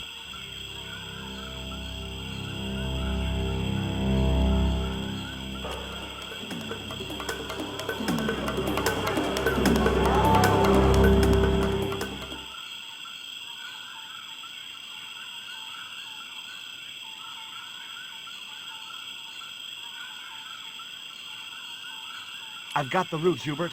So what are you waiting for? Give it to the gal. I've tried, but she won't take it. Oh, you fool, George. You'll have to extract the sap so that you can drink it. Right. The shaman thinks you should go visit your kids. So, he told you? Look, Hubert, having an extended family is nothing to be ashamed of. If I was you, I'd be ashamed of not being there for them. It was that damned monkey dance that led me astray. Yeah. A sight like that must be difficult to forget.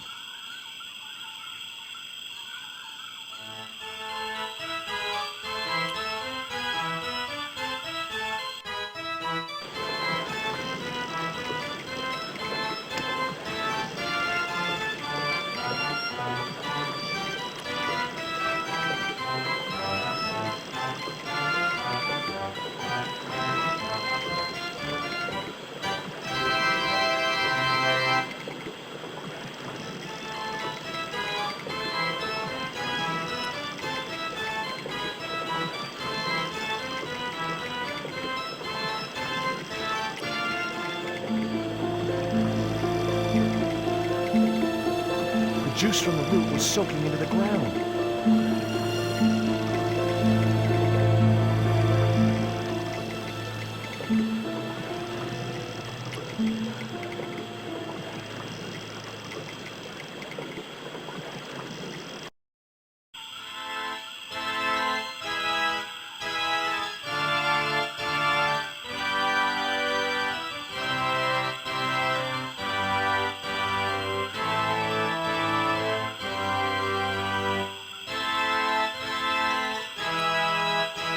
I couldn't steal from a priest.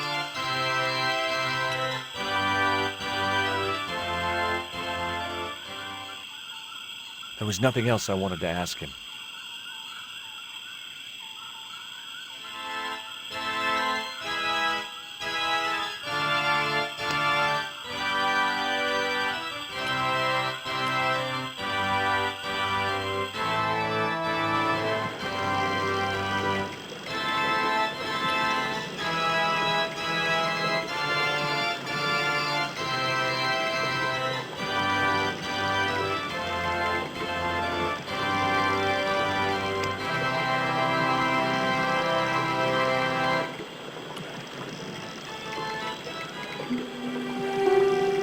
The cone was ideal as a makeshift container.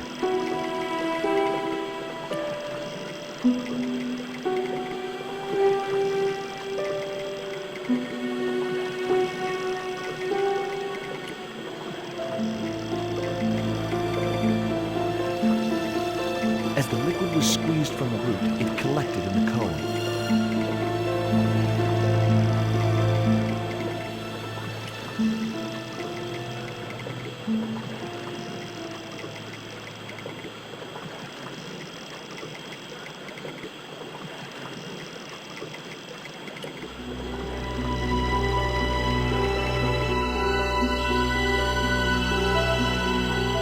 Look, Hubert, the antidote. What are you waiting for? Give it there, quickly.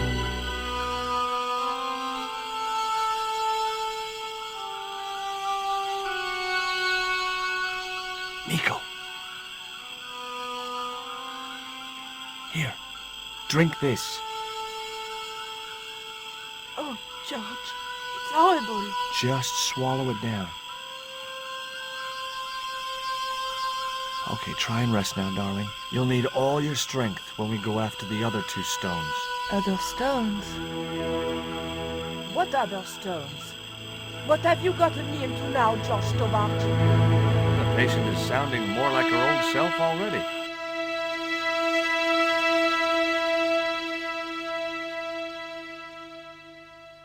Nico recovered quickly from her fever. To save time, we decided to split up and look for each stone independently. I traced the pirate Ketch to a remote island in the Caribbean. With the fortune he'd amassed from piracy, he'd retired to a place that was later called Ketch's Landing.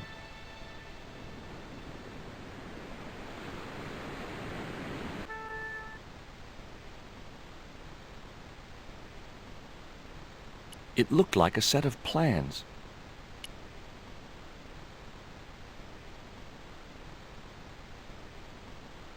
I just had to sneak a look at those plans.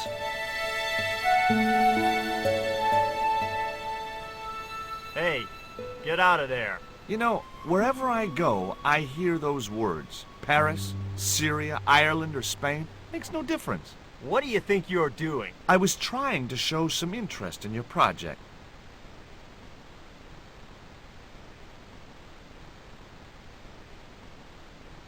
The steps led up to the top of the cliff.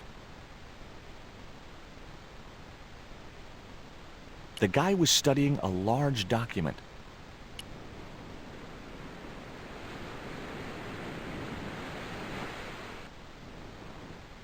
Hi, is this Ketch's Landing? Yeah, that's right. My name's George Stobart. You're a surveyor, right, Mr. Bronson. And of course I'm a surveyor. Why the hell else would I have a theodolite? I don't know. Hobby, maybe? Yeah, right. What brings you here, anyway? I'm searching for an ancient Mayan artifact. What is it? Some kind of jewel? No, it's obsidian. A black stone with supposedly mystic powers. You're nuts. This is similar to the stone I'm looking for. What makes you think you'll find it here? Because when the stones were stolen in the 17th century... Hold it! The stones have been lost for 300 years? Approximately. And you're hoping to find them again? You're nuts. And why here? A wise old Indian shaman told me he saw the stones in a vision. Ha ha. That's rich. Listen, I got work to do, okay? Catch you later, Bronson.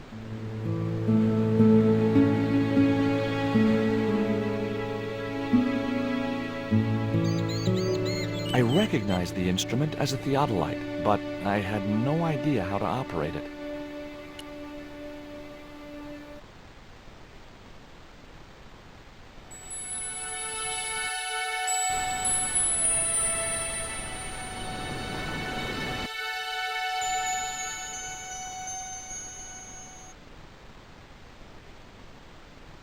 It was a net left to dry in the sunshine.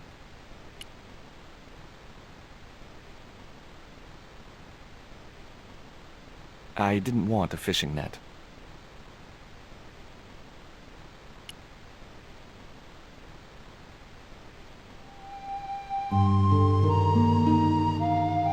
It was a seaworthy little craft, in bad need of a coat of paint, but spotlessly clean and maintained.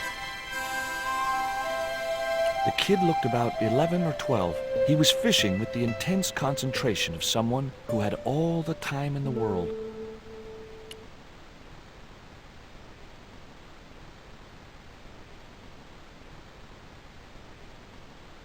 You want to buy some fish? Nah, I don't like fish. What's your name? Rio. It means river. What about you? George. It means, well, it's just a name. Is it true that Captain Ketch lived around here? That's right. That's his house up on the hill. It's a museum now. Yeah? That's exactly what I need. Thanks, kid. You won't get inside, you know. The old ladies close it down. What do you know about Captain Ketch? Just what everybody knows around here. He was a pirate and get himself hung. No school today? No, sir.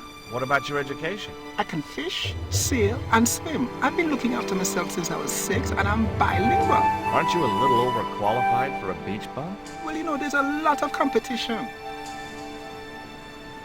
Who are these old ladies you mentioned? Miss Frost and Miss Mina Ketch. How come the old ladies closed the museum? It's Bronson's doing. Him have the plans for redeveloping the museum. They're going to regret it, you know. The man's a crook. Will you help me get those plans? I don't want to go nowhere near that man. He promised to drown me when he found the fish I left in his sleeping bag. Do you know anything about pirate treasure? Man, that's all stories. There's no such thing as a real pirate treasure.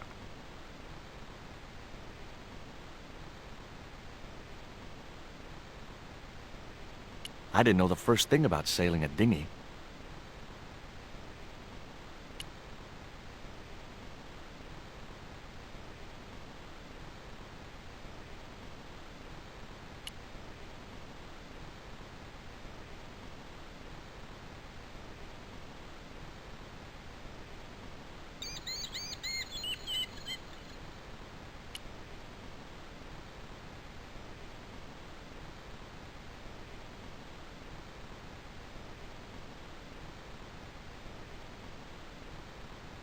What do you think of Rio? Fish boy? If he comes near me again, I'll throttle the little squirt. Calm down. What's he ever done to you? Socked me in the back of my skull with some kind of fish, that's what. Tell me about the two old ladies. Who? The Ketch sisters. One of them's crazy as a coot, and the other will turn you to stone if you're not careful. What are you doing with the theodolite? Surveying the old house. I got great plans for this place. Oh, yeah? You bet. Take a look around. What do you see? Paradise. I see opportunity. This place is ripe for development. I like it just the way it is. And that's where we differ. You see, Mr. Stobart, I'm what you might call a man of vision. I see a great future for Ketch's Landing, and it all starts here, with that house. Can I take a look at your plans? No way. What interest would they be to you, anyhow? I've always had a secret desire to be a surveyor. You have? Sure. I mean, you surveyors are just like the great explorers, aren't you? Henry the Navigator, Vasco da Gama, Chris Columbus. Maybe you don't sail uncharted seas or discover new continents, but you're okay in my book. Horse shit. You just stay away from those plans, you hear? How do you survey a house like that? I put a target reflector on the end of one of the flagpoles up there on the house. I sight on it from various locations through the theodolite, record the angles along the baseline, and triangulate them to give me the exact position of the target. Understand? Why the end of the flagpole? Wouldn't it have been better on a corner of a wall or something? Are you a surveyor? No, my degree's in law. Then shut up. Catch you later, Bronson.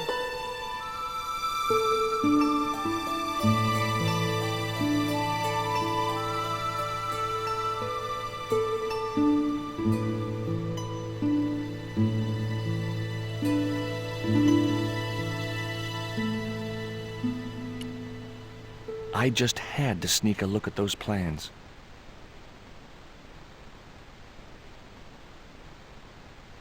Hey, get out of there. Okay.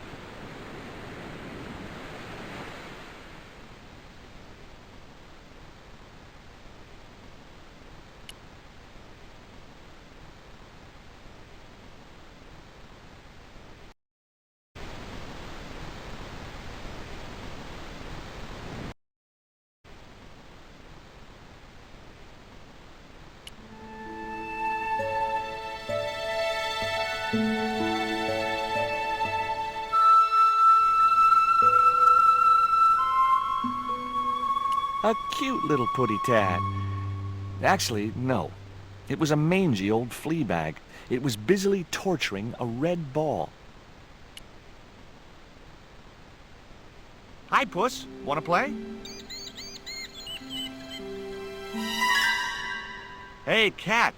Watch where you're putting those claws. Two old ladies were sitting outside the house, enjoying afternoon tea.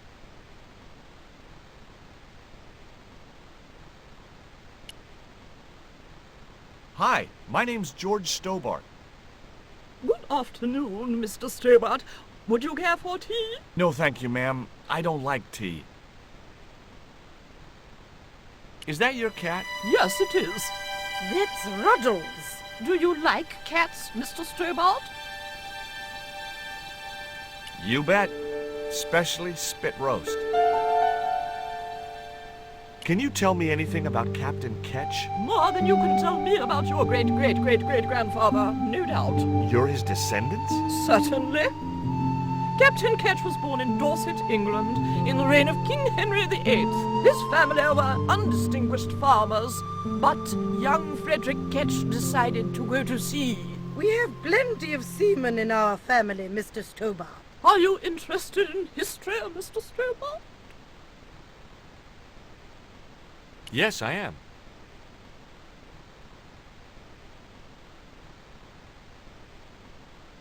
You were telling me about Captain Ketch. Do go on. Oh, yes. He sailed under Hawkins. Jim Hawkins? John Hawkins, one of the great traders of the Elizabethan age. In 1568, Frederick Ketch was a young man serving aboard the Jesus, Hawkins' flagship. They sailed from England to Africa and across the wide Atlantic to these islands. Ketch was never to see the shores of England again. How come Ketch never made it home? Because the Spaniards sank the Jesus in an act of treachery. You said Hawkins' fleet traded between Africa and the Indies. What was it they were trading? Black men with no shirts. You have to understand, Mr. Stobart, that this was the 16th century. But that doesn't alter the fact that Hawkins and Ketch were slavers and pirates. Would it surprise you to learn that Hawkins was also a devoutly religious man? He transported slaves in a ship named after Jesus Christ. In my book, that makes him a hypocrite. What happened to Ketch? Was he killed? Oh, no. He got away and returned to this island, to this very house. The Frederick Ketch Memorial Museum. Is it true Frederick Ketch was a pirate? Frederick Ketch was emphatically not a pirate. They hanged him, you know, down there on the beach in front of his family. Didn't bother with the trial, just whipped him out from his breakfast table and hoisted him up in chains. Well, if he wasn't a pirate, what did they hang him for? Envy. Pure, green-eyed envy. He had been a successful privateer, you see, and had accumulated great wealth. As rich as a mink in a paddock. Shut up, Mina. Yes, Frost. The small-minded governor and his lackeys wanted his money, trumped up some ridiculous charge about breaking the conditions of his letter of marque, and hanged him like a common thief. The blackguards! Letter of marque? The document that permitted him to engage and destroy the enemies of the crown. The difference between a lawful privateer and a pirate. Yoo-hoo!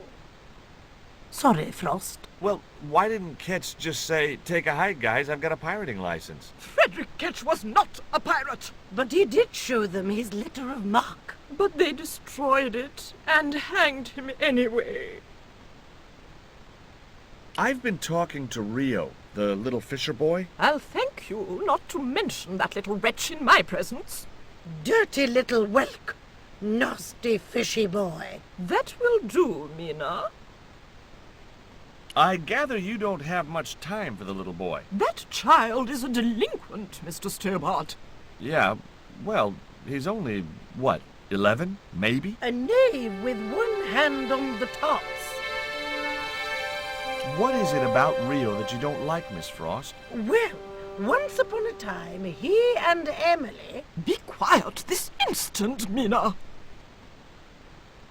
What can you tell me about Emily? Emily? What business can she be of yours? Her parents were killed in a typhoon. We, as her only living relatives, took it upon ourselves to raise the child. It's good to know Charity isn't dead. Oh, but she is. Washed overboard in the typhoon. Mr. Stobart wasn't talking about Emily's mother. He was being sarcastic. What else can you tell me about Emily? How dare you pry into our family in this way? I refuse to answer any more of your impertinent questions.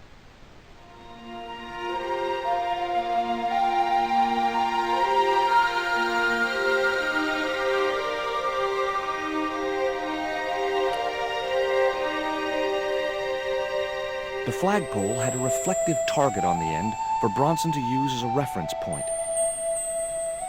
It was a flagpole, one of a pair.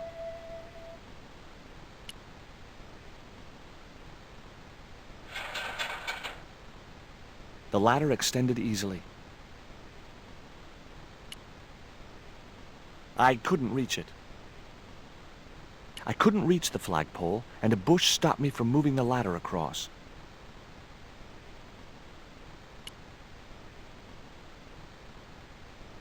You there? What are you doing? Pardon me, ladies. I was just going to climb your ladder. I'm helping Bronson. Oh, you're not like him, are you? He's very polite, isn't he, Frost? And he has dimples when he smiles.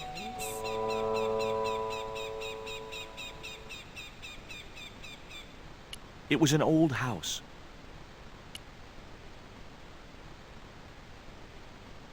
It was locked. The house is closed. How come? It is undergoing refurbishment. Oh, of course. This must be the place Bronson's surveying. The intention is to prepare the museum for the new century. The Frederick Ketch Memorial Museum. It would look nice in neon. A museum for a pirate? There was a stony silence. As I have already told you, sir, he was not a pirate. It's precisely this sort of vile misrepresentation that Mr. Bronson is seeking to rebalance. Oh? How? Mr. Bronson has kindly agreed to undertake the museum's refurbishment at a very reasonable price. He understands the importance of a sense of history. Funny. That's not the impression I got of Bronson at all. He also understands spherical geometry. Mina? Well, he does. Listen, ma'am. I came a long way to visit this place. If we make an exception in your case, everyone will want to get in. Pardon me, but I didn't exactly have to fight my way through the crowds. You're the second visitor we've had today. No, I'm sorry, but it's impossible.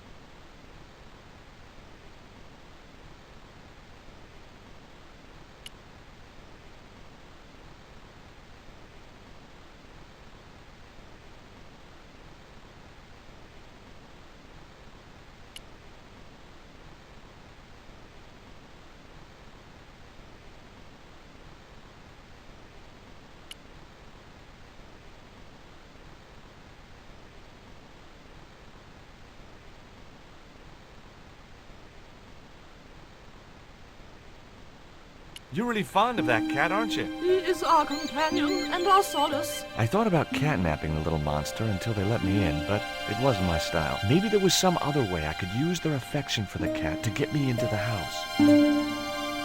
Okay, it was time for diversionary tactics. I thought I saw a little girl down on the beach. You must be mistaken. He must be mistaken.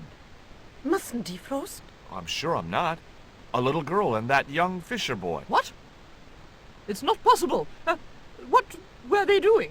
Oh, the kinds of things that all little boys and girls get up to at their age. When I was a little girl, we used to play cows and milkmaids. Woe betide you if you're lying to us, Mr. Stobart. Heaven help you.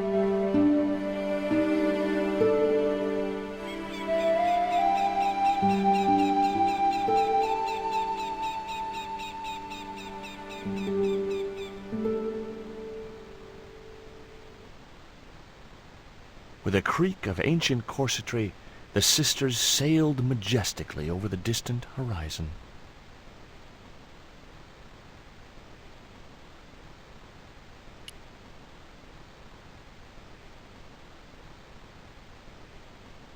I wasn't going to risk further laceration by the cat's claws. I couldn't think of any reason to climb the tree. A large tree stood beside the house, with a suggestive U formed by the branches.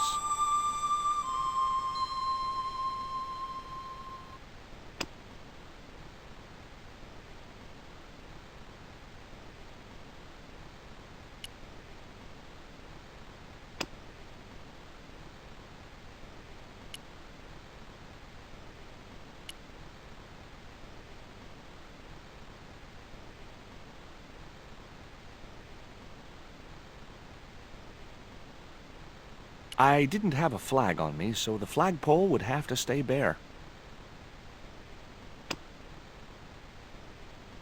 Maybe in my high school days, but not now.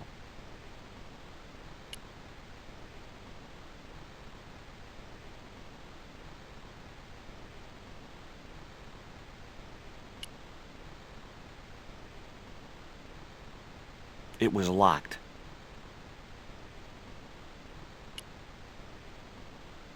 I couldn't reach the flagpole, and a bush stopped me from moving the ladder across.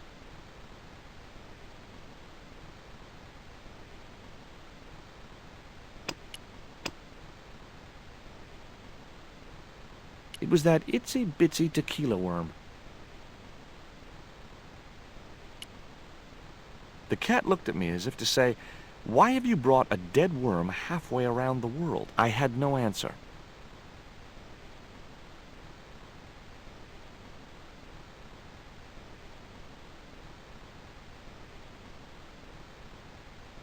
The ladder reached all the way up to the flagpole.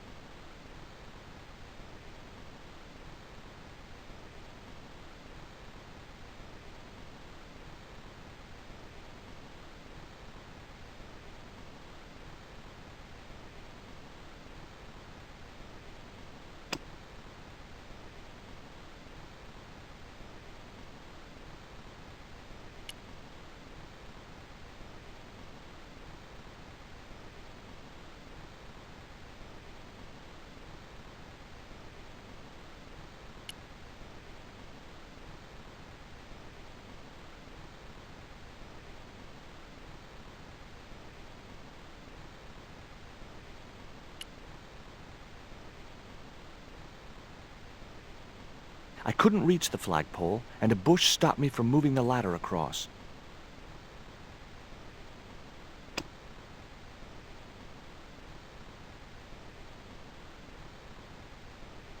Nah, I didn't have the throwing strength to knock the marker off.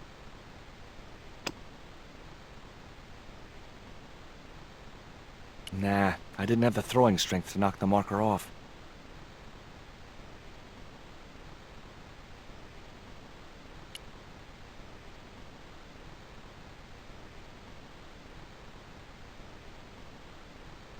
I couldn't think of any reason to climb the tree.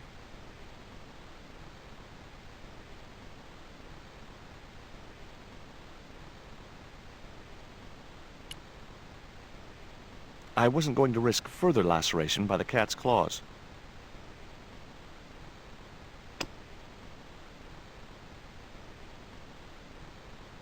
It would have been pretty cool to drug the cat, but I didn't have the heart. And besides which, those sisters would kill me.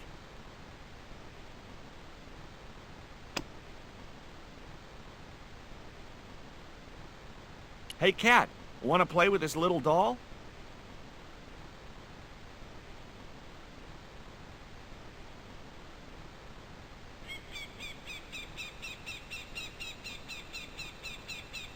It wasn't exactly enthralled at coming face to face with the great god Tezcatlipoca.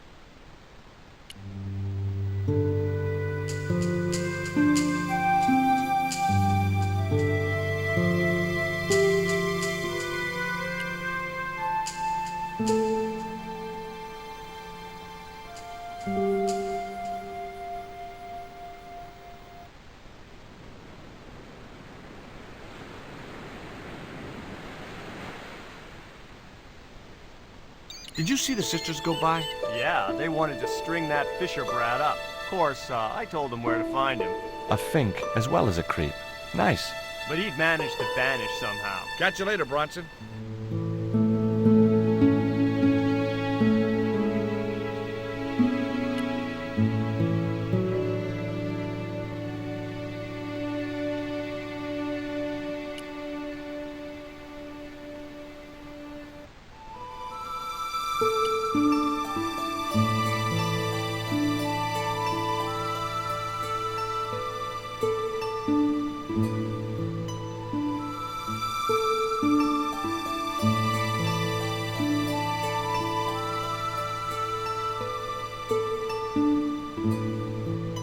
I think Bronson is trying to cheat those sweet, vulnerable old ladies. That's a little unfair, isn't it? Okay, he's trying to cheat those seriously demented, poisonous old ladies.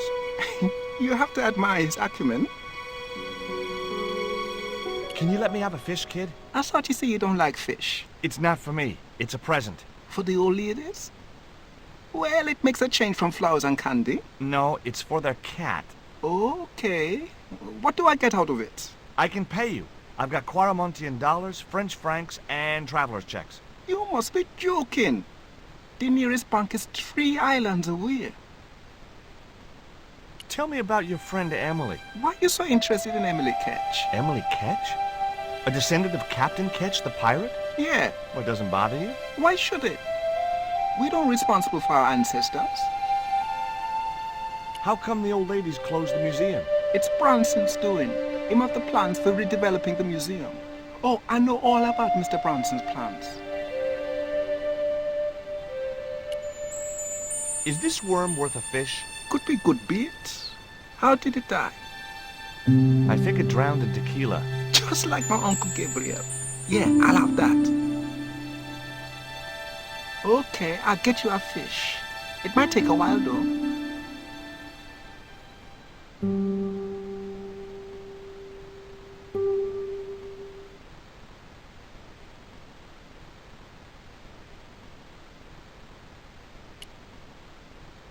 Did you see the weird sisters come by here? Did I?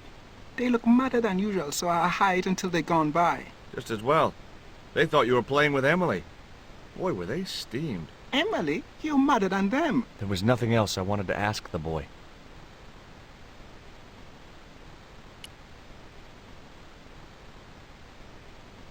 No luck with a fish? No, man. They don't want bite. That's 'cause they know there's a storm brewing. Storm? I don't think so. Hey! I caught a bite! You have? It's a big one! A real big one! Reel him in, Rio. Jeez, it must be a whale or something.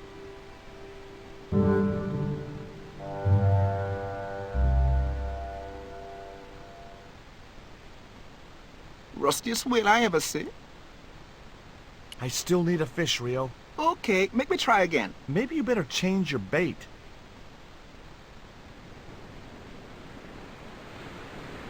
It was half a rusting bicycle frame. The only serviceable part of the bicycle's wreck was a rubber inner tube. You just never know when you're going to need stuff like that.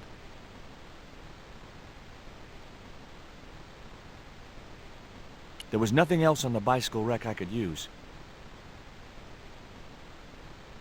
I wasn't going anywhere in that boat without Rio to sail her. There was nothing else on the bicycle wreck I could use.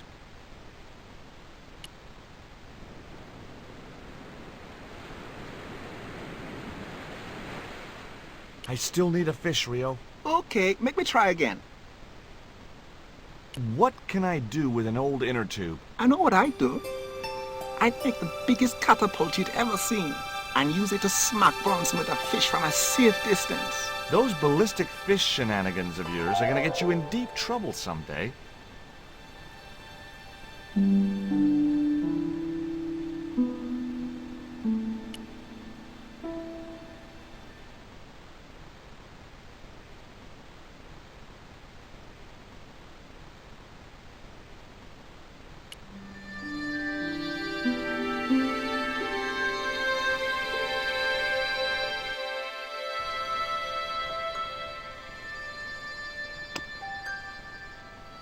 It was the old inner tube from the bicycle which Rio had fished from the sea. 3 feet of slightly perished rubber. Bound to be useful for something.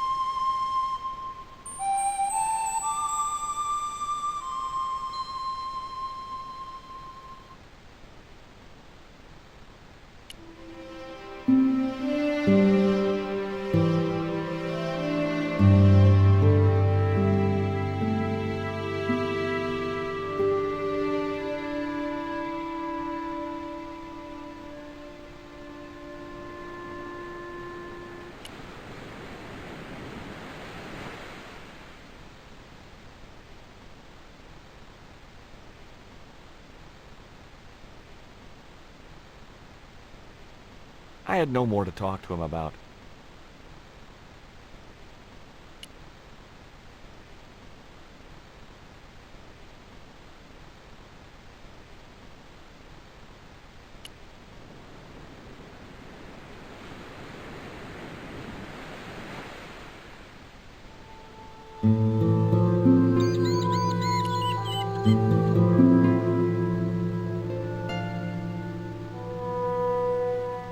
There's a fish, my man. I can't put it in my pocket while it's flapping about like that. No problem.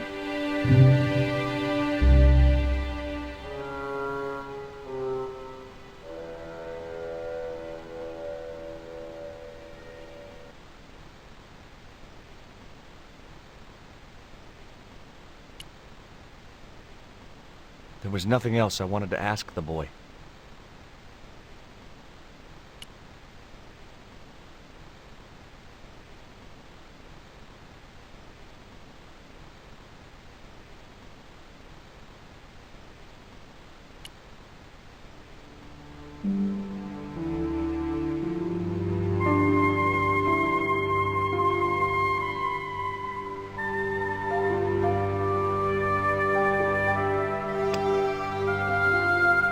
The fish was wet and slimy and decidedly dead.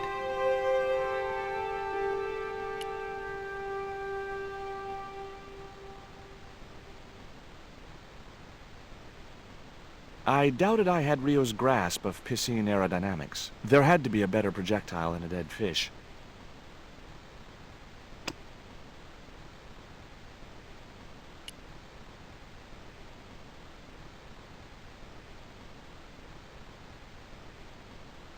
Okay, Cat. You don't deserve this, but here's a little fish.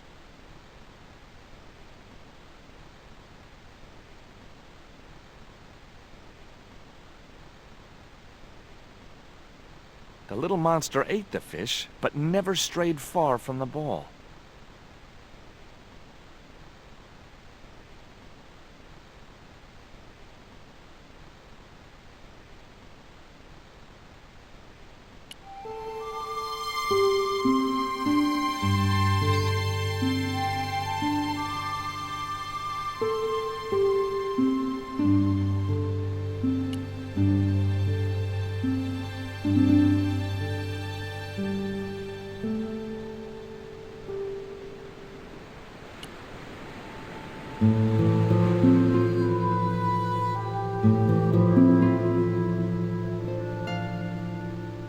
crazy fish, my man.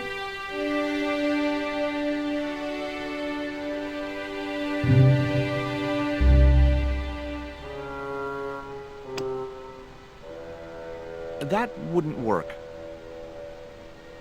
No, that's wrong. No, that's wrong.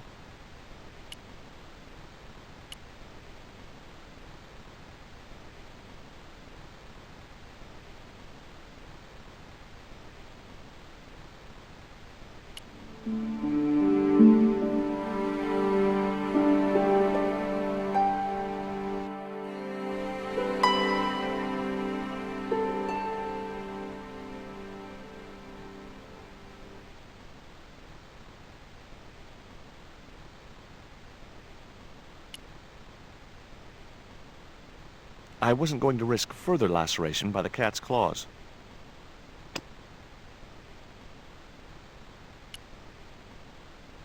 I couldn't reach it.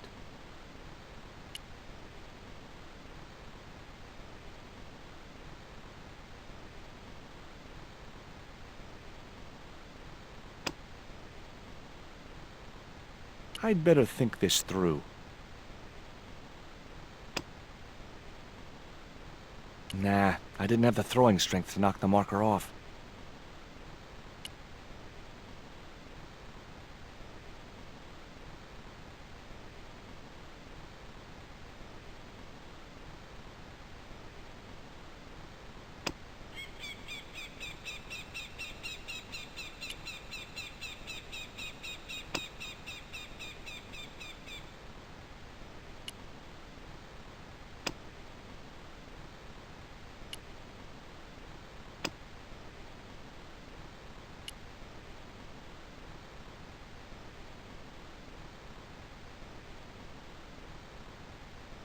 I put my lucky lump of coal in the catapult. Took aim. No! My lucky piece of coal vanished into the distance. It looked like it was going into orbit.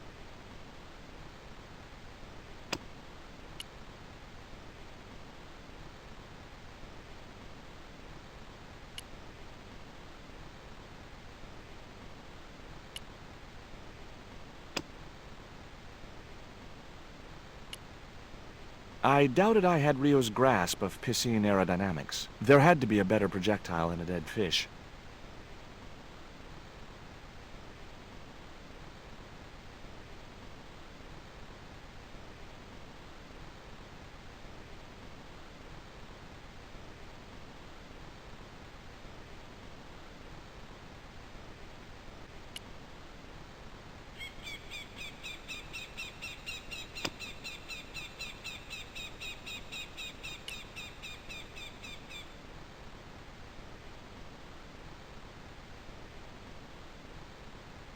I couldn't reach it.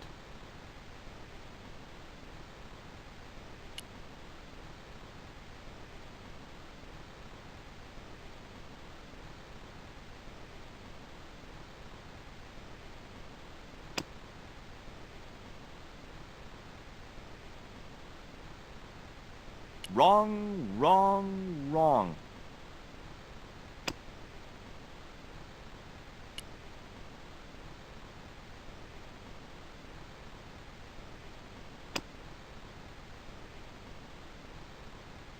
I'd have to do that from the ground.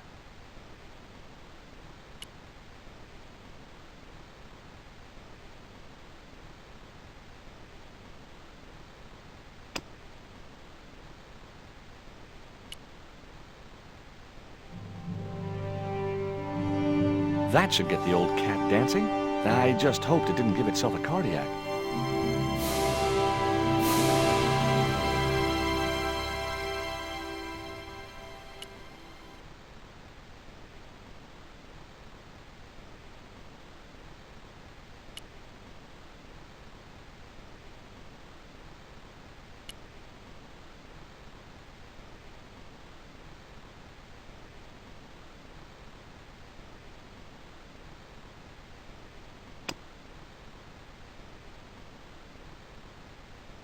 Nah, I didn't have the throwing strength to knock the marker off. I didn't have a flag on me, so the flagpole would have to stay bare.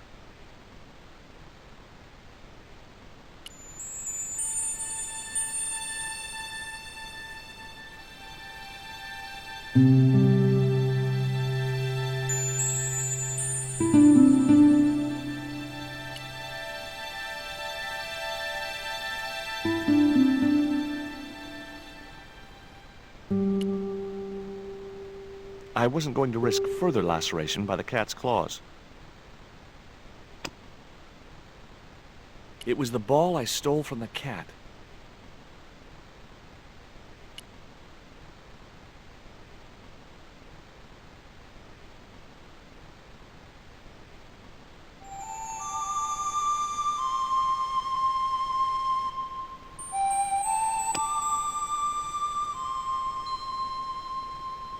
I put the ball in the catapult. Took aim. Yes! Okay, so it was a lucky shot, but I'd knocked the theodolite target clean off the end of the flagpole.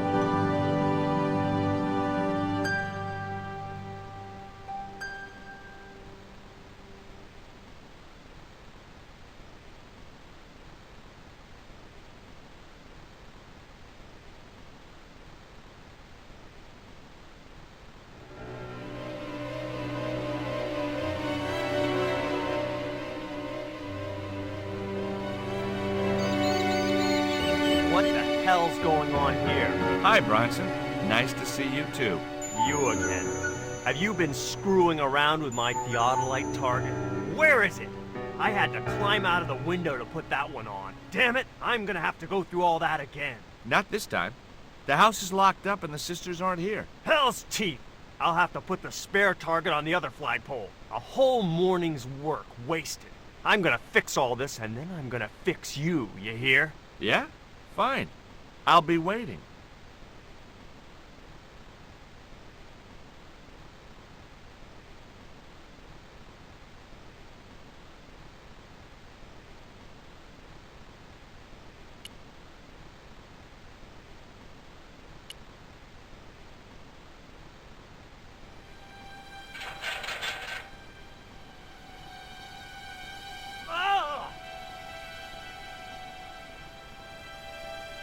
What you doing, Bronson? Just hanging around? I'm gonna kill you for this, Stobart! Get me down from here! What, so you can kill me? Gee, you talked me out of it, Bronson. I felt a little guilty about leading Bronson up there, but not much, obviously. Hey, get me down! What's the magic word? Please! Oh, bad luck. I was thinking of Alakazam. I had no more to talk to him about. You know, hanging from flagpoles suits you. Get me down! Not until the old ladies have heard exactly what you had planned. I had no more to talk to him about. I'd had enough of taunting Bronson. The marker was a bright, shiny thing, and I have a weakness for bright, shiny things. It wasn't going to be much use without the theodolite, though.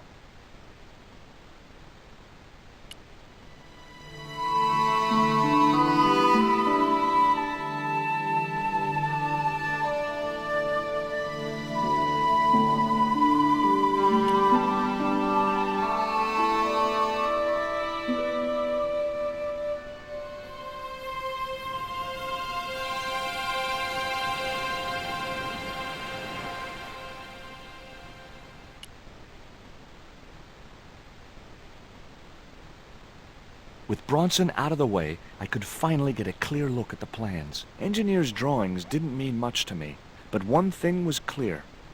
These plans were for a 5-story, 200-roomed, luxury, pirate-themed hotel. Another stain on the bedspread of paradise.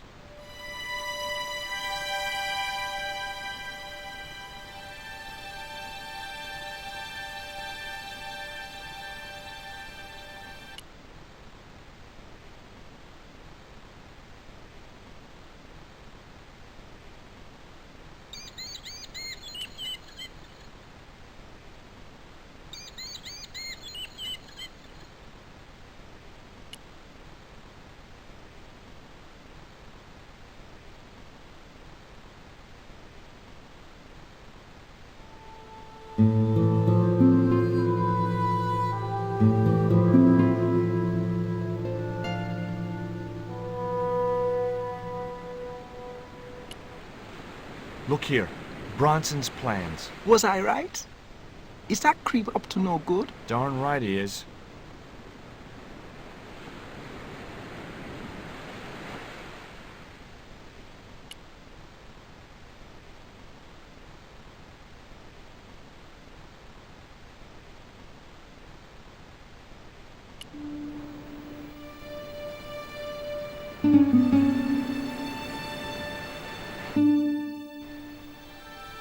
You there! Why is Mr. Bronson hanging from that flagpole? He climbed up there of his own accord. Then help him, you stupid man! Quickly, before he falls!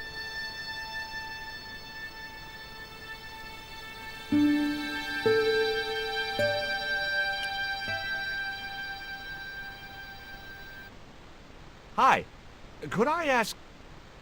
Never mind that! Help poor Mr. Bronson!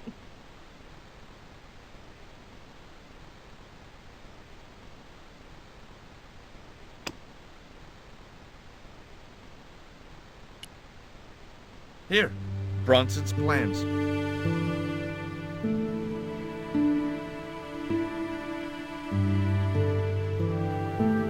This means nothing to me. She's not wearing her reading glasses. Ah, wait!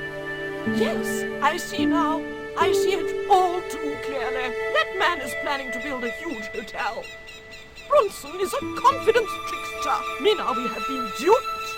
I'm glad we didn't sign his contract. Oh, I hate tricksters, especially confident ones. Come, Mina.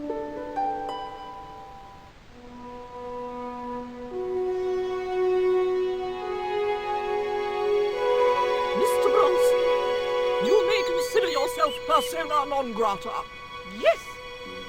Cave Canum. Kindly disentangle yourself from our flagpole and eject yourself from our property this very minute. Disentangle. Eject. Hey, cut that out, you crazy old bat! How dare you! Mina isn't crazy, she's just engagingly eccentric. Yeah, as a bedbug. Ouch! Lovely as this little vista is, I'd be really grateful if you could let me into the museum now. Certainly, young man. We are most grateful to you for exposing this scoundrel, Mina the Lock.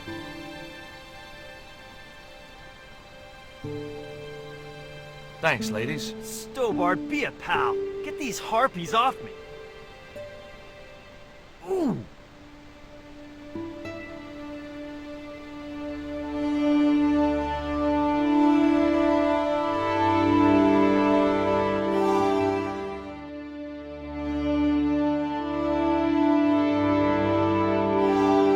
While George was basking in the sun-drenched Caribbean, I went to London. It was a long shot, but I thought I'd start my search for the Jaguar Stone at the British Museum.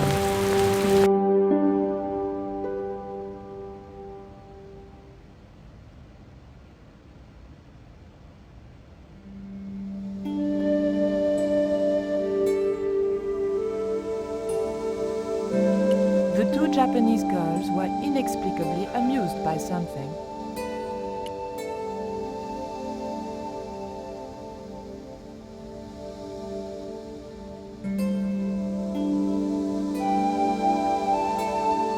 Bonjour. I wonder if you could help me. Ohayou gozaimasu. What's so funny? Oh, never mind.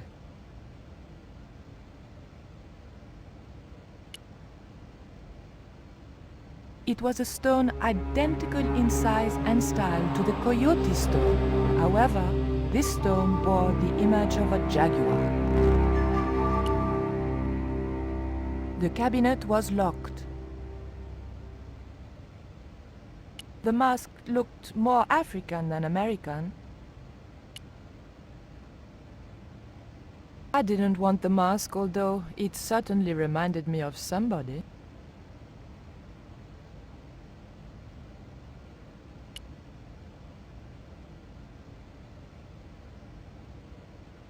I doubted I could sneak this enormous stone out under my jacket.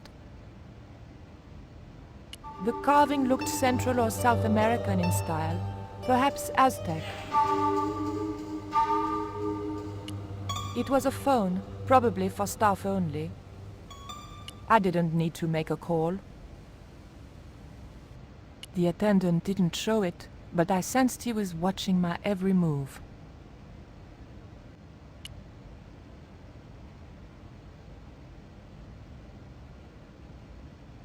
The cabinet contained a dagger decorated with Mayan designs.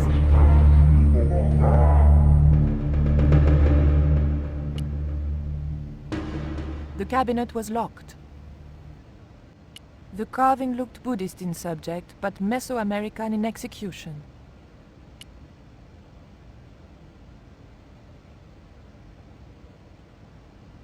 I wanted nothing to do with that statue. It made me nervous somehow. I wanted nothing to do with that statue. It made me nervous somehow. There was a huge carving of somebody who must have been important once. There was nothing I wanted to do with the statue except find out where he bought his hat. Très chic. It was a small, flat square of polished obsidian. Nothing like the one I was looking for. According to the caption, this was the scrying mirror given to Dr. John Dee by Sir Francis Drake. The cabinet was locked.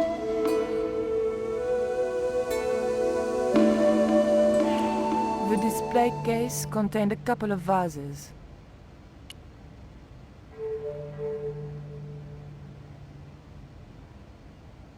Perhaps I'm a Philistine, but old vases bore me. The pots in the case seemed to amuse the girls no end. I had and have no interest in old pots.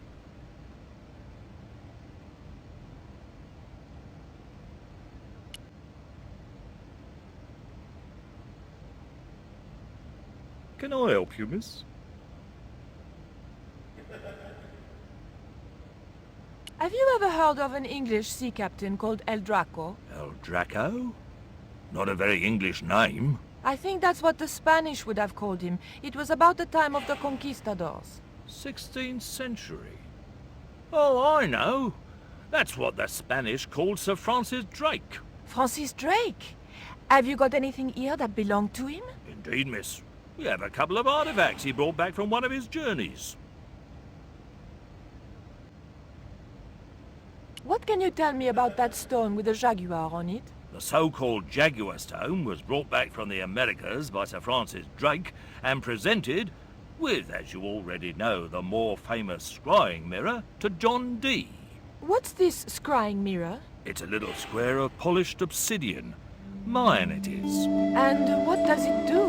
Well, it's a bit like a crystal ball, except flat and black. You can't see anything in it. Old man Dee had a psychic who reckoned he could speak to the angels through it. I think he was taking Dee for a ride myself. The old loony didn't like the stone, though. Reckoned it was tainted by the devil. Come along, miss. I'll show you the mirror. I've already... Oh, never mind.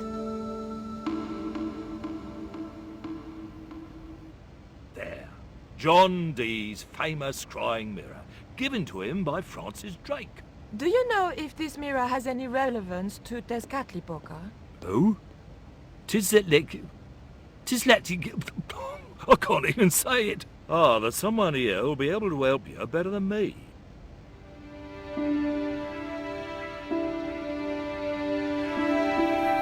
This young lady has some questions to ask, Professor. I think she's from France. Professor Roubillier? Eh? What? You two know each other, do you? Excuse me, the telephone.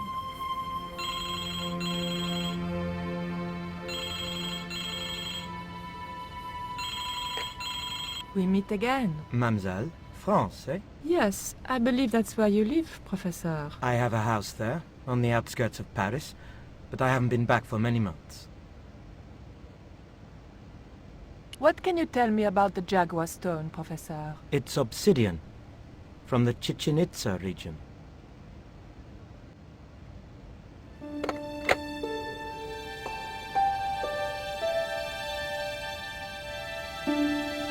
Professor Oubier, your taxi's here. If you'll excuse me, I have some urgent business to attend to at the docks.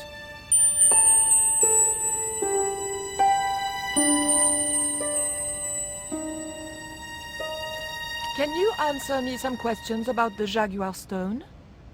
Certainly, miss. If you just step this way.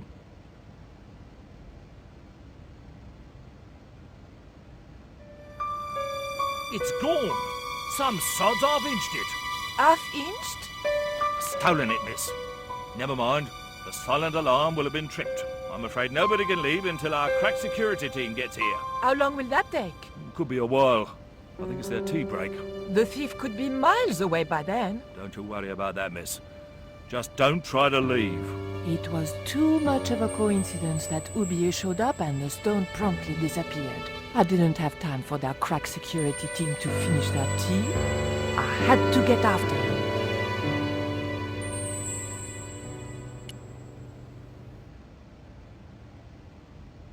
I didn't steal the stone. I was nowhere near it. So who do you suppose did steal it? It must have been Oubier. Huh!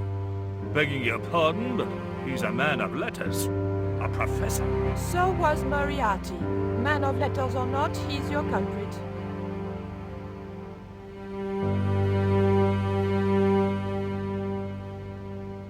Don't you think it's suspicious that Oubier has urgent business at the docks? Not in the slightest, young lady. He's gone to oversee the unloading of cargo, an exhibition of Mayan sculpture on loan from Mexico City. What's the name of the ship? The Xibalba Princess, moored down by Tower Bridge. Why do you ask? Just wondering. Thank you, you've been most helpful. It would probably be less suspicious if I kept away from the empty case.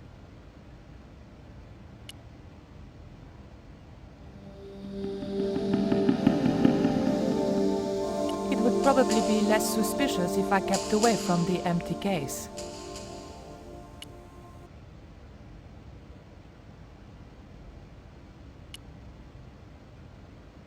Look at this. The thief left this key in the cabinet. Oh dear. Oh dear, oh dear, oh dear. That makes the theft an inside job, right? Oh dear.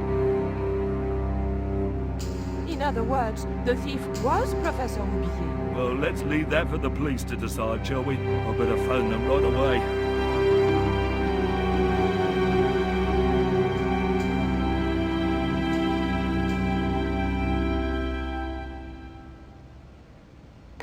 Hello?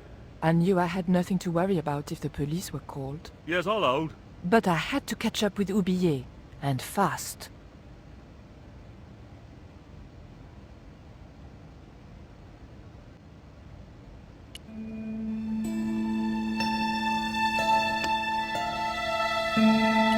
It was the key to the museum display cabinet.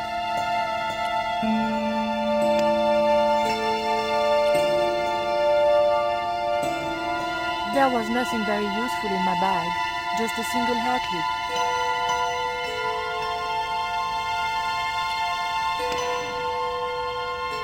It was a hair clip.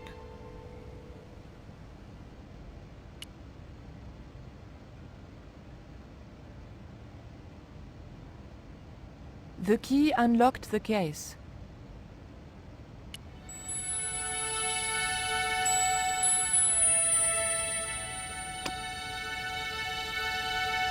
It was an obsidian dagger, thin and razor sharp.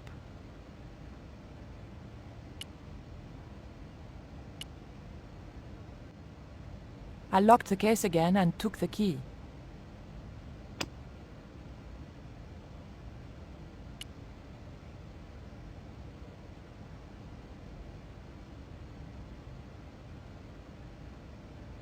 The key didn't fit this lock.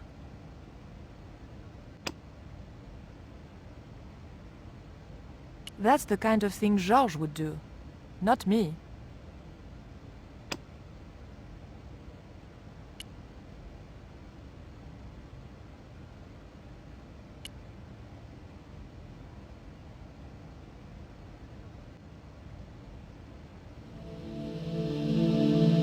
I'm sorry, miss, but I shall have to ask you to stay. Oh, but surely you don't suspect me of stealing the stone? No, but you will have to make a statement to the police. You're a witness.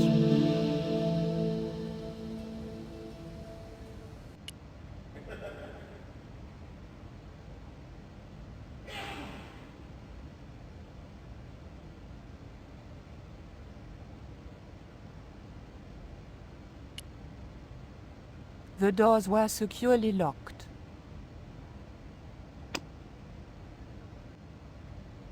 The doors were securely locked.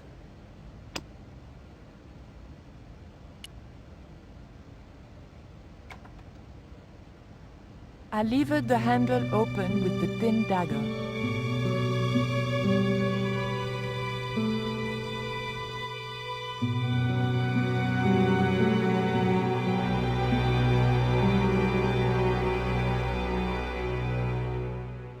The room had been decorated to resemble the interior of a sailing ship. It was disturbingly effective. It was an old book with spidery writing covering the open pages.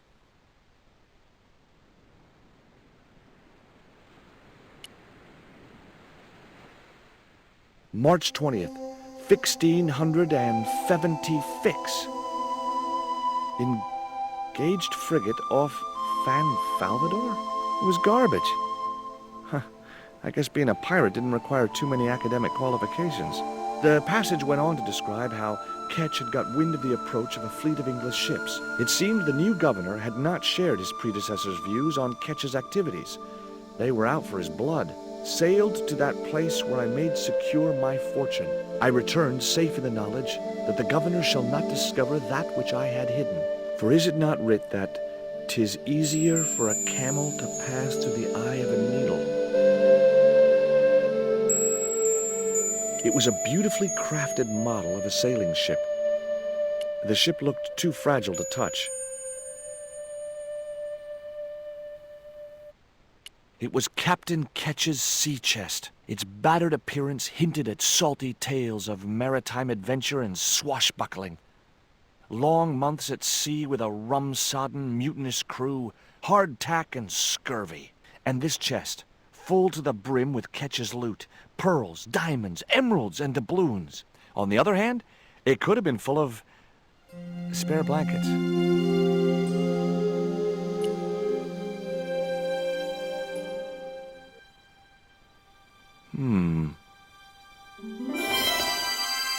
Surprise!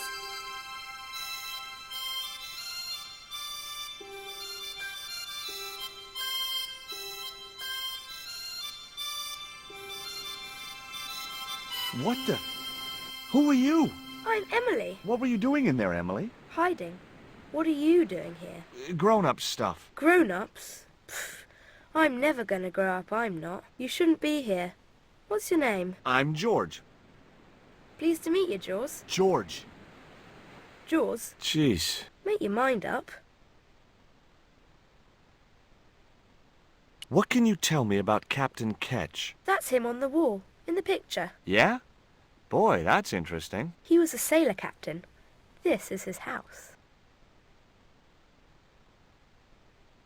Why don't you go play with Rio? I'm not allowed. How come? 'Cause Aunt Frost says I'm not allowed out of the house. That's why, Mr. Nosy Beak. Too bad. Why don't you ask your other aunt if you can play with Rio? Aunt Mina's cuckoo. Aunt Frost says so. She says when the Lord handed out common sense, Aunt Mina was off getting double portions of chin. That Rio's a smart kid. He helped me outwit Bronson. Rio is clever. He can spit ever so far.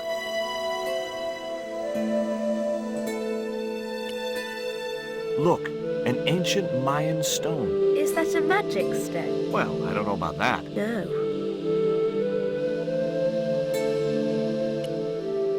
Would you like to play darts? No. Oh, come on. I'll throw, you catch. That's dangerous. Darts will stick in me and make me bleed.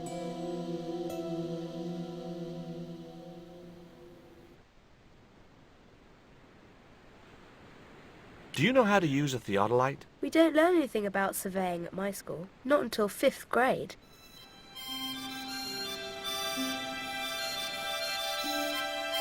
It was an actual pirate ship chart.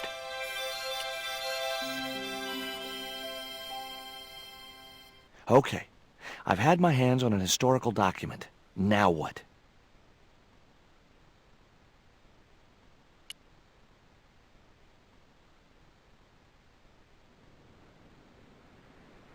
The chart fitted exactly into the recess on the top of the desk. What you doing, Jaws? I'm putting this old map on the desk What you doing that for, Jaws? because it was obviously intended to fit in this recessed area. How'd you work that out? It's obvious. The desk had obviously been cut to fit the chart. Or maybe vice versa. That looked like that's where it was supposed to be, so I left it there. It was an indented well in the corner of the desk. I guess it was intended to hold ink, but it seemed unnecessarily wide.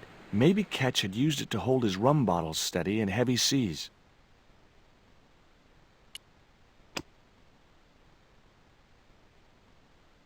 It was the electronic marker which Bronson used with his theodolite.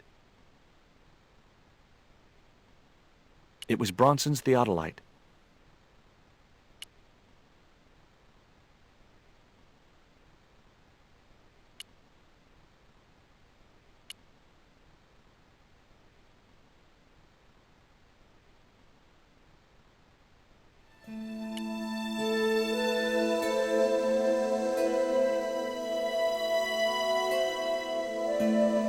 Hard a port, bosun. Aye, aye, Captain Stobart. She cannot take it, Captain. The lad's dead. Abandoned ship. Maybe that wheel was from Ketch's ship. Suddenly, I was 12 years old again.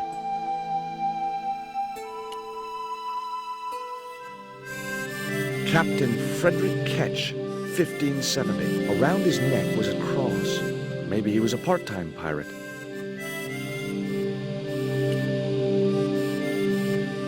It was the portrait of Captain Ketch. The portrait might have made a nice souvenir, but it was too large to carry. It was a ship's bell. Two bells and all's well. Pirates were cool.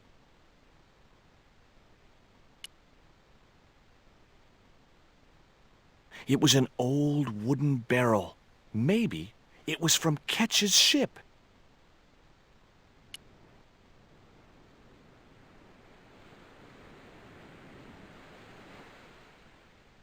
Yow! I should have known better than to put my hand in there. Grandma Stobart had a nasty experience in a water butt once.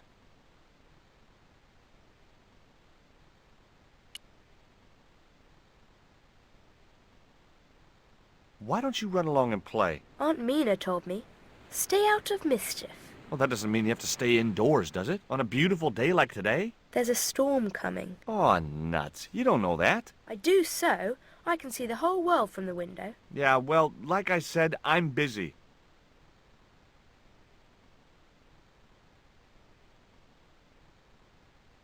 That cross you're wearing, Emily, It's my lucky Jesus cross. it's just like the one Captain Ketch wore. Uh-huh. Can I borrow it? Uh-uh. What would you trade for that cross, Emily? A puppy. Well, I don't happen to have a puppy in my pocket right now. Can you think of anything else you'd trade? Don't know.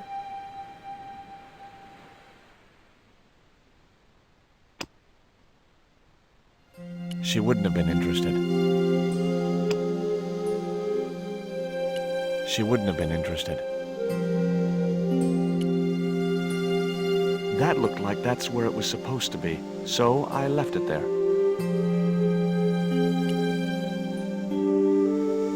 That might come in useful, in ticklish situations. What you doing now, Jaws? Knock it off, will ya? There's something you ought to know. I don't buy cute or lost puppy. I'm just borrowing this feather, that's all. Why? I might be able to make use of it. You're gonna steal it? That's bad. I'm gonna tell on you. No, don't do that. Why not? Well, because I'm not stealing. just borrowing. There were several things I wanted to say to that awful kid, but I held my tongue.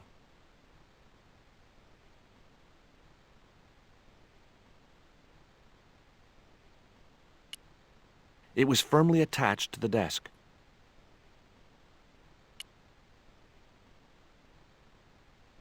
It was firmly attached.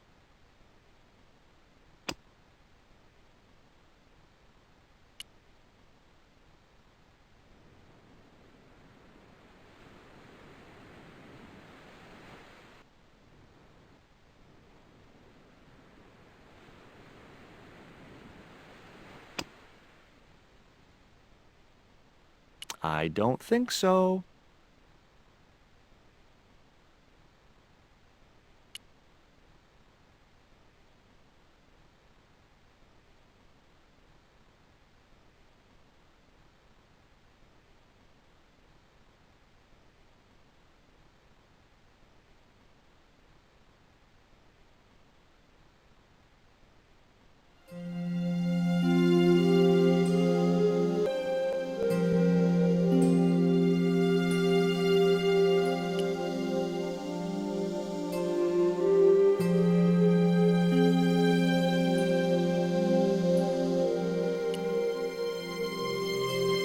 It was a shiny and very sharp-looking pirate's cutlass.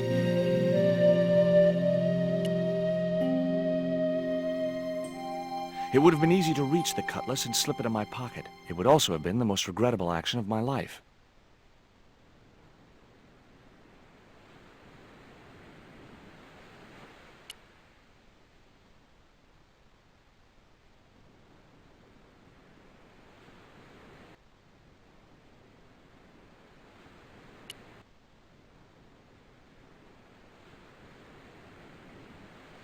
It was a neat oil lantern made of brass.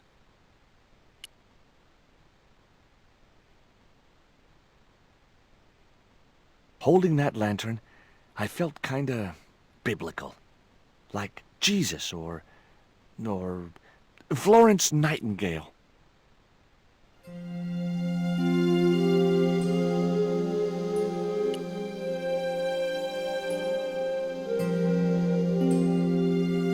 The lantern fitted so precisely in the inkwell, it could only be deliberate. What you doing now? Grown-up stuff. I doubt that. I've put the lantern in the inkwell. See? It fits. Why? Because it was cut to fit. Why? Because sneaky old Captain Ketch made it that way. Why? What is with all the questions? 'Cause I'm interested. Why? 'Cause I have the insatiable curiosity of the young. Why? All right. Truce.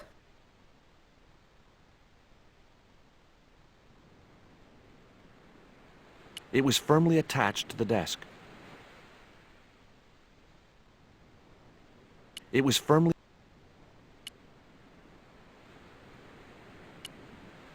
There were several things I wanted to say to that awful kid, but I held my tongue. That looked like that's where it was supposed to be, so I left it there.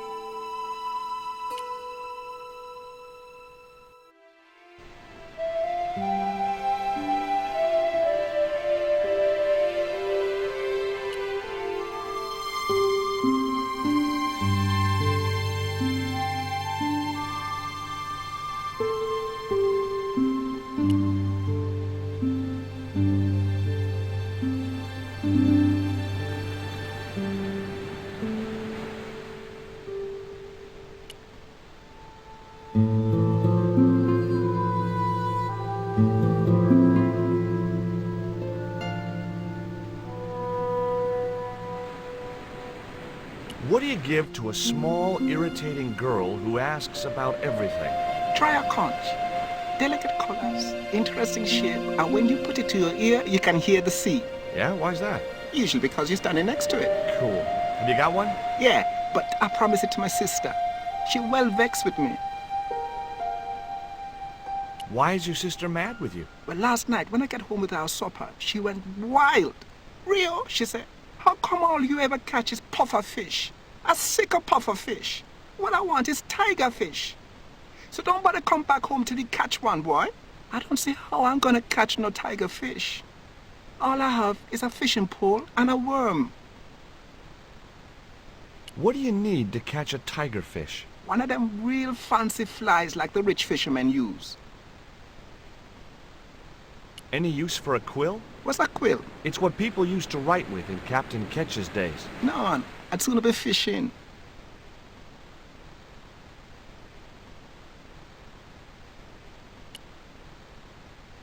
There was nothing else I wanted to ask the boy.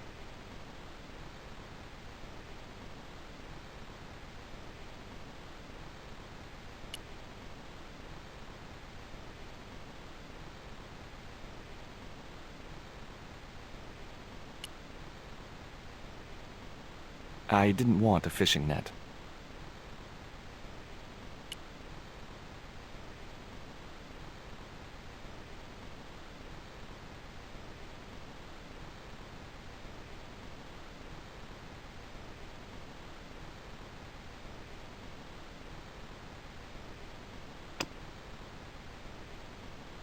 I don't think so.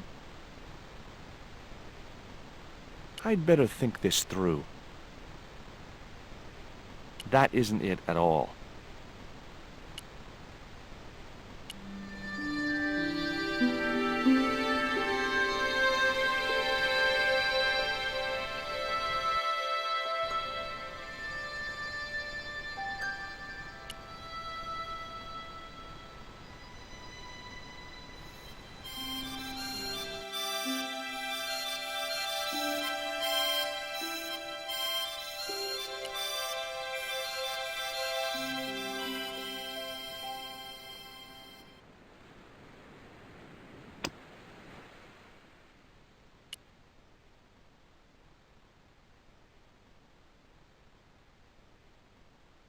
It would have been easy to reach the cutlass and slip it in my pocket. It would also have been the most regrettable action of my life.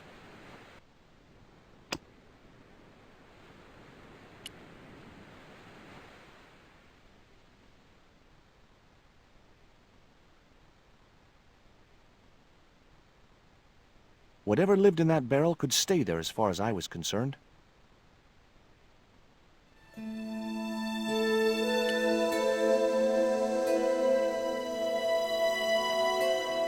There were several things I wanted to say to that awful kid, but I held my tongue.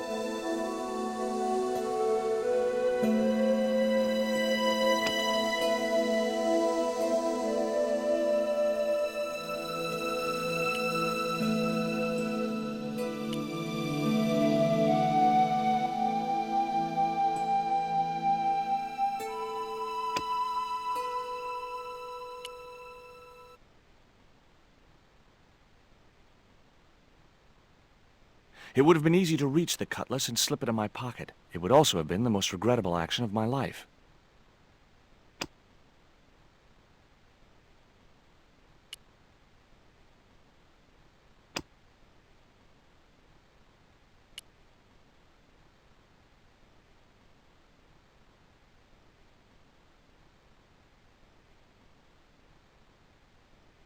Whatever lived in that barrel...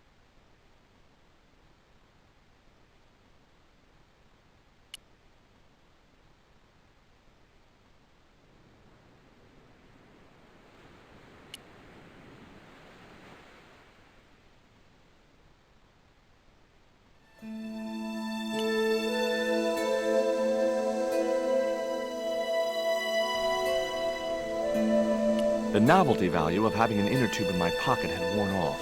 I left it there. I wasn't going to risk further laceration by the cat's claws.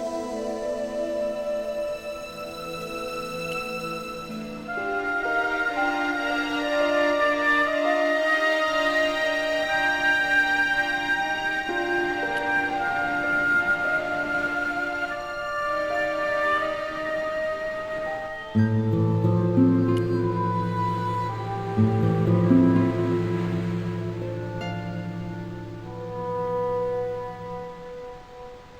was nothing else I wanted to ask the boy.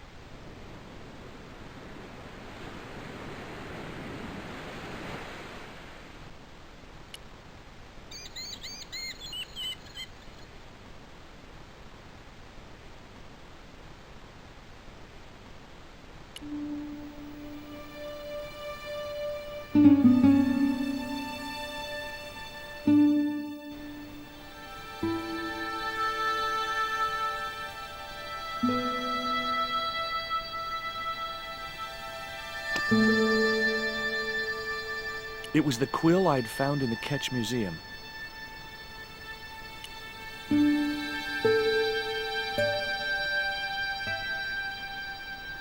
The cat made short work of the feather, tearing it into a blizzard of small pieces.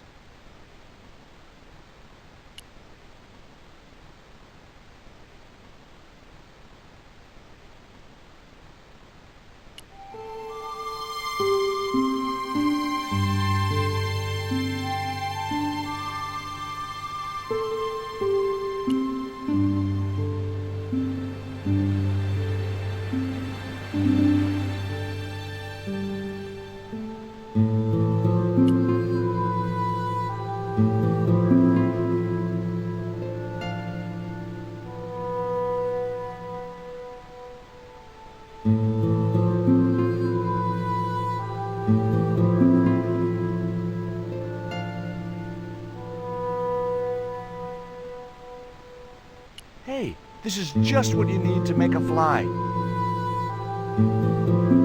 Thanks. Let's hope them tigerfish hungry. A deal's a deal. Here's a conch.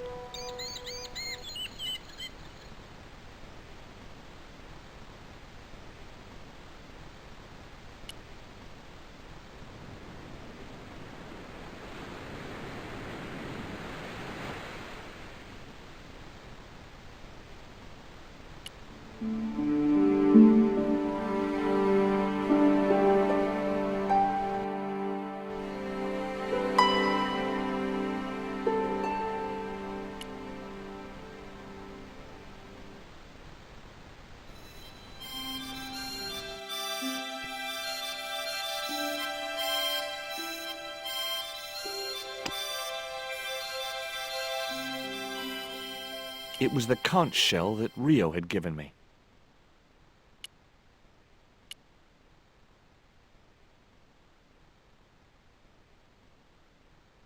Here, I've got a conch. Would you like it? Dunno. Aunt Frost told me never to take presents from strange men. I'm not a strange man. Then why are you called Jaws, Jaws? That's a stupid name. I'm not called... Look, conch, pretty. Swap for the cross, yes or no? Right, this thing's going out the window. Okay, we'll do swapsies.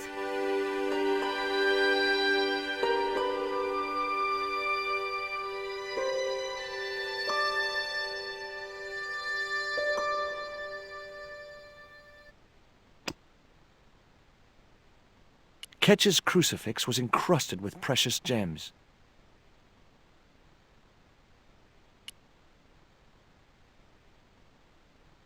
Ketch's cross slipped snugly into the penholder.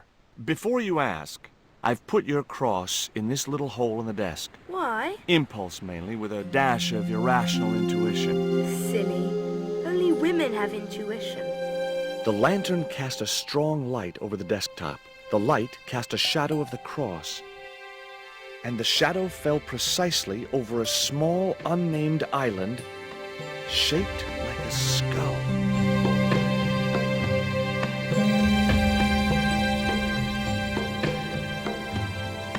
That must be it.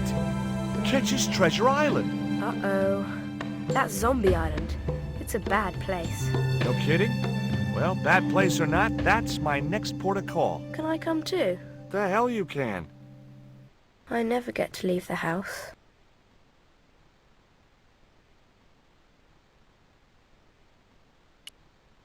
There were several things I wanted to say to that awful kid, but I held my tongue.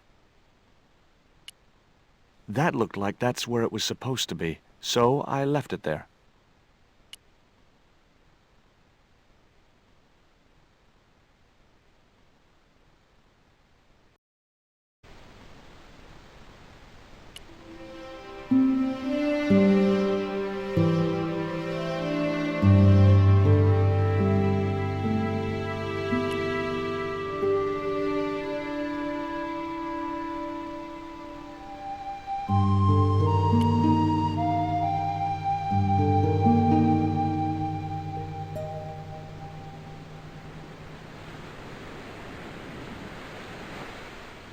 Would you take me to, Zombie Island? In this weather? You madman. The rain will keep the zombies indoors. Just say I did meet a zombie. What would you do? There ain't no zombies on Zombie Island. At least, not anymore. It's uninhabited. Good. What do you mean, not anymore? You still want to go? I guess. Well, I ain't had no luck with them tiger fish. And with the mood my sister is in, I'll be safer with the zombies.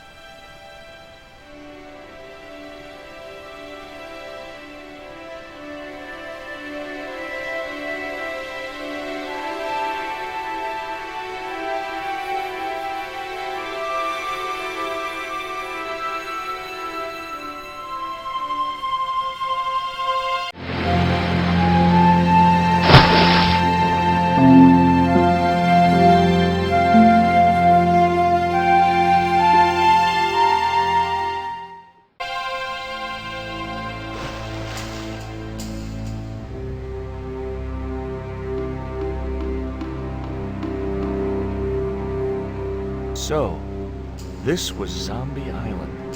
Somehow I'd been expecting something more sinister. Come on, Rio. Let's find that treasure. No, thanks.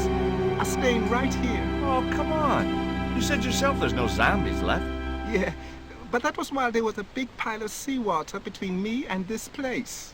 All me have now is this little bit between the boat and the shore, and I'm hanging on to it.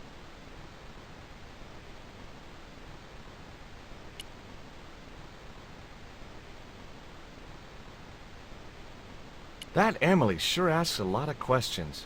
Rest it, man. This whole Emily business just isn't funny. Look, we're obviously at cross purposes here. I'm talking about Emily Ketch. Yeah, and so am I. She was my friend. Her aunts hated it, but we did move together, you know. She used to be real keen at hide and seek. It could take hours to find her. One time, the last time, it took days. She must have shouted and screamed herself hoarse, but there was nobody to hear her. Where'd she hidden herself? Captain Ketch's old sea chest. The only way to open it was from the outside. Suddenly, I didn't feel so good. We never exchanged another word about Emily Ketch.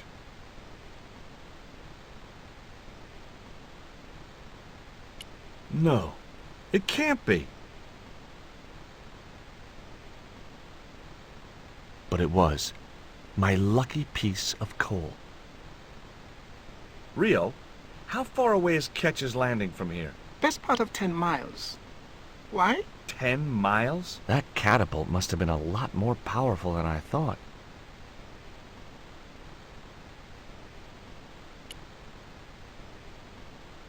The cliff stopped me getting off the beach. The cliff was steep. Too steep to climb without handholds. And I couldn't find any.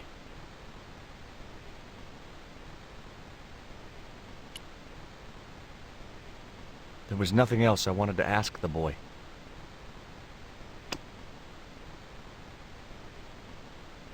It was Bronson's Theodolite.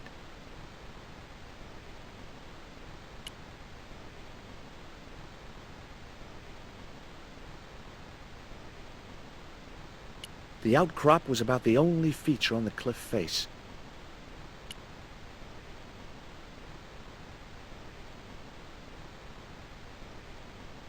It was too high. I couldn't get up there.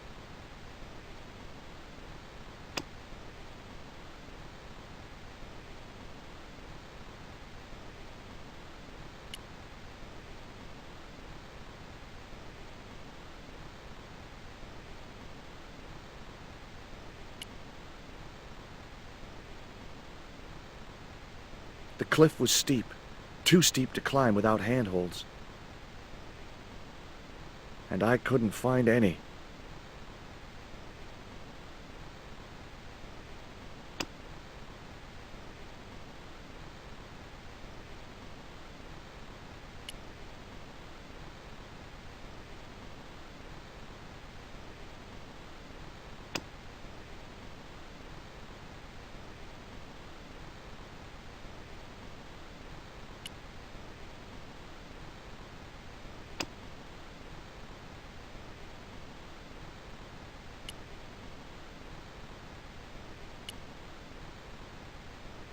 There was nothing else I wanted to ask the boy.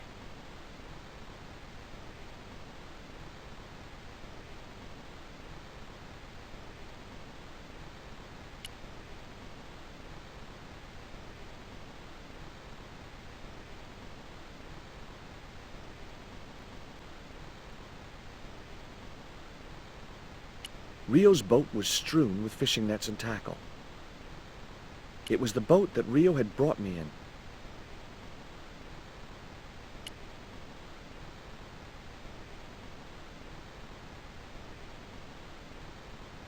Could I borrow your net? Yeah, man, no problem.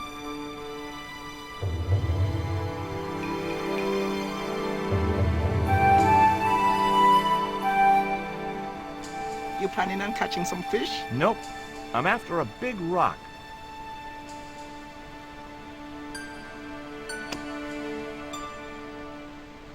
It was my lucky piece of coal. It was Rio's fishing net.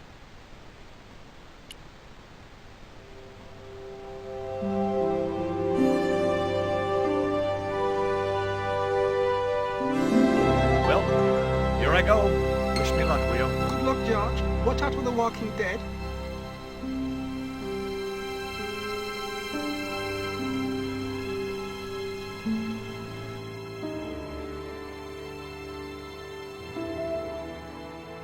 I stumbled down dark stairwells for what seemed like forever, until suddenly I found myself, wow,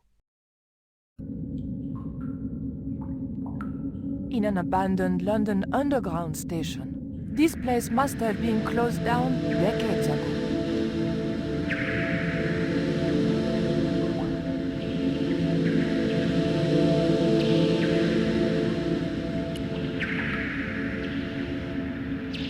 LBS Lubes? What are lubes? The machine wasn't about to weigh me for nothing.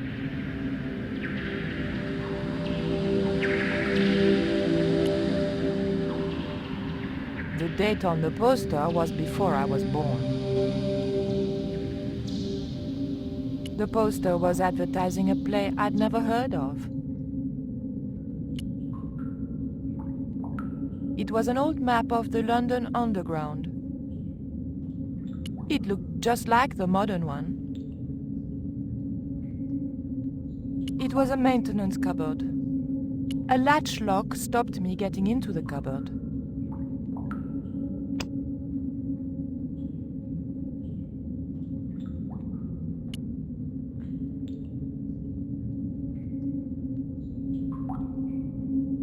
The blade of the dagger just fitted between the door and the soft wood frame. The door gave slightly and then held firm.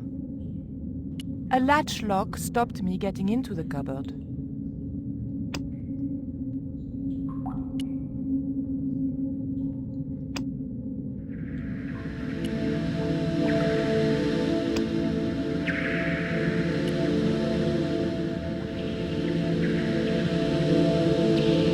It was a tube tunnel, possibly still in use.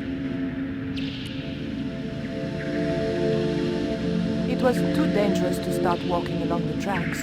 I remembered what always happened to Wile E. Coyote when he did that. The train signal light still worked. A warning sign saying high voltage convinced me to leave the lights alone.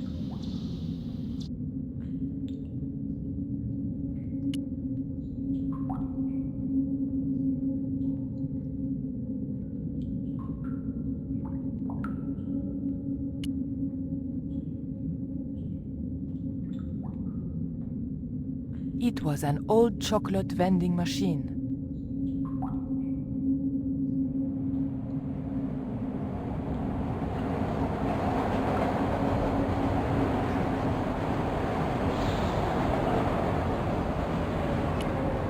It was a cup which caught rejected coins. A flap covered the tray into which the machine dispensed chocolate bars. The tray was empty. The cup was empty. The machine needed to be fed a coin before it would operate. It was a poster advertising holidays in Scotland. It might have been a nice souvenir if it hadn't been torn and dirty. It was an old ticket machine. A sign read, "Tickets 3D."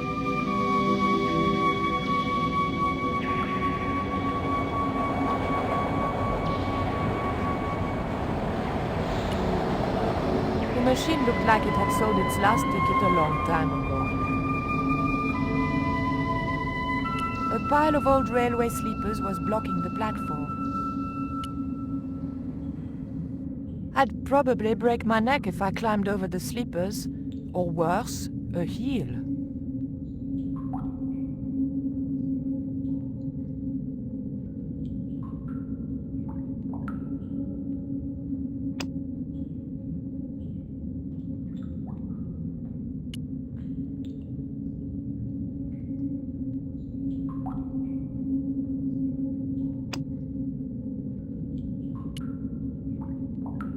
The blade was too thick for the narrow slot.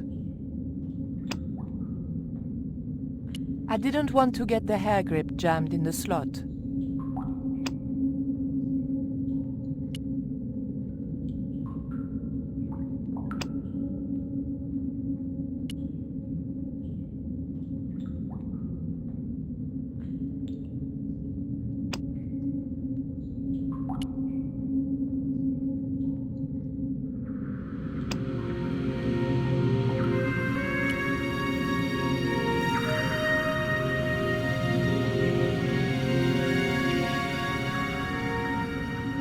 There was no point in going back up there.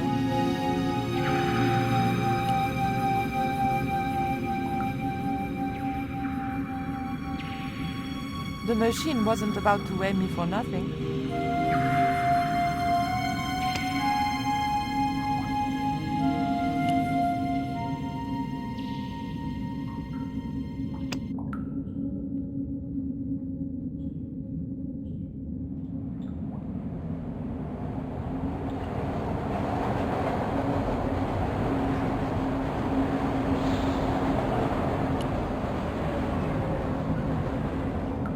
A small crack had appeared where the dagger had pried the door from its frame. Through the crack, I could just make out the latch which stopped the door from opening.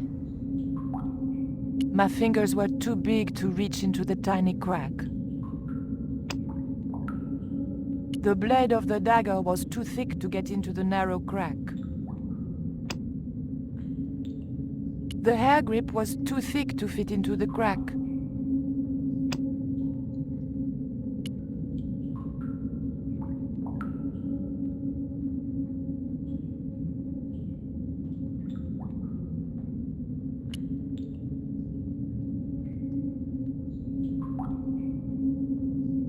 A warning sign saying high voltage convinced me to leave the lights alone.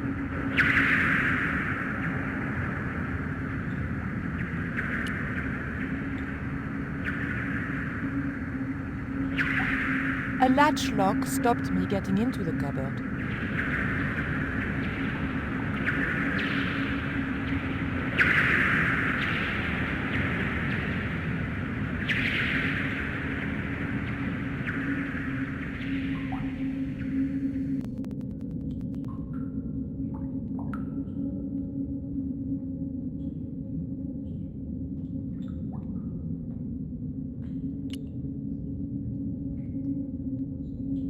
The cup was empty. It was a cup which caught rejected coins.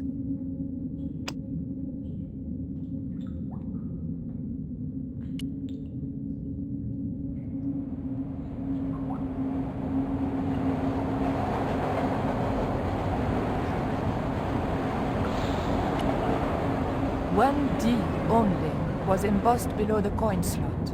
Something protruded slightly from the slot. The slot was much too thin for my fingers. The blade was too thick for the narrow slot.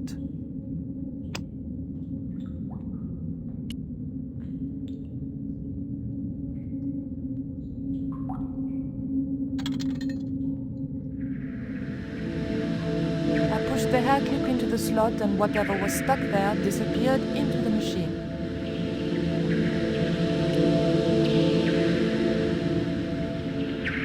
I pulled out an old English penny.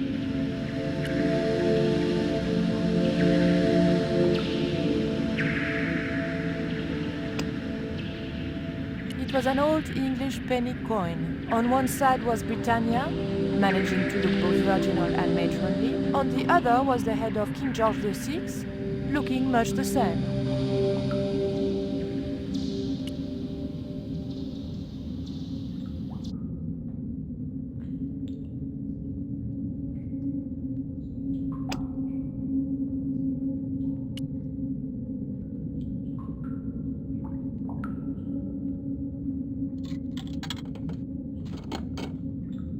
I put the old penny into the slot, the needle twitched rustily, and the machine spat out a card.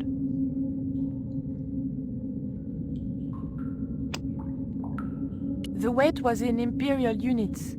It meant nothing to me. The card also had my fortune on it. A family quarrel will turn out to your advantage.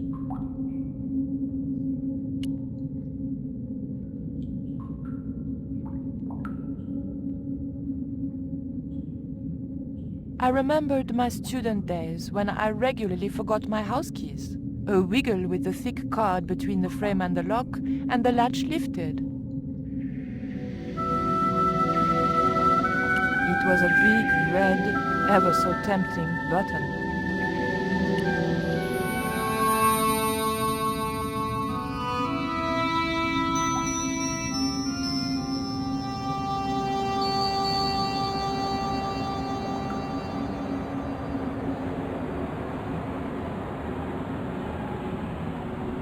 The train was my ride out of it. I could worry about not having a ticket when I got to the docks.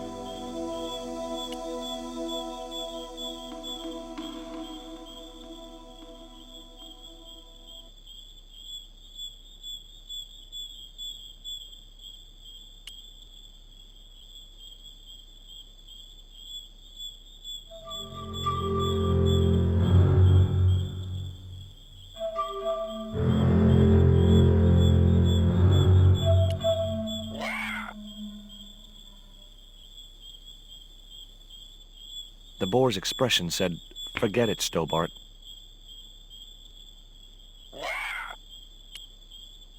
The path was blocked by an ugly and extremely dangerous-looking boar.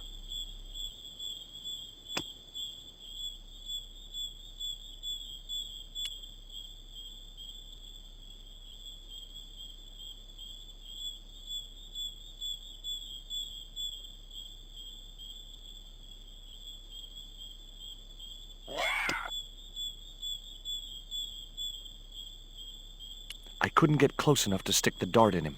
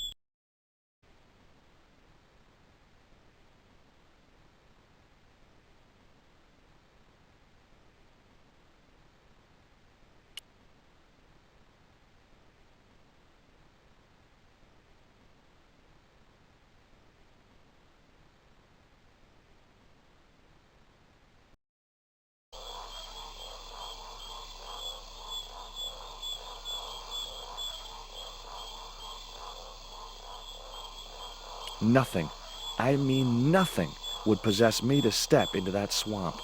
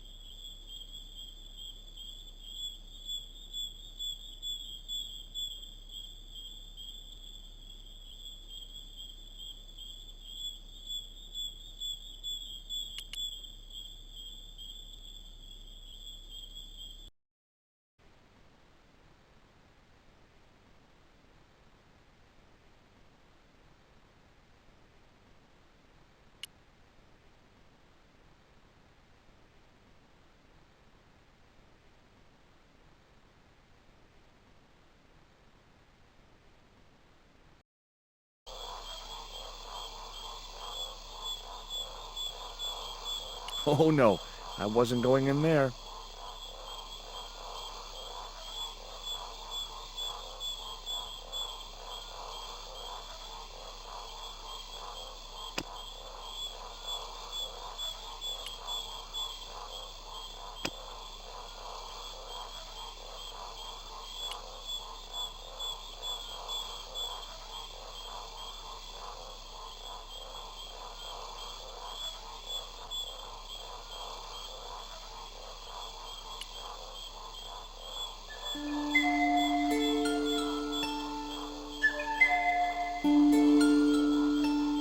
One reed was enough.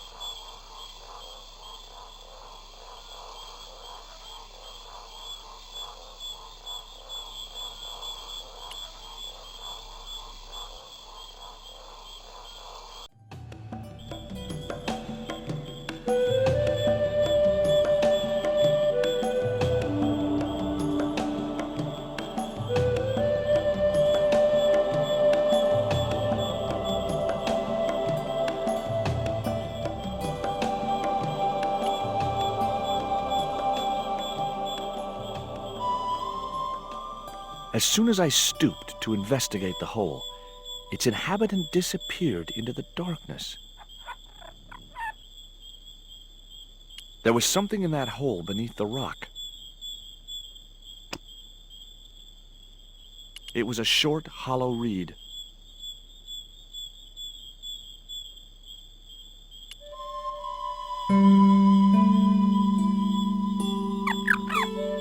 The end of the reed had been neatly bitten off.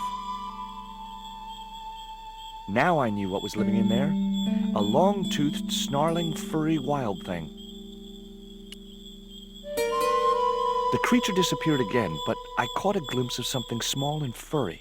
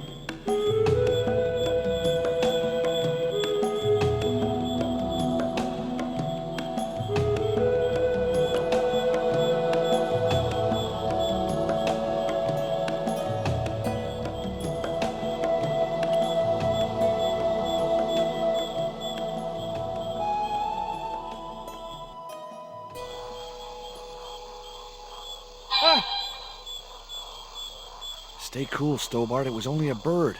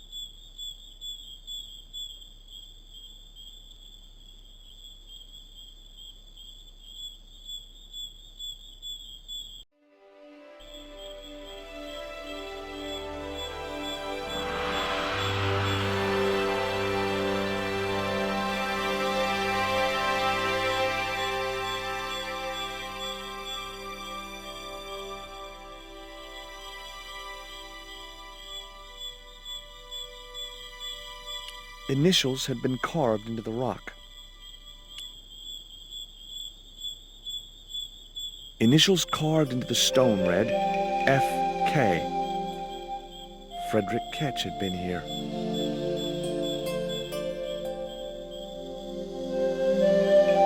Three shallow holes had been made in the rock. Joining the dots would make an equilateral triangle. It was Bronson's theodolite.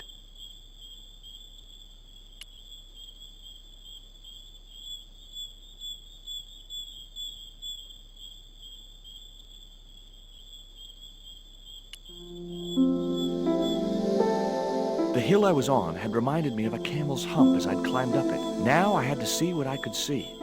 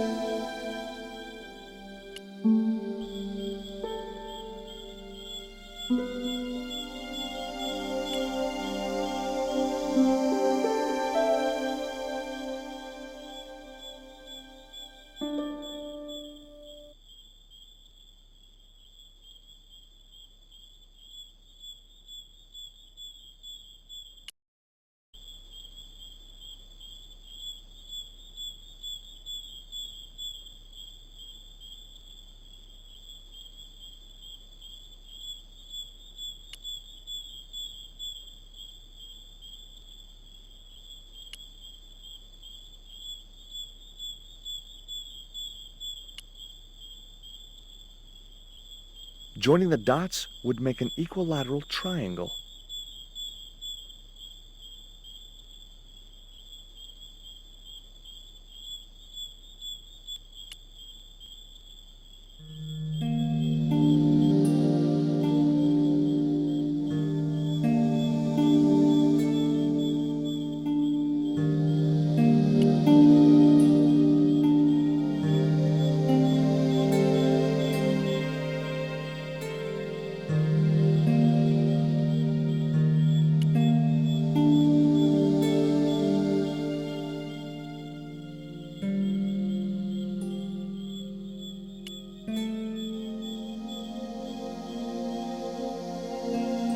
It was a good cave for hiding treasure in.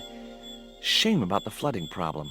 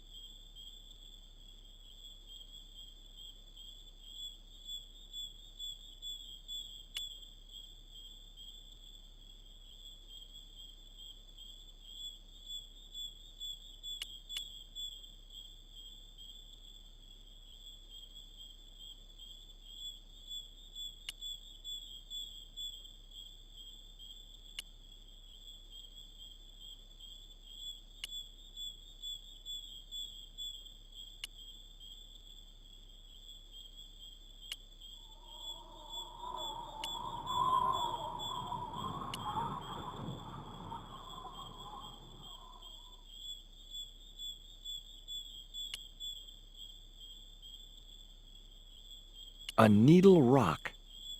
Eye of the needle?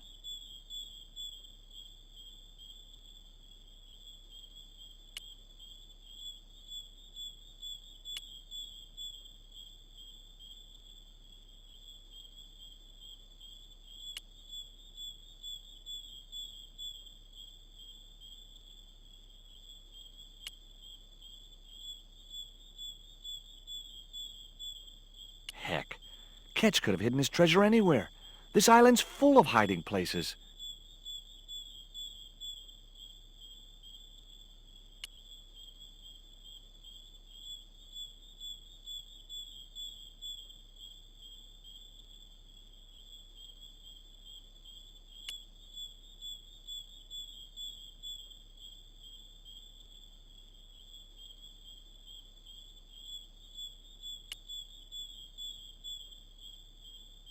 There was an enormous cave.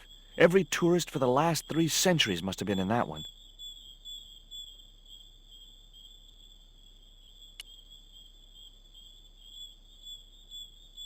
Heck. Ketch could have hidden his treasure anywhere. This island's full of hiding places.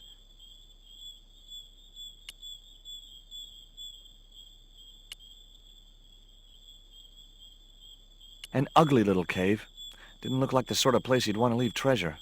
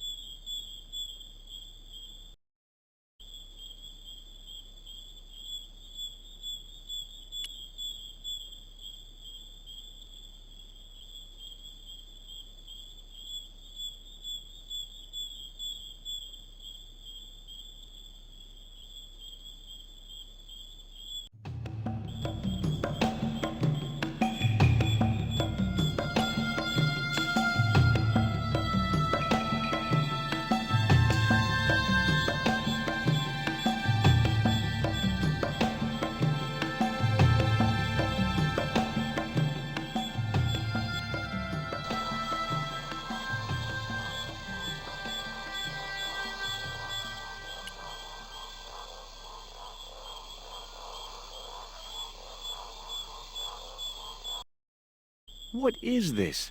The magic forest of deja vu or something? What the? Steady, guy. It's just a monkey.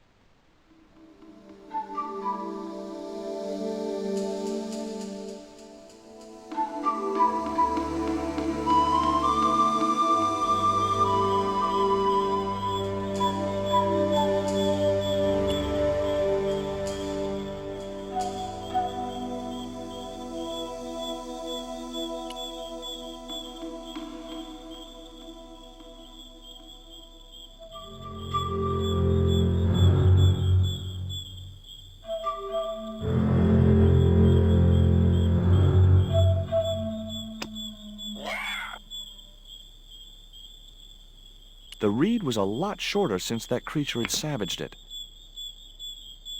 There wasn't much point in using an empty hollow reed on a wild boar.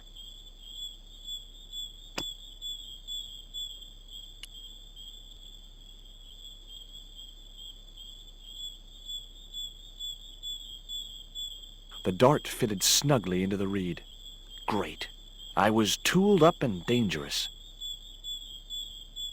The poisoned dart was loosely lodged inside the reed.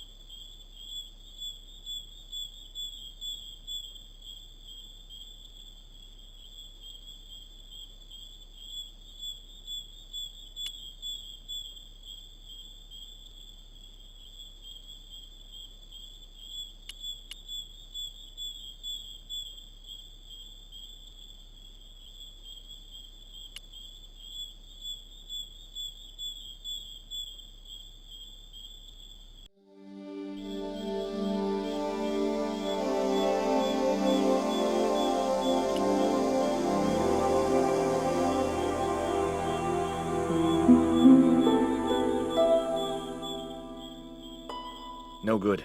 I'd have to be bitten by a radioactive spider before I stood any chance of getting up there. It was a needle of rock in the middle of the clearing.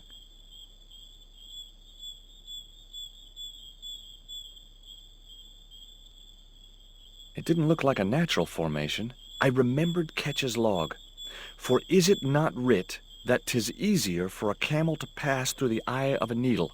Seemed pretty relevant now.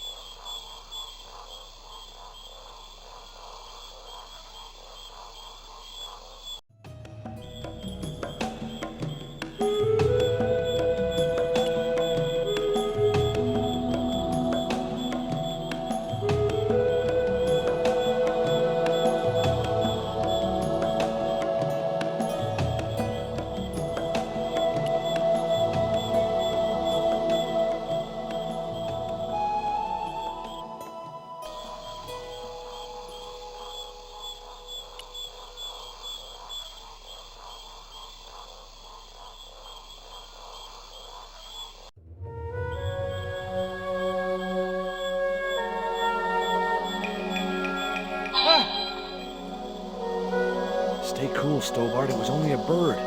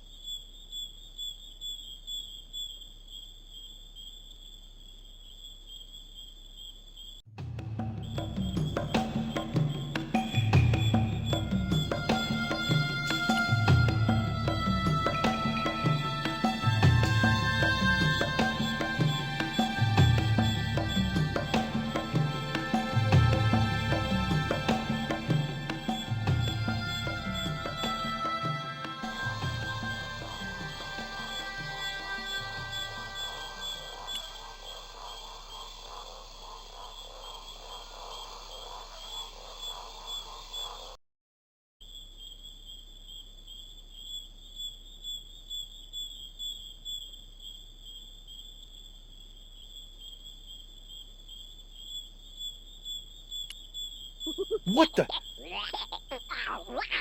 Steady, guy. It's just a monkey.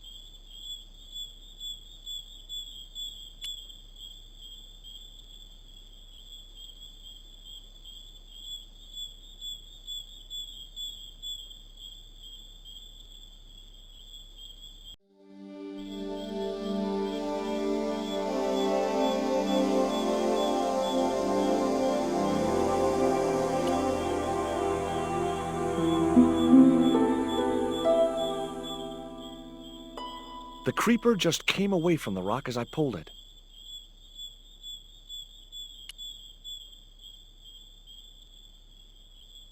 The creeper didn't look like it would hold my weight.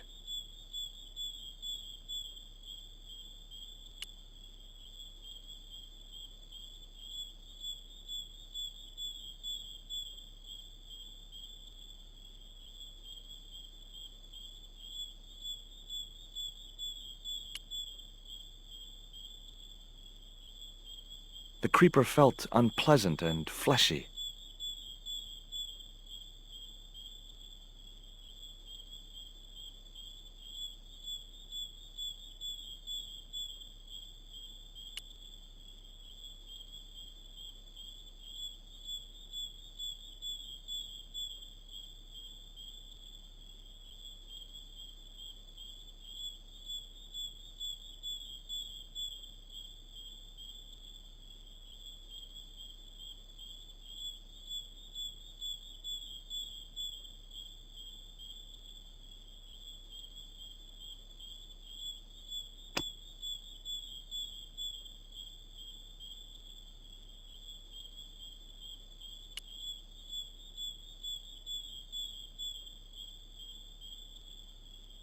The net attached easily enough to the creeper and seemed secure.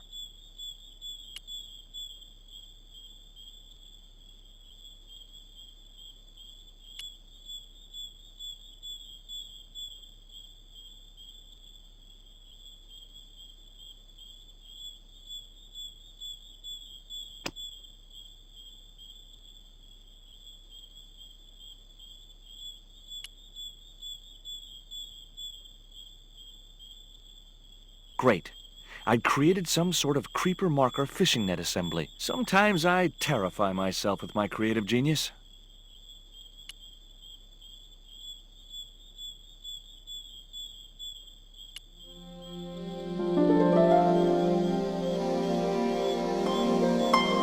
I'd successfully got the marker into a position near the top of the needle simply by using the kind of lateral thinking that can get you institutionalized.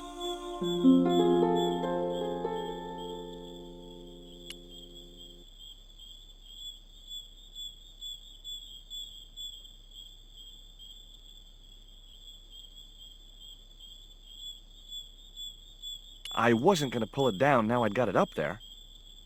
That high up, the marker should be visible for miles.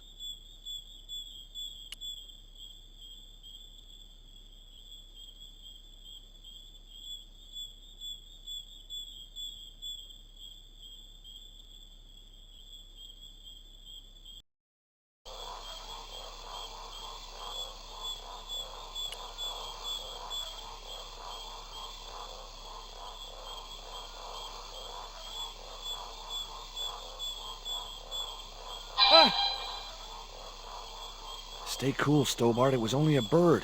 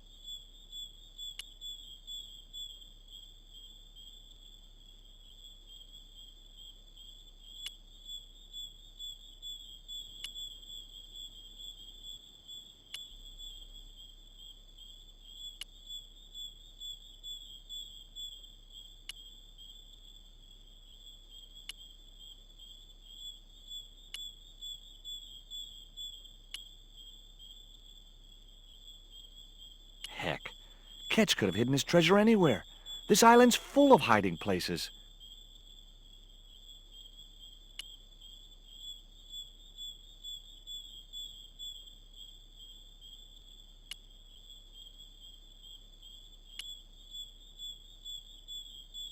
It was the marker which I had raised up the needle of rock. I could see the marker I had fastened on the rock down in the forest, and right in line with it, that had to be where Ketch had hidden his treasure.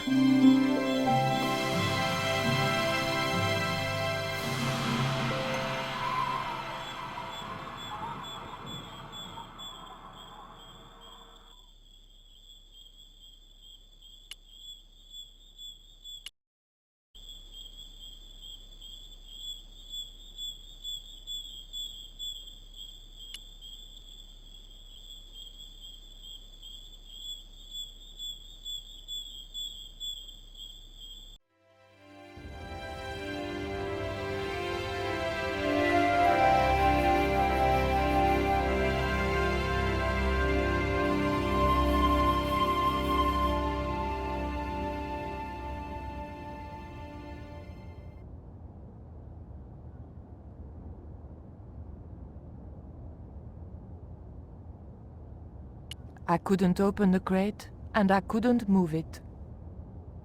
The crate was a good hiding place, but I couldn't stay there forever. Pablo would probably shoot me on sight. Pablo would probably shoot. The Xibalba Princess lay at anchor just below Tower Bridge. I knew I'd found the right ship as soon as I saw Pablo at the rail. A guard patrolled the deck. He was sure to be armed.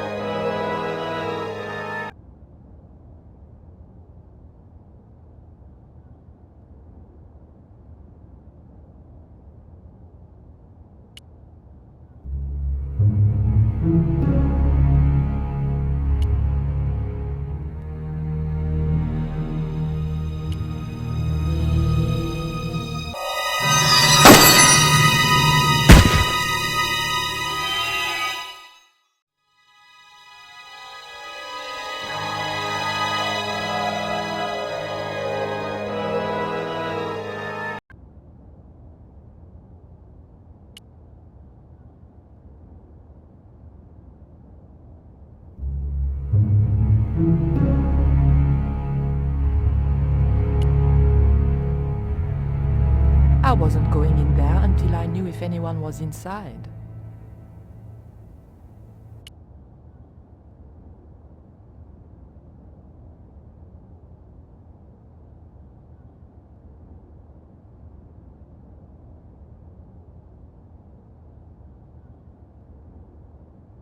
The tactical advantage of hiding in there escaped me.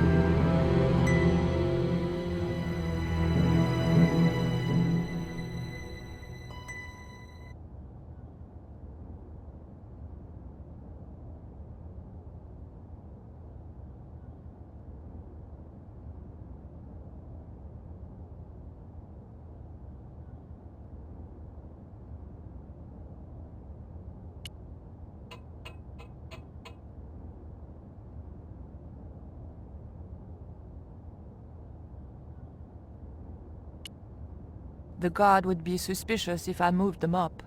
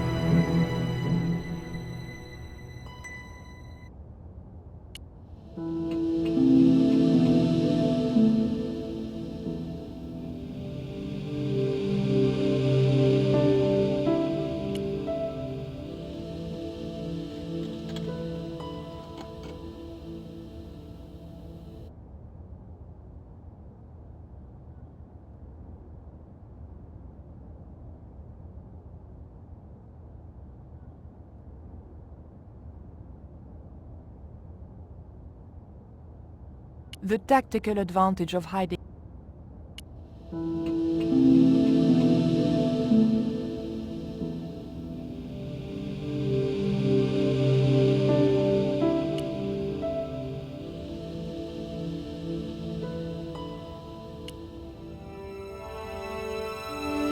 Got you.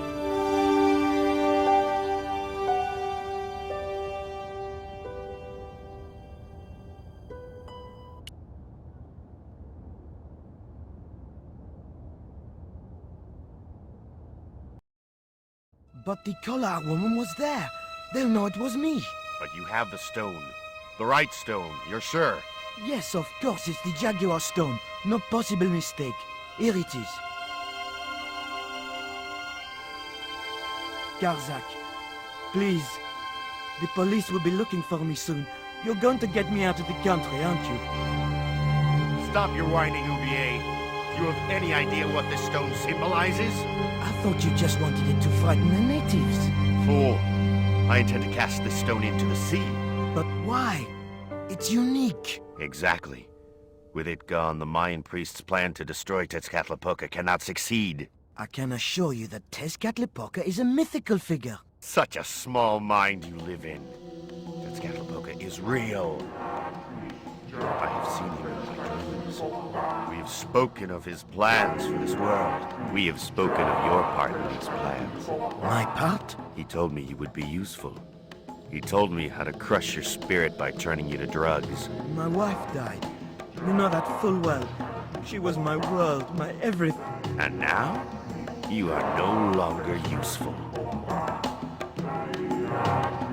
She called out your name as she died, you know. What? What are you saying? And then they thought you'd done it. It all worked perfectly. You? It was you? You bastard! You monster! For the love of God, Karzak! Which one?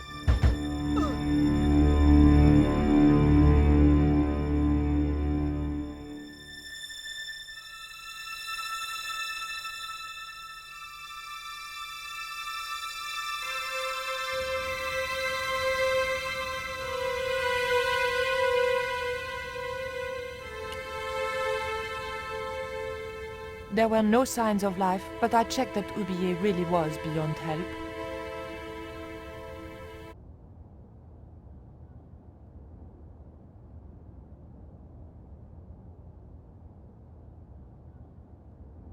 We were going to need the stone to thwart Karzak.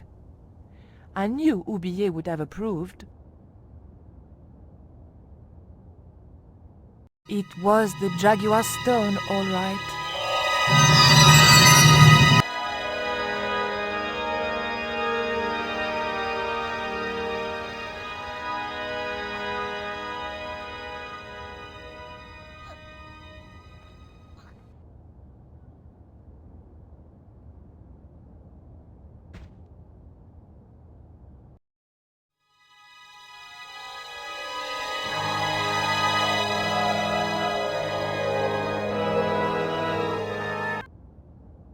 We were going to need the stone to thwart Karzak.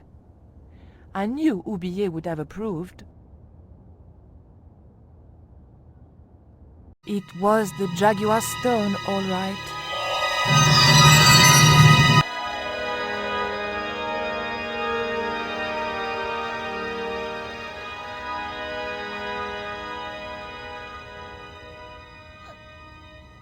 I was seconds from death. I had to stop him somehow. I was seconds from death. I had to stop him somehow. It was the Jaguar stone which I'd found in London.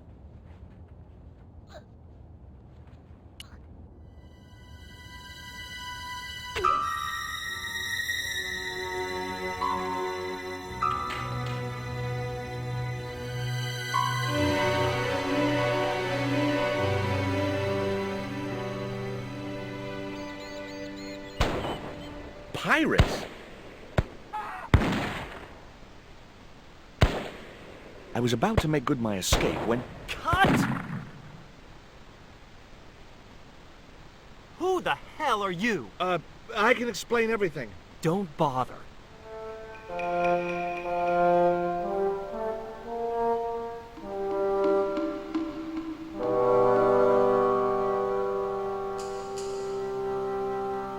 I'm sorry. I didn't realize you were making a movie.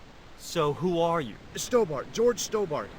2 B's and 2 T's. It's okay, Mr. Hawks. He wasn't in the shot. Hawks? This had to be Carlton Hawks, the newest enfant terrible of Tinseltown. I'd read about him. Mailroom boy makes good. Nice to know it was still possible to get to be a director armed with only an encyclopedic knowledge of postal charges. Stay out of the way, surfer boy. I'll deal with you later. Surfer boy?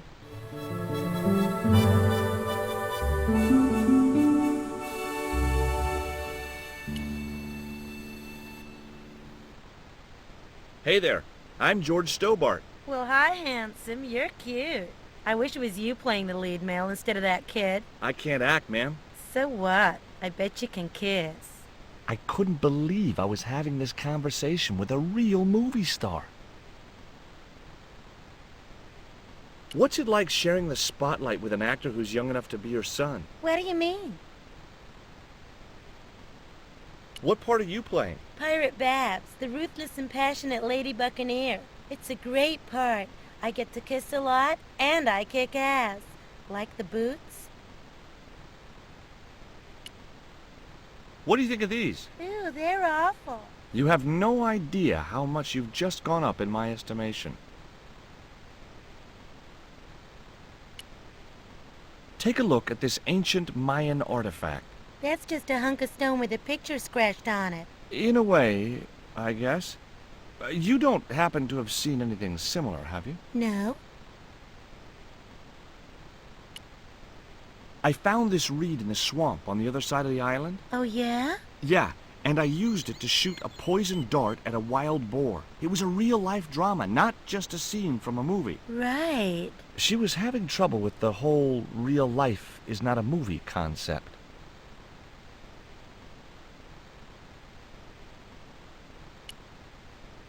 Hi there, George Stobart. Uh-huh. Yeah. Haiku McEwen. Is your name really Haiku? Yeah.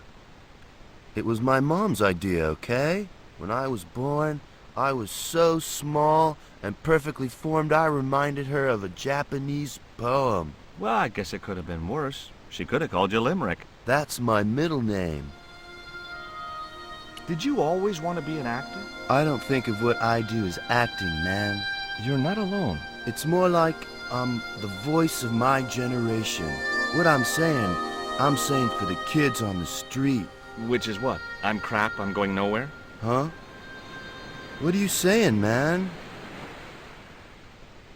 Stobart, get out of shot. Positions, everybody. I'll get a flip chart and explain it to you later, Haiku. Haiku, baby, are you ready? Okay, man. Which scene is this? You've been captured by Silver's accomplice, Pirate Babs, who's fallen in love with you. Okay, people, top of page 76, Sharon. What about my big speech? It's been cut. Everybody ready? Up to speed. Quiet on the set. Okay, let's make magic. Oh, please. And action! Why don't you forget that dumb old squire and his bunch of merry men? Can't you see we were made for each other? I know, but Squire Trelawney saved my life, Captain Babs. Why, if it hadn't have been for him, that giant octopus would have made mincemeat out of me. But right now he thinks you're a traitor. He's locked you out of the stockade, Jimbo.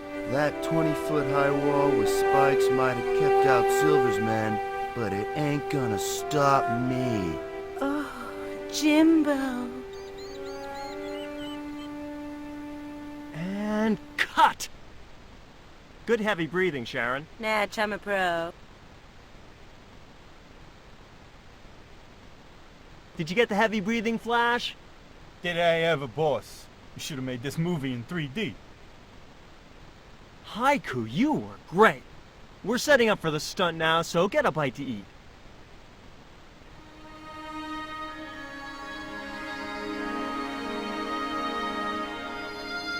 Savage, on set, damn it!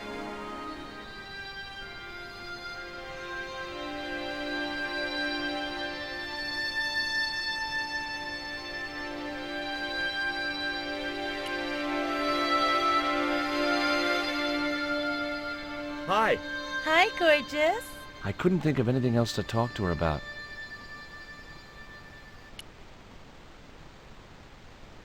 Hi, George Stobart. Hello, mate. You're English, right? Blimey, you don't miss much, do you? Bert Savage. How long have you been in the movie business? Flipping years, mate. Absolutely flipping years. I was in the army before that. Thought to myself, you've been risking your bleeding neck every day, why not cash in on it like? So you became a stuntman, just like that? Nah, of course not. I had to do the training first. What training does a stuntman do? First, they told me to stand in the road. Then, they run me down. Straight up. Drove at me with a car. I couldn't believe it. I was up on the bonnet and over the other side before I realised he wasn't stopping. Then they threw me downstairs a bit and gives me a certificate. Did you ever work with Carol Climax? Dirty Dachshund? I'll say. Flipping princess, mate. I heard she was very beautiful. Mind you, she acted like one too. Ordering this, demanding that. Did you ever meet Bertrand Oubier? Meet him? No. I saw him a few times, though. He didn't like his wife being in films. Do you think Oubier murdered his wife? I wouldn't be surprised if he did. Mind you, there were plenty of people who could have done her in. I thought the public loved her. Yeah, but people who knew her saw the other side. Have you ever seen anything like this before? What's that, mate? Stone axe? No, it's just a piece of polished stone. Very nice indeed. Shine it up a bit, you get a few bob for that.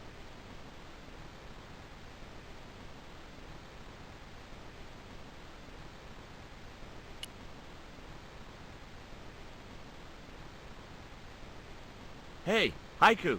Yeah, man.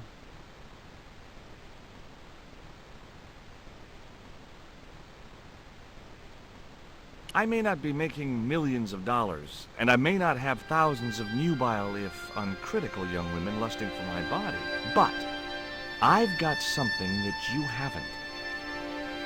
This small piece of coal. Man, you're getting freaky on me.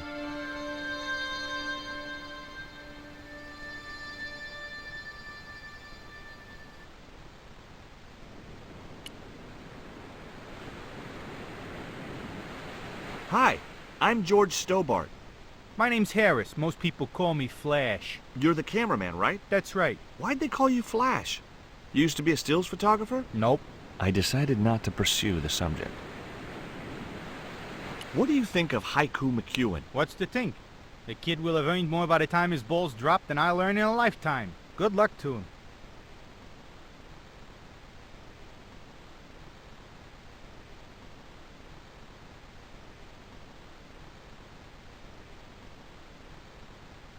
You wouldn't get me up there.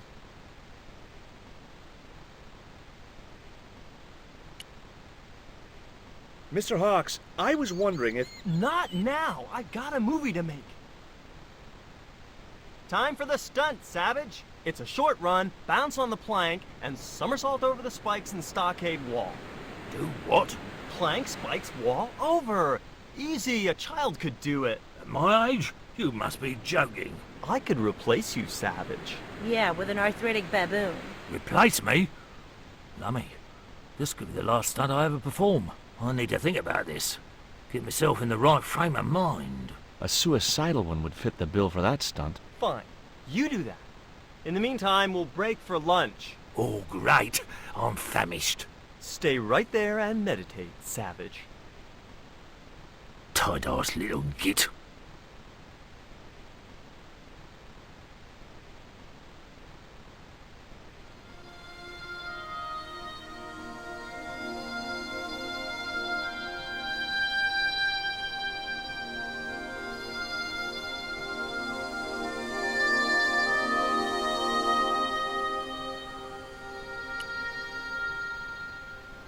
I was talking to Mr. Savage, the stuntman.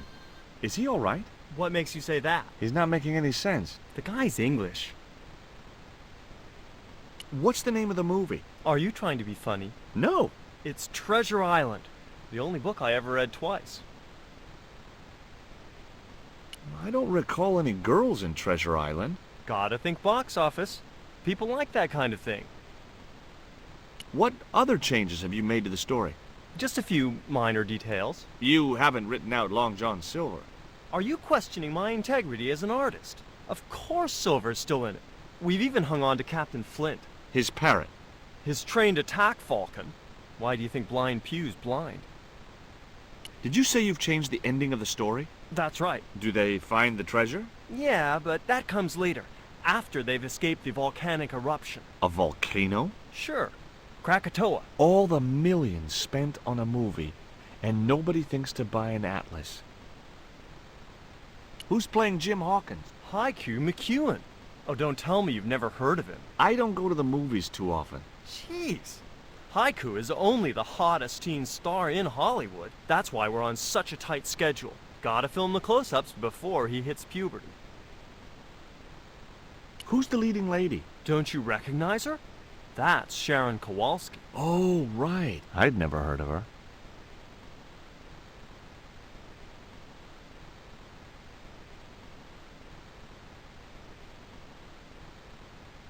You know what the locals call this place, don't you? No, but I guess you're gonna tell me. Zombie Island.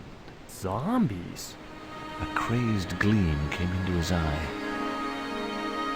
Get me the writers. Get me makeup. I want zombie pirates in this movie by the end of today.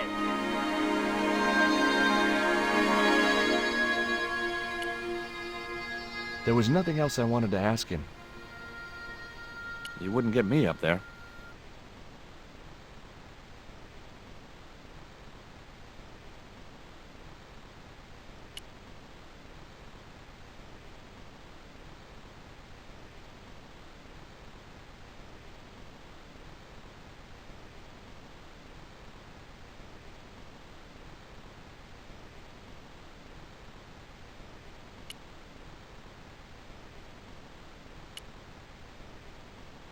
The bun was so stale it felt like a small rock.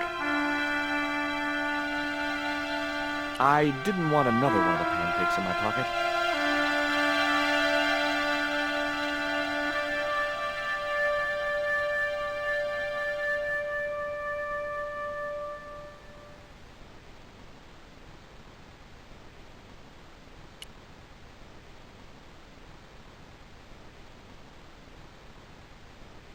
As I walked towards the bush, it started buzzing angrily.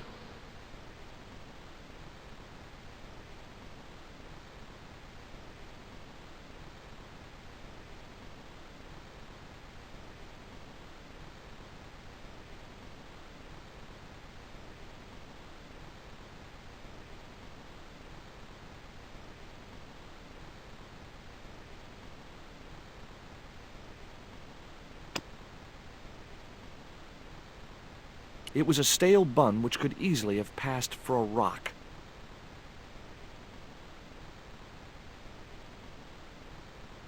It was a plain pancake. It was a pot of maple syrup.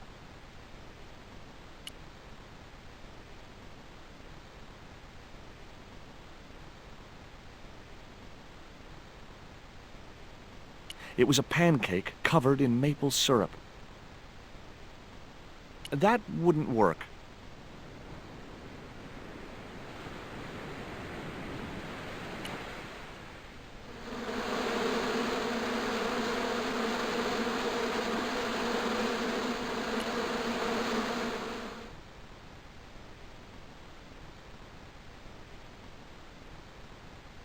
Hi.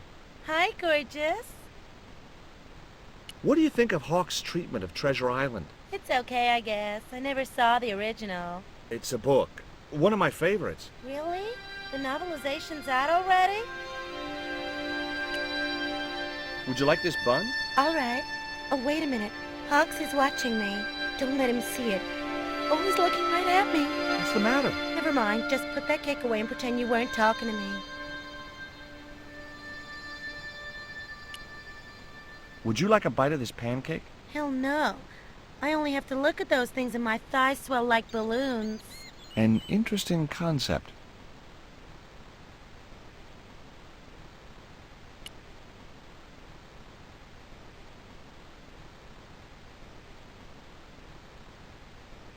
I don't want to worry you, but there's a hornet's nest over in that bush. Hornets. That reminds me of a film I was in. The Black Hornet. The Black Hornet? I don't remember seeing that one. Before your time, most likely. What happens in it? Lummy, what don't happen in it? I was shot, stabbed, fed to piranhas, dangled from an airship, and trampled by a zebra. No, I mean, what was the plot? Plot? Would you like a bun? No way. The last one I tried cracked my dentures.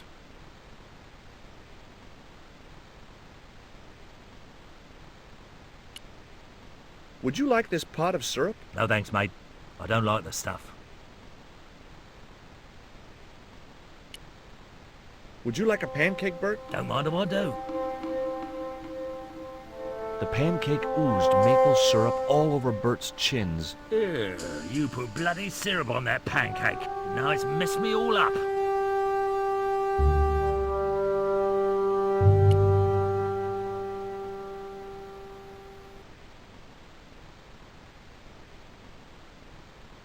Now I knew why that bush was buzzing.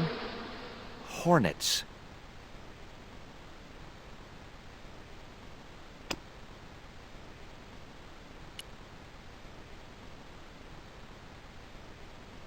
Those hornets were not pleased.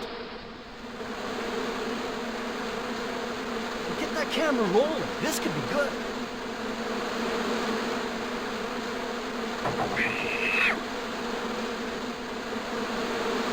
Cut and printed. That was brilliant, folks.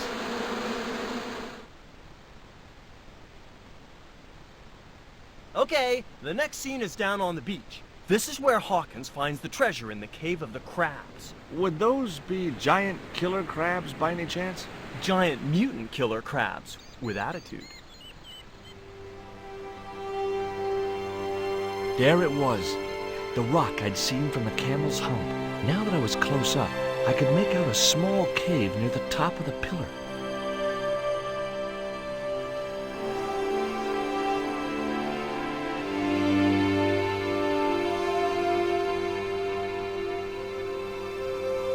Hey, you! Trouble! Who, me?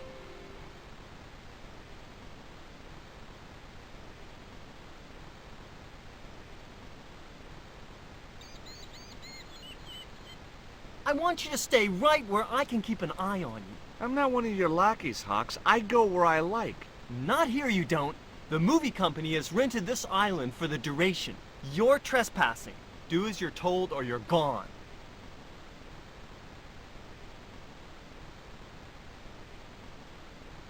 There was nothing else I wanted to ask the cameraman.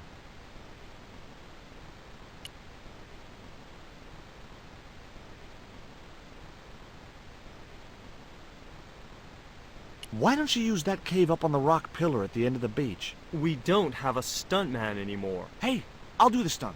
I appreciate the offer, but if you fall, you'll sue us. No, I won't. Everybody hear that?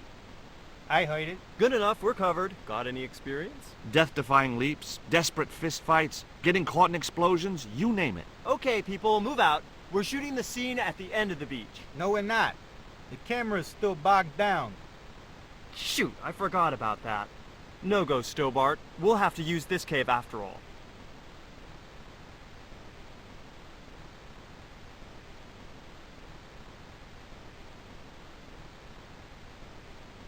You don't look happy. Why should I be happy?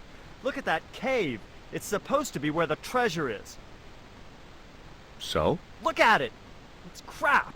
Does that look like the sort of place anybody would hide treasure? I should have had props build me a proper damn cave. A cinematic cave. What do you mean, a cinematic cave? One with drama. Danger. One that looks like the mouth of a big stone skull would be cool, but I'd settle for drama and danger.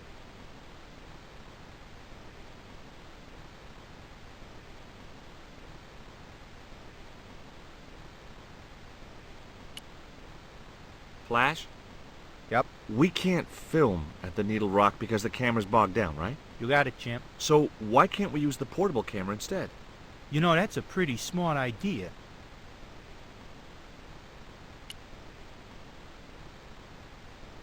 Mr. Hawks doesn't like that cave. He says it isn't cinematic enough. Well, that's just too tough.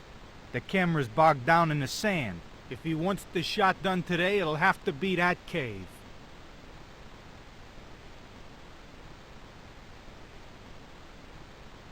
There's a pretty good cave over on the other side of the bay. The one up in that finger of rock? We'd need a stuntman. You got a stuntman. We ain't got no stuntman. Bert injured his back doing that dumb wall jump.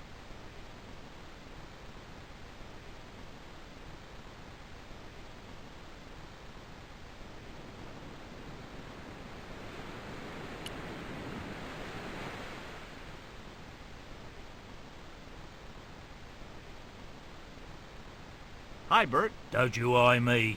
Fine friend you turned out to be. What's the problem? Huh. What's it like to work with Carlton Hawk? Flipping misery, mate. Look, Bert, what's wrong? You got a bloody nerve. If I didn't know better, I'd have thought you gave me that pancake just so them hornets would go for me. Oh, Bert, you've wounded me.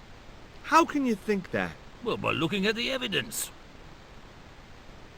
I don't know why you still want to be a stuntman anyway. This is all I know, isn't it?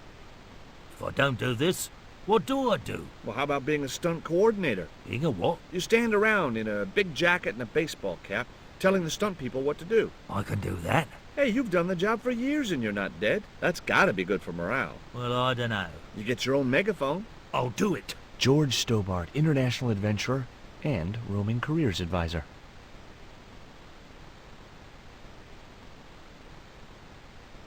What films have you worked on in the past? Remember Death Stalker of the 10th grade? The psychotic biker what crashed into the school bus? That was me. Or what about They Prayed to Satan? I was the bloke in the hospital scene. You know, the one who caught fire, fell through the flipping skylight. I don't think I caught those. Must be cool getting to travel the world like this. Yeah, nice here, innit? My Beryl used to love the seaside. Day out at Clacton.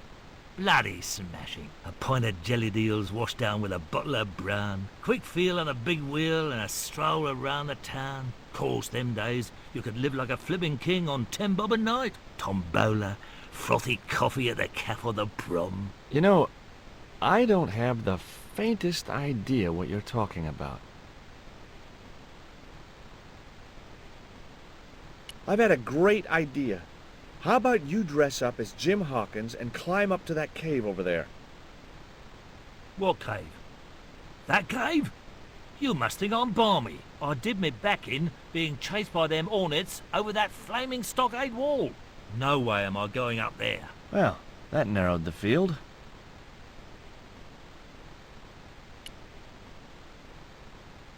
Hey, Haiku.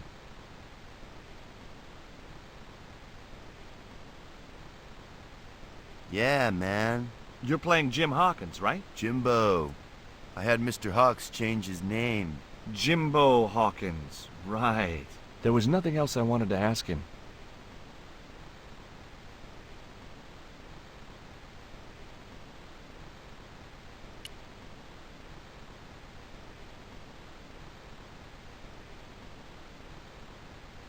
I didn't know the first thing about using the camera.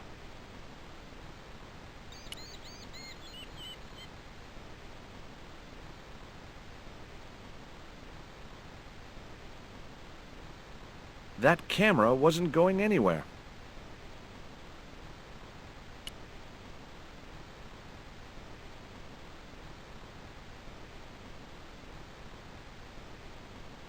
Hey, surfer boy, stay out of there.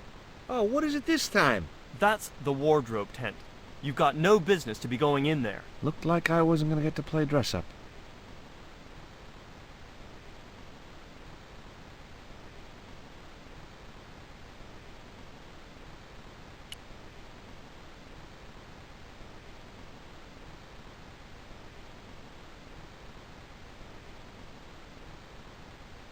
I've been talking to the cameraman. He's got a portable camera. So? So you can use the cave in that rock pillar at the end of the beach. That's a dramatic cave if ever I saw one. We ain't got a stabilized harness for it. The camera will wobble. Did D.W. Griffiths have a stabilized harness when he made Birth of a Nation? You're right, damn it. Hitchcock, Wells, none of them needed one. For crying out loud, Sam Raimi stabilized his camera on a plank. Props, get me a plank. We're gonna wing it. Hot dog. We're gonna do a cinema verite pirate movie. George, get to wardrobe. We're gonna make you a star. On my way.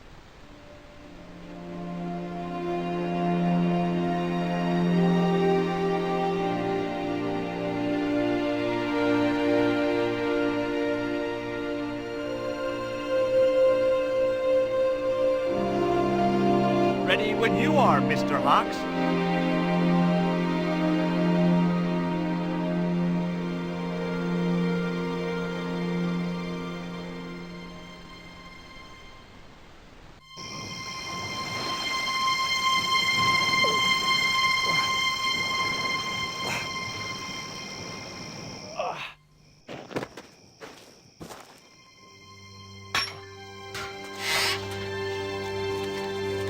It was the stone which Ketch had captured from the Spanish. The Eagle Stone.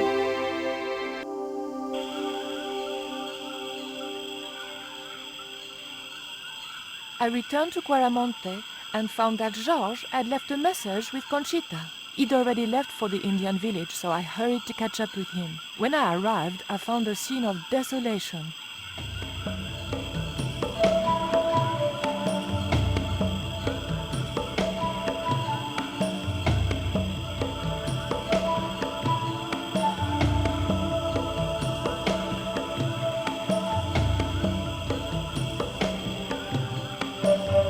These sunglasses are George's.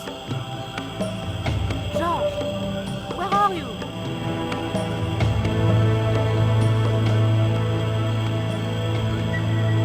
Titi Boko, I'm almost glad to see you.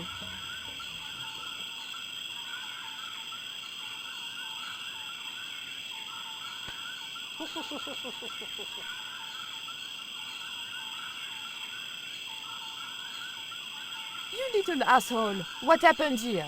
Are you responsible for this? And where's George? Have you seen him? He was pointing to the remains of a burned-out hut.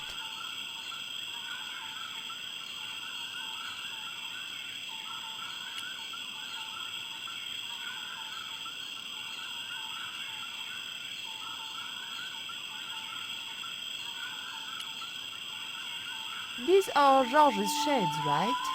Has he been here? Jaws! Where is he now?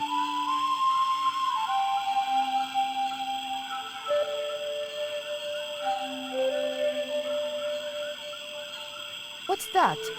It looks like the stone we bought from Paris, but it's different. Yes, it has a carving of an eagle. That clinches it. Georges must have found this stone in the Caribbean and managed to hide the stone when the village was attacked by Carzak's men. I hope to God that Georges was all right. Where's Georges? Georges has been here, right? He was pointing to the smoldering remains of a hut.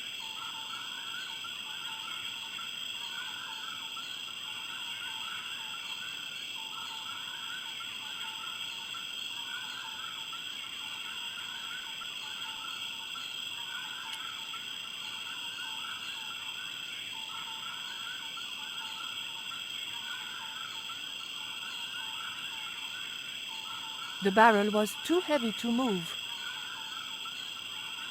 I was sure Titipoco wasn't pointing at that barrel.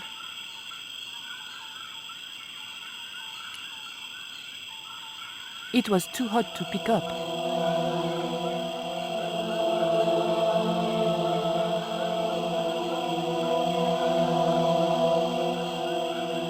I didn't need the lantern since it was still daylight. Besides, it was broken.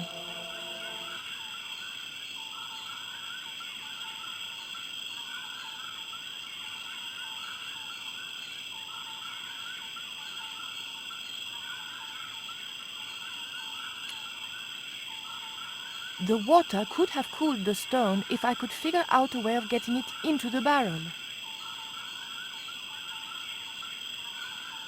The water could have cooled the stone if I could figure out a way of getting it into the barrel. It was a smashed lantern, probably the cause of this destruction. I didn't need the lantern since it was still daylight. Besides, it was broken.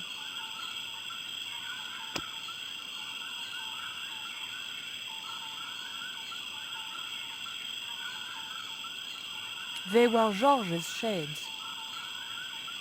They were Georges' shades.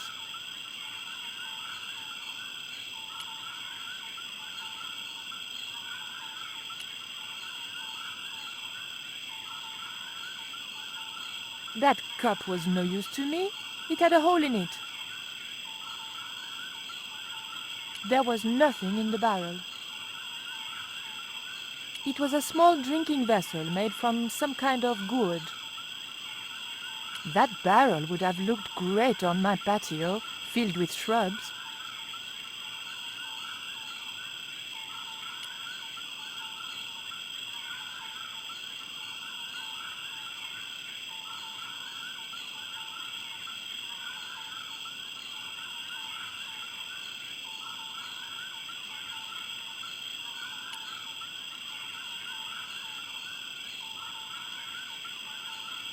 One thing I was sure of, those underpants weren't Georges.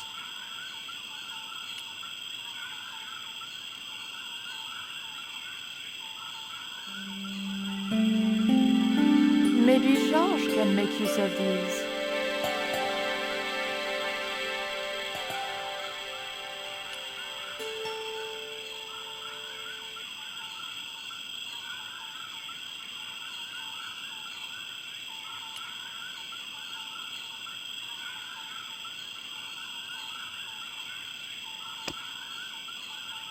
They were lovely underpants, really.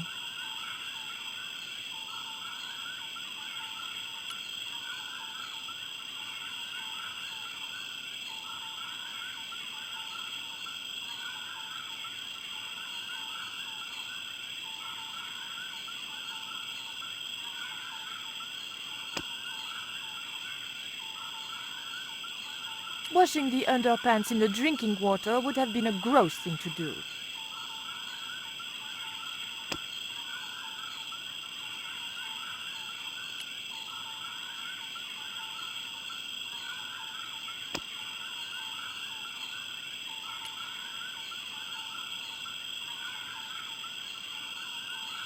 I thought about washing the underpants, but I didn't have any washing powder.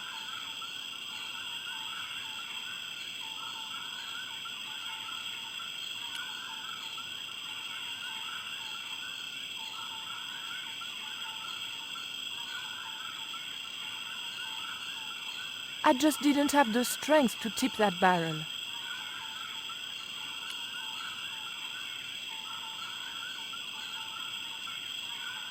Hey, Shorty, make yourself useful and help me with this barrel.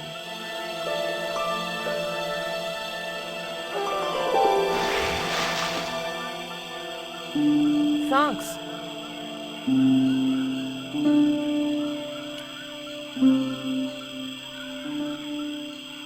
I recognize that. It's the Coyote Stone. I had the Coyote and Jaguar stones. Titipoco had the eagle, according to the shaman. That's all we needed to deal with Tezcatlipoca. Pity he hadn't any ideas for dealing with Karzak.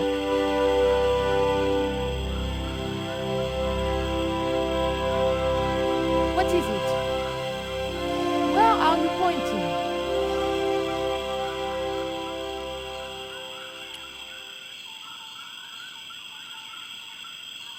There was nothing else I could do with the barrel.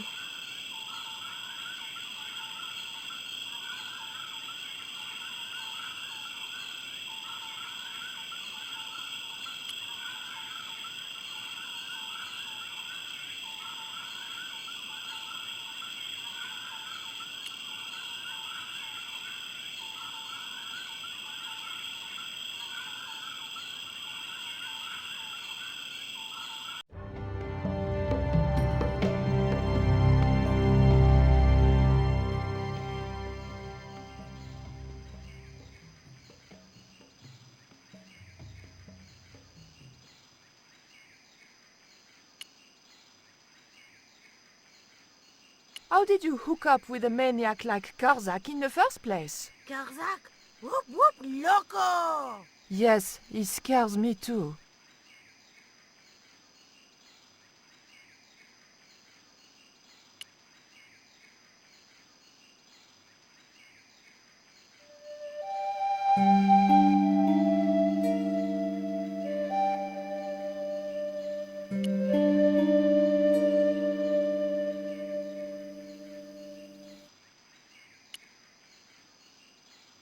The engine looked like it was supposed to power the lift. The scaffold gantry went all the way up the pyramid. The scaffold gantry went all the way up the pyramid.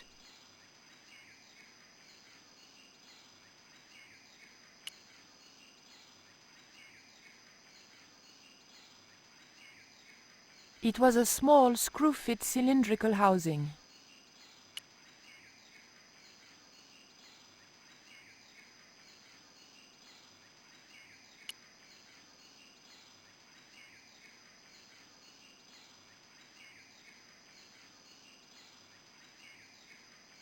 It looked like Karzak was using Quaramontean troops and local Indians as his guards. No way did I want to get into conversation with that pack of vermin.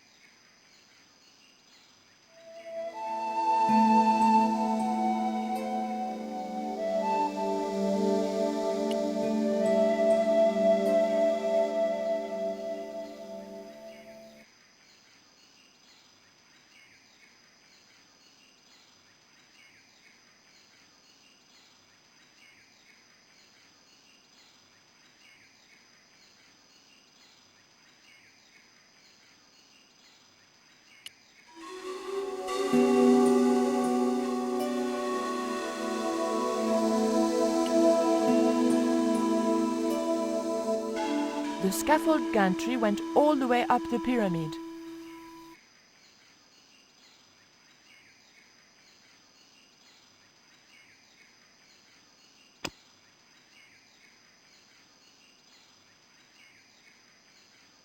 It was the Jaguar stone which I'd found in London.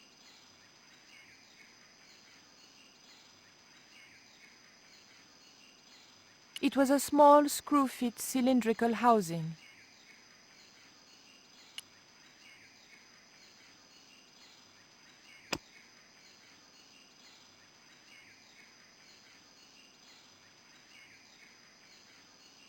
I was going to have to think of something else.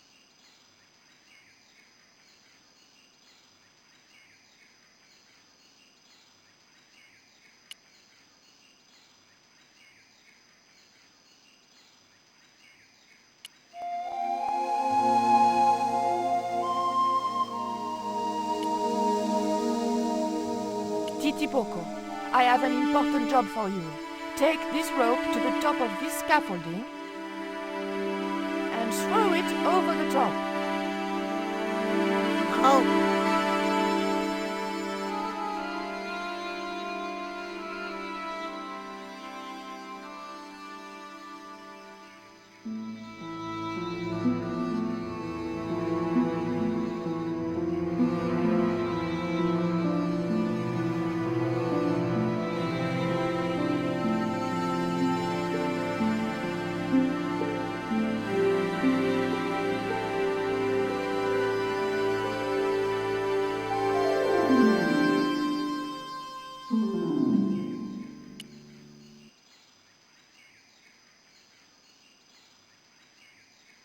There was nothing I wanted to ask him.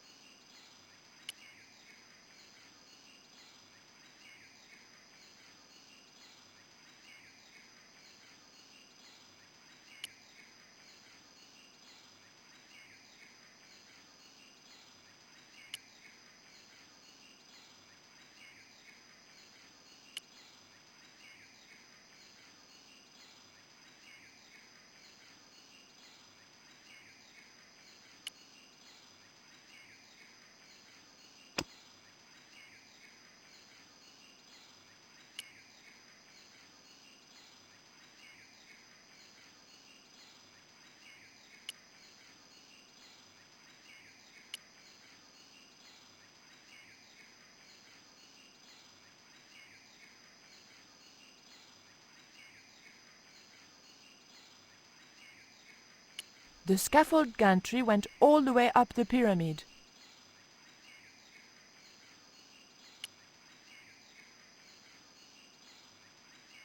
The engine looked like it was supposed to power the lift.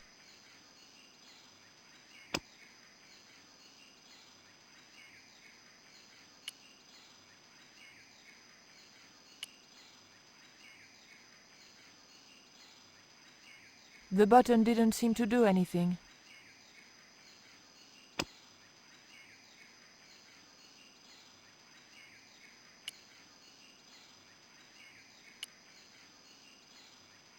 The cap was attached to the lift engine by a chain.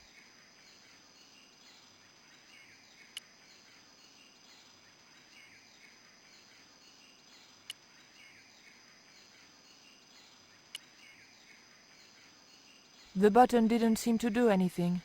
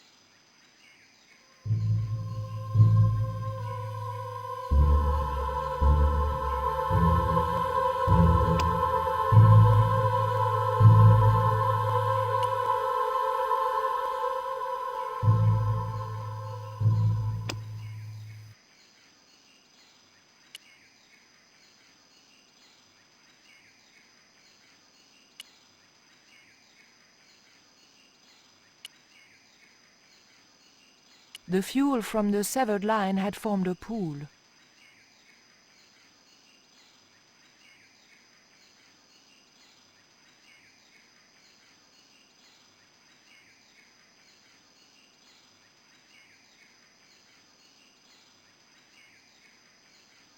It was the pool of spilt fuel from the generator.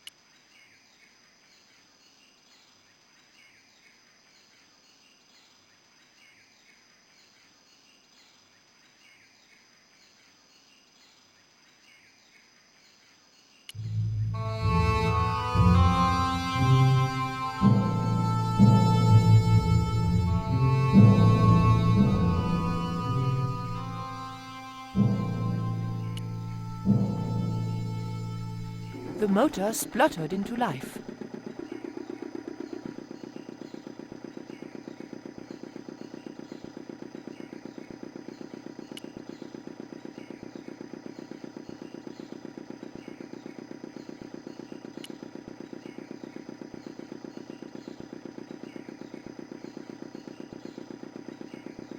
Titipoco, when I tell you, I want you to copy what I am doing.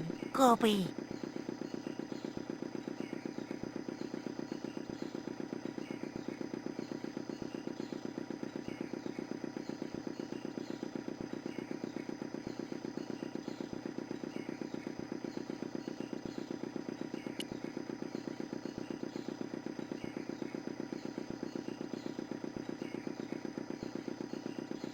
Okay? Copy.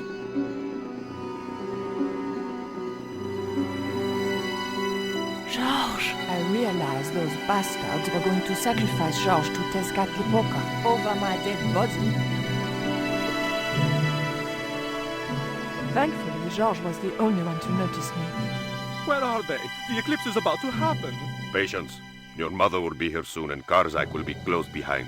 Just keep the Yankee covered and leave the worrying to others. Yeah, Raoul. The maniacs were going to sacrifice Georges! Shut up, Stobart! Just shut up! Calm down. He's no threat. Hey, Raoul, why don't you do us both a favor and shoot Pablo? You're very funny, Stobart. I haven't forgotten Marseille. When Karzak cuts your heart out, I'll be the one laughing. I'll bet I'm not the only one due for the chop around here either. Hey, Raoul? I'm warning you. Raoul was a bundle of raw nerves. I hoped Georges wouldn't push him too far.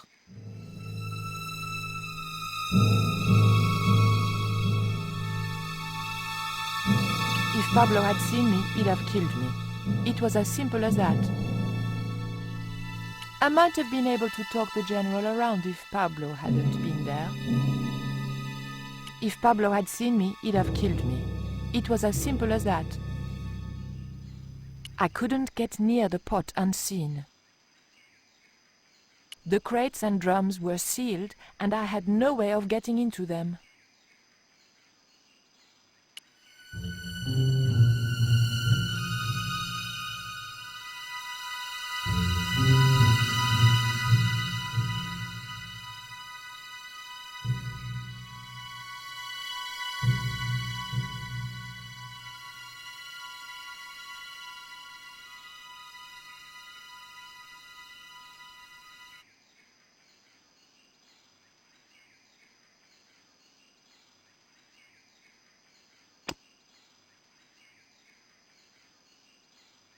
It was a round of ammunition.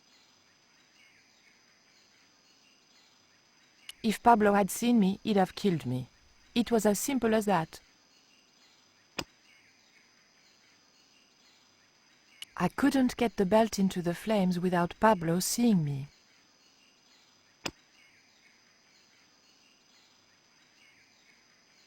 If Pablo had seen me, he'd have killed me.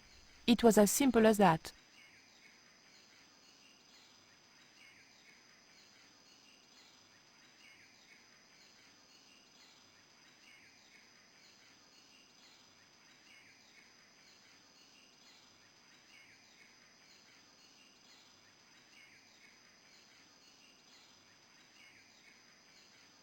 I couldn't get near the pot unseen.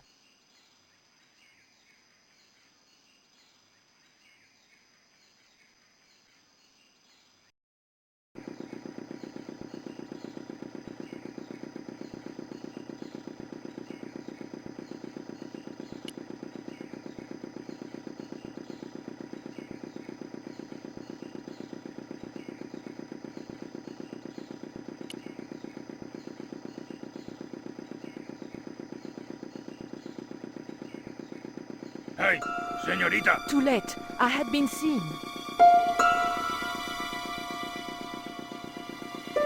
Bonjour, Capitaine. Only Sergeant, pretty one. What are you doing here?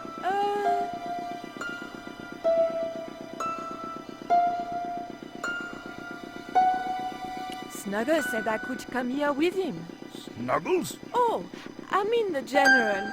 We're, friends. May I go up the pyramid? We have strict instructions not to let anybody pass. Oh, but I've told you who I am. Surely nobody would mind. Well... Oh, please. I'd be ever so grateful. I tell you what. I'll ask Pablo if it's okay for you to go up. If Pablo saw me, I'd be dead. No. It's not worth the bother. I'm not really that interested in their stupid pyramid anyway. Well, okay. It's men's work up there anyway. I'll just run along and play around here, okay? Okay, you do that. I didn't want to push my luck by talking with the guards again. I really didn't want to talk to them. I really didn't want to talk to them. I really didn't want to talk to them.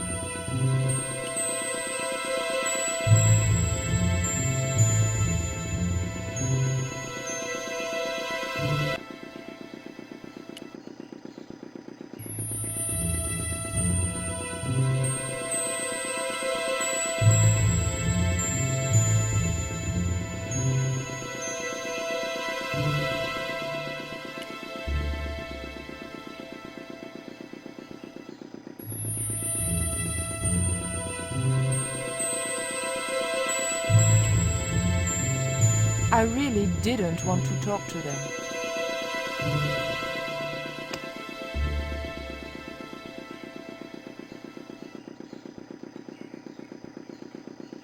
It was the key to the museum display cabinet.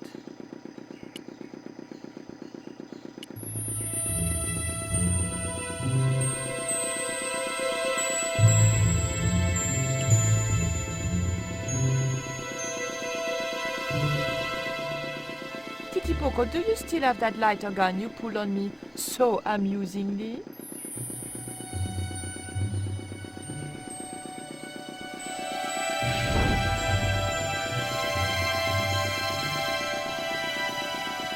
What's going on over there? Do you need help, my pretty? Nothing's wrong. I dropped, a cigarette, but everything is under control. I'll have the fire out in a minute or two. No way was I going to touch the fire. Self-immolation isn't my style. The fuel was burning violently.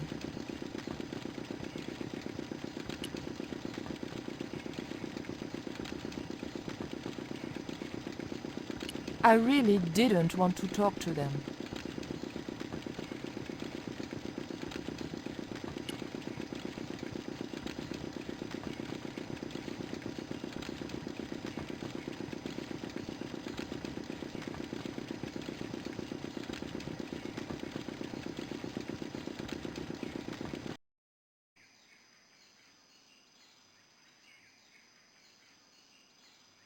I couldn't get near the pot unseen.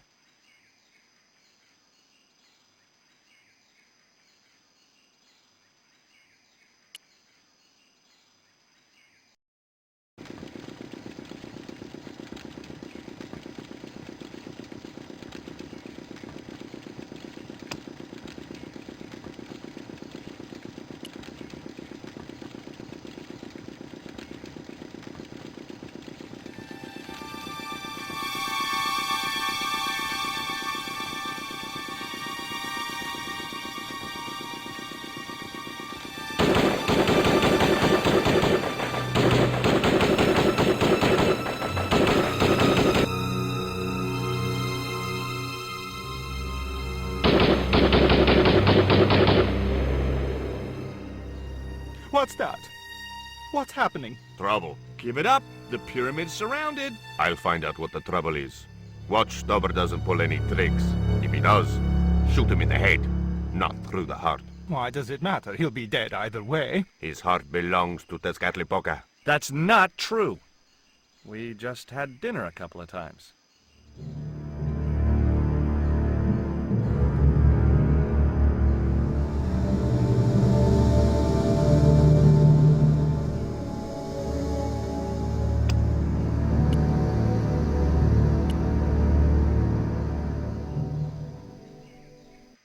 The crates and drums were sealed, and I had no way of getting into them.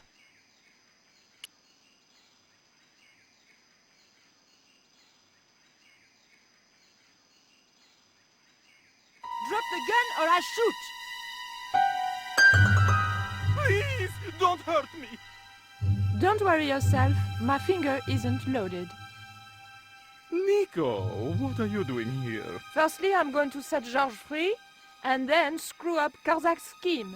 No, I can't let you do that. Karzak has promised me power. Raoul, wake up. The only thing Karzak has on offer is death. You may want to ask Oublier, except you can't. Karzak murdered him. You're lying. Oubier's in Europe. Sure, he's in Europe. In London, on a mortuary slab with 2 bullet holes in him. But Karzak promised. When he frees Tezcatlipoca, we'll all be granted great power. Listen to her, Raoul. Karzak's insane. I don't know. I need to think. You've let your mother do your thinking for you up to now. You need to think for yourself. Your mother and Karzak think alike.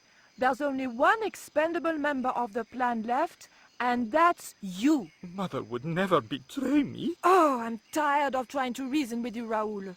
Titipoco.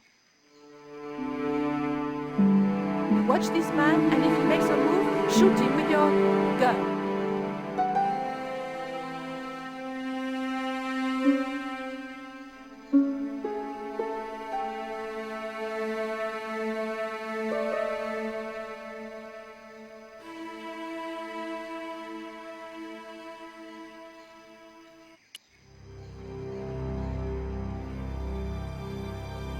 Hold still, Georges. I don't want to sacrifice you by accident.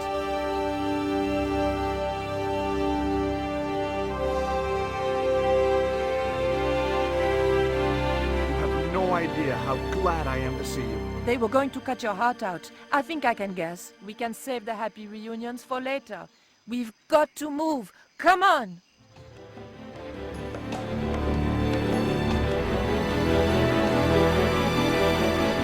We're safe. This is a dead end. We're toast. I know, Titipoco. I'm not too happy here either. He knows this is Tezcatlipoca's pyramid. The house of the enemy. Well, we can't stay here like rats in a trap. And we can't go out the way we came in. It would be suicide. I'll have a look round. Maybe there's another way out. In the meantime... Take this. It's the Coyote Stone. It might bring you luck, I hope. You managed to recover the stones from the village? Then we might have a chance after all. Incidentally, what would Titipoco have done if Graciento had moved? Titipoco? Nothing. He's given up violence.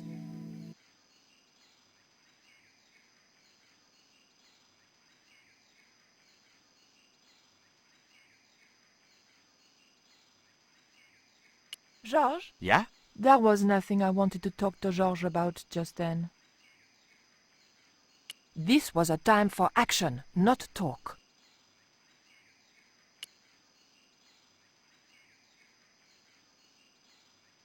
The pattern seemed to have only religious significance.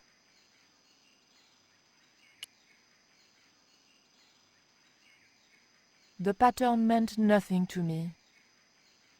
Outside was certain death.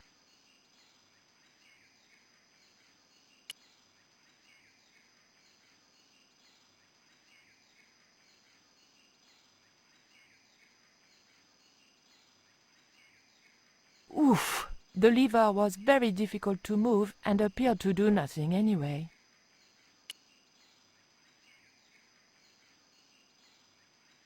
Heave! Still no good.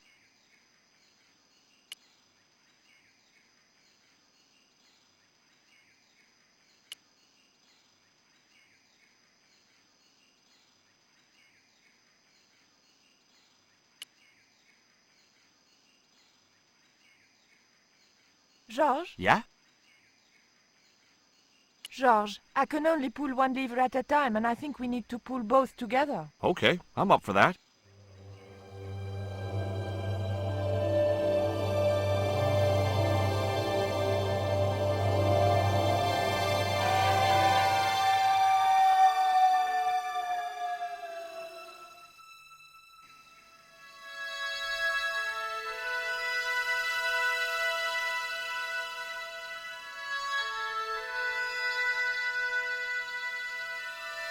Raoul, there's something suspicious. This sacrifice! Where is it? Nico was here with Titipoco. They set him free. I couldn't stop them. You idiot! I should have strangled you at birth. Titipoco's gone soft. He wouldn't have hurt you. I know that. The darkness of this sun is almost upon us, and we have no sacrifice to appease Tezcatlipoca. Have you any idea what your incompetence will cost us? I think so. And I'm glad. What? The Mayans weren't fools. Tezcatlipoca should stay exactly where they put him. Finally got some backbone from somewhere, huh? Shame it's so late in the day. I'd rather die than see you and Karzak with the devil's power. Fine, we're still a sacrifice show. See, the eclipse begins. Pablo, kill him! Tezcatlipoca can feed upon his yellow heart. Nico was right all along, but it's still not too late. Come on then, Pablo. Let's see who sacrifices who.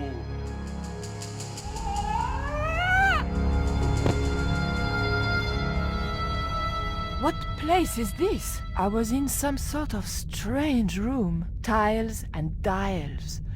The priests who designed this place must have known how to use them. I was going to have to figure it out for myself if I ever wanted to get out of here.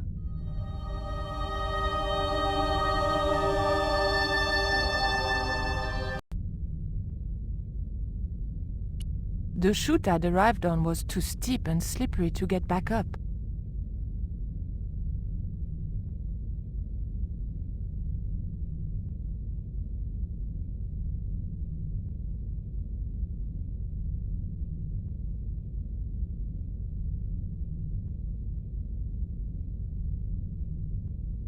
The room was dominated by an enormous device, decorated with the usual Mayan motifs.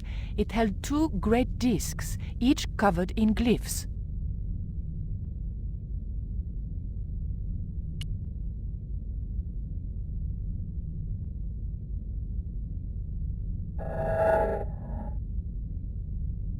It was the Great Disc Machine.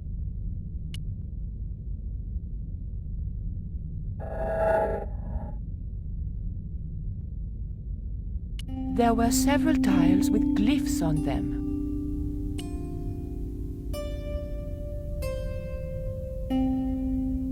The tile didn't want to move.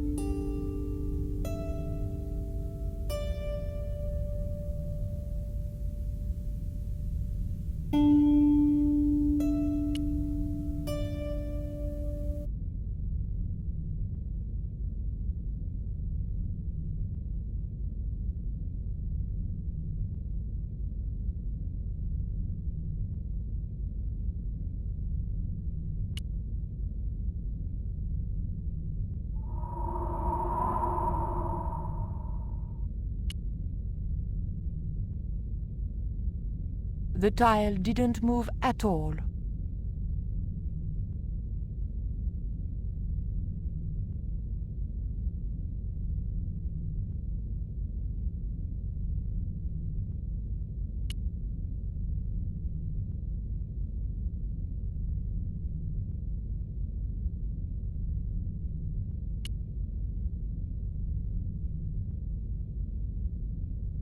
There was a statue of a monkey.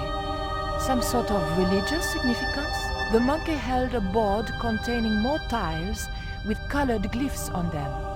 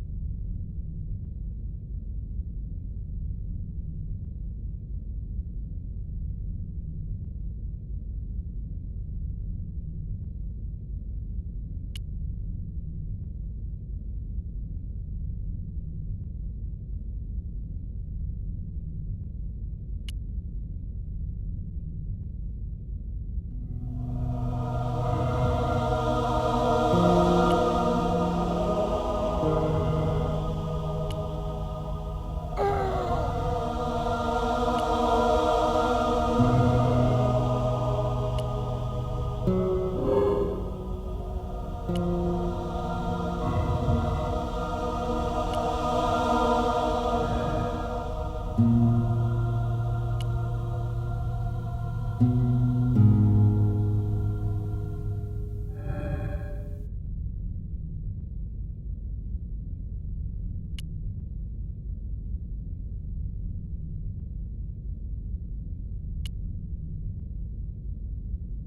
tile didn't move at all.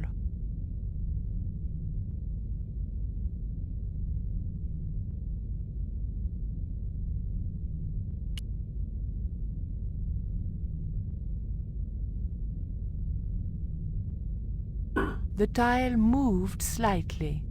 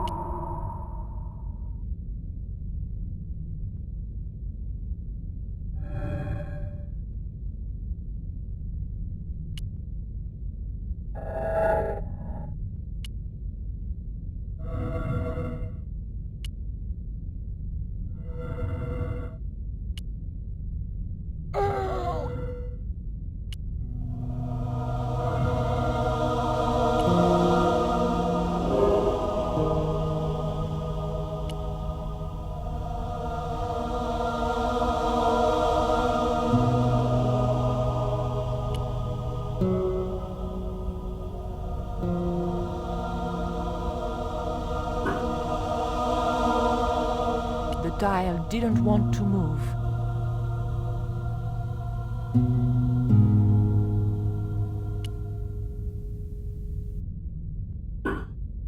The tile moved inwards and clicked home.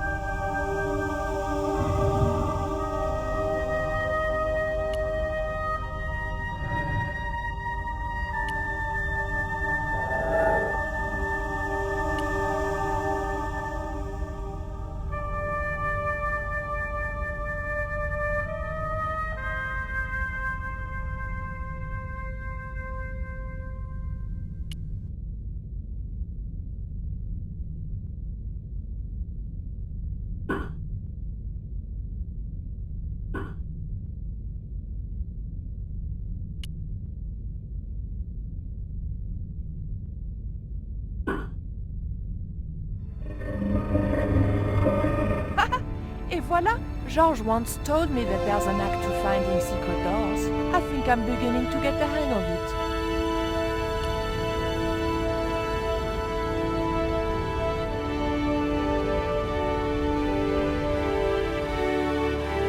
So I thought, this is it, you know? This is true love. Anyway, I have to leave for a few weeks, and when I come back, what do I find? Damn right. And with who? Labano, that creep. Huh? Yeah, that's exactly what I thought.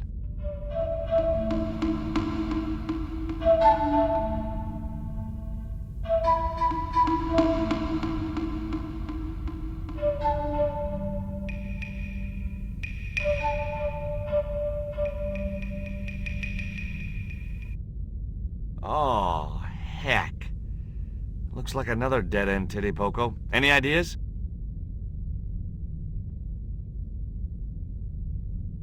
I was hoping for something a little more constructive. Never mind, I'll have a look around.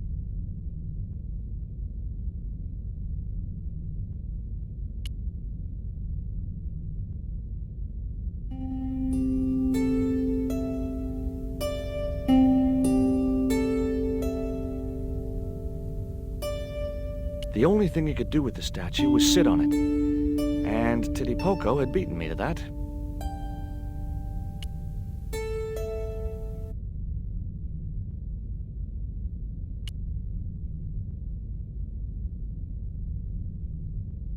I had nothing else I wanted to ask the little guy.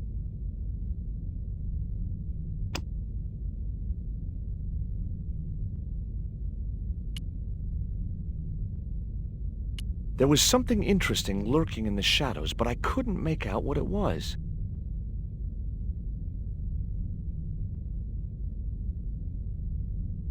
There was nothing up there, but nothing. Empty corridors and empty rooms.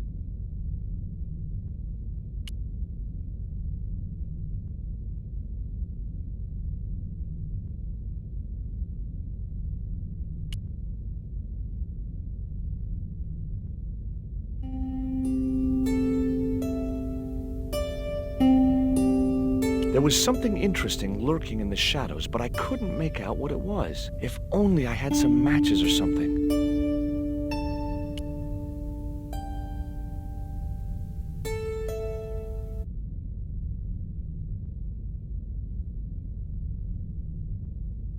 Look, I need to light this torch. Can you do something clever with a couple of sticks, or flint and tinder, or...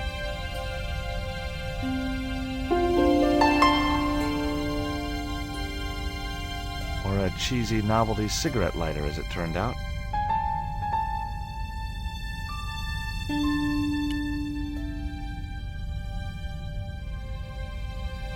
Well, there was nothing else to do around here, so I pulled the lever.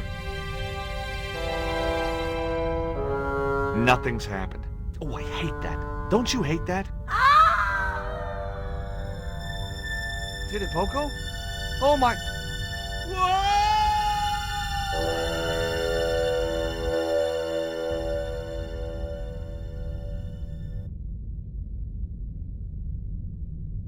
Great.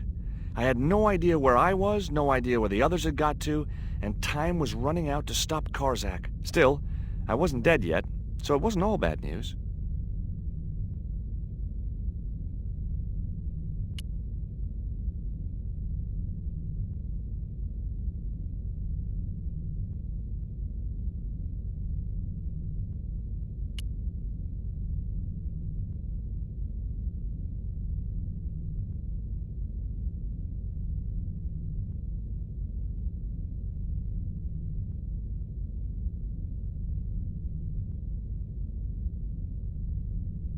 The torch could stay there until I really needed it.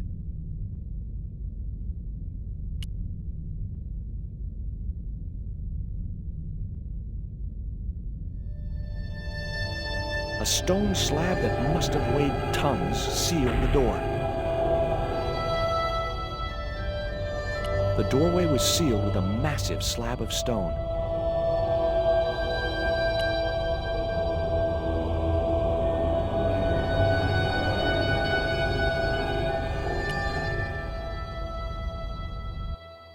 Every time I think this place can't get any spookier, it does.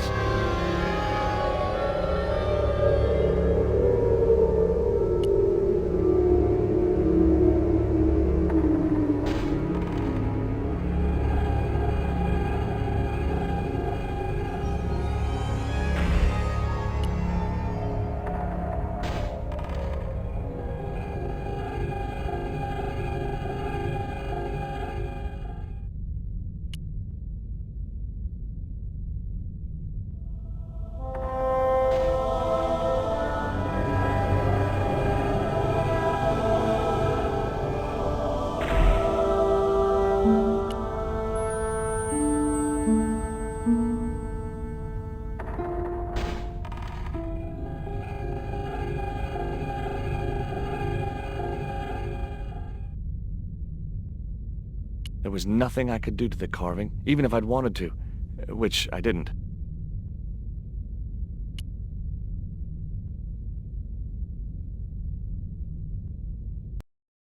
Charming.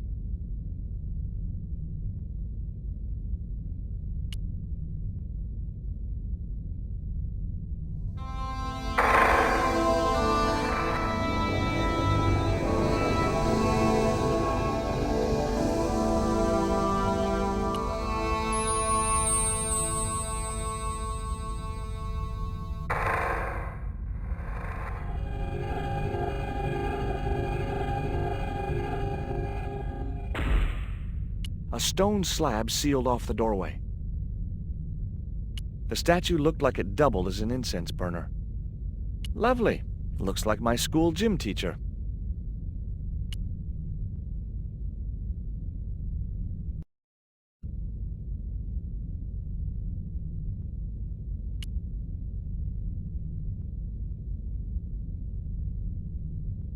The torch could stay there until I really needed it.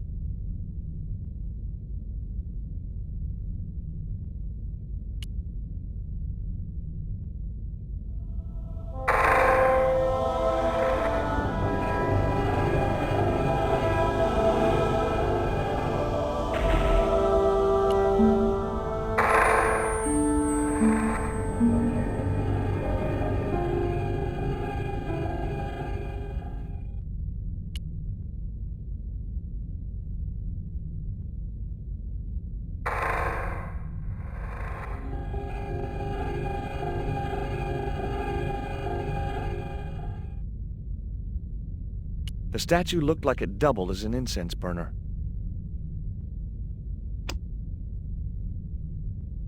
It was a pot of maple syrup.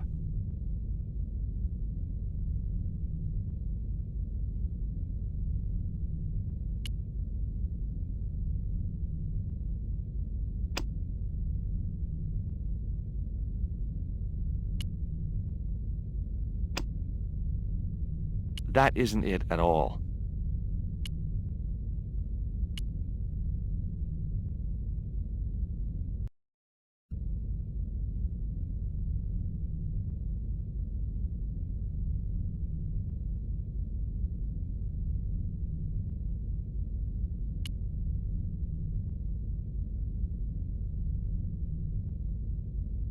The torch could stay there until I really needed it.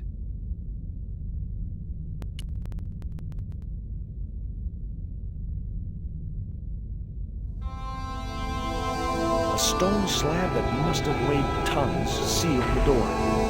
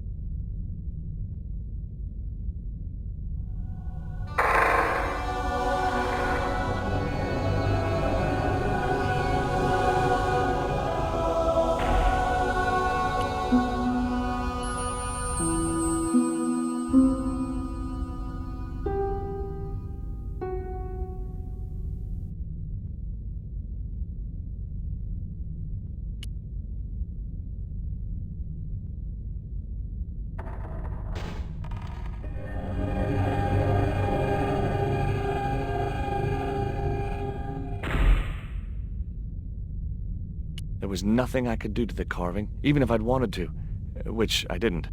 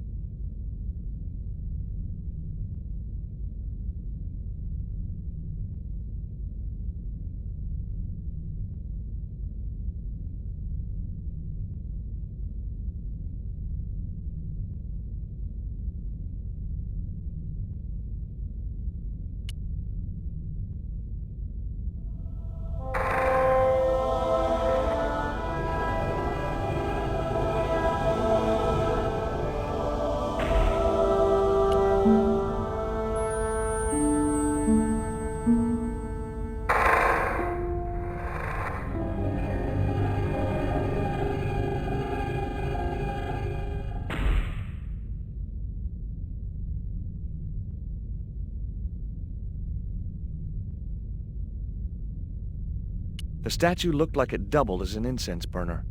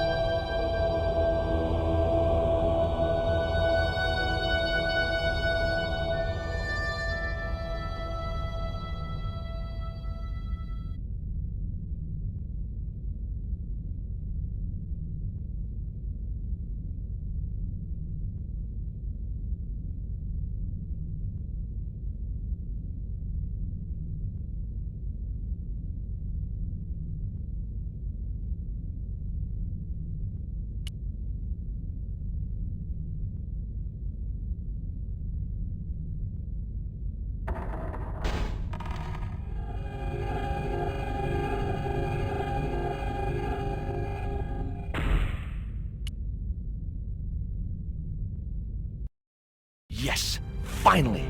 I'm out of here.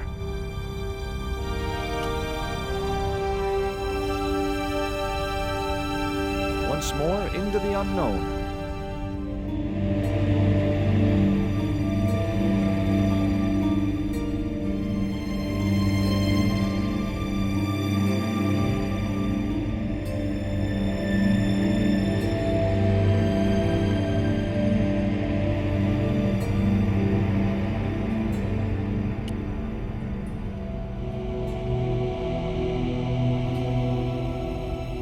Cool.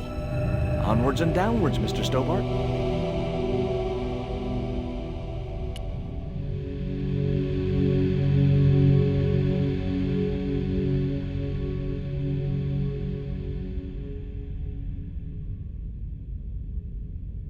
This was it. The pyramid's central chamber.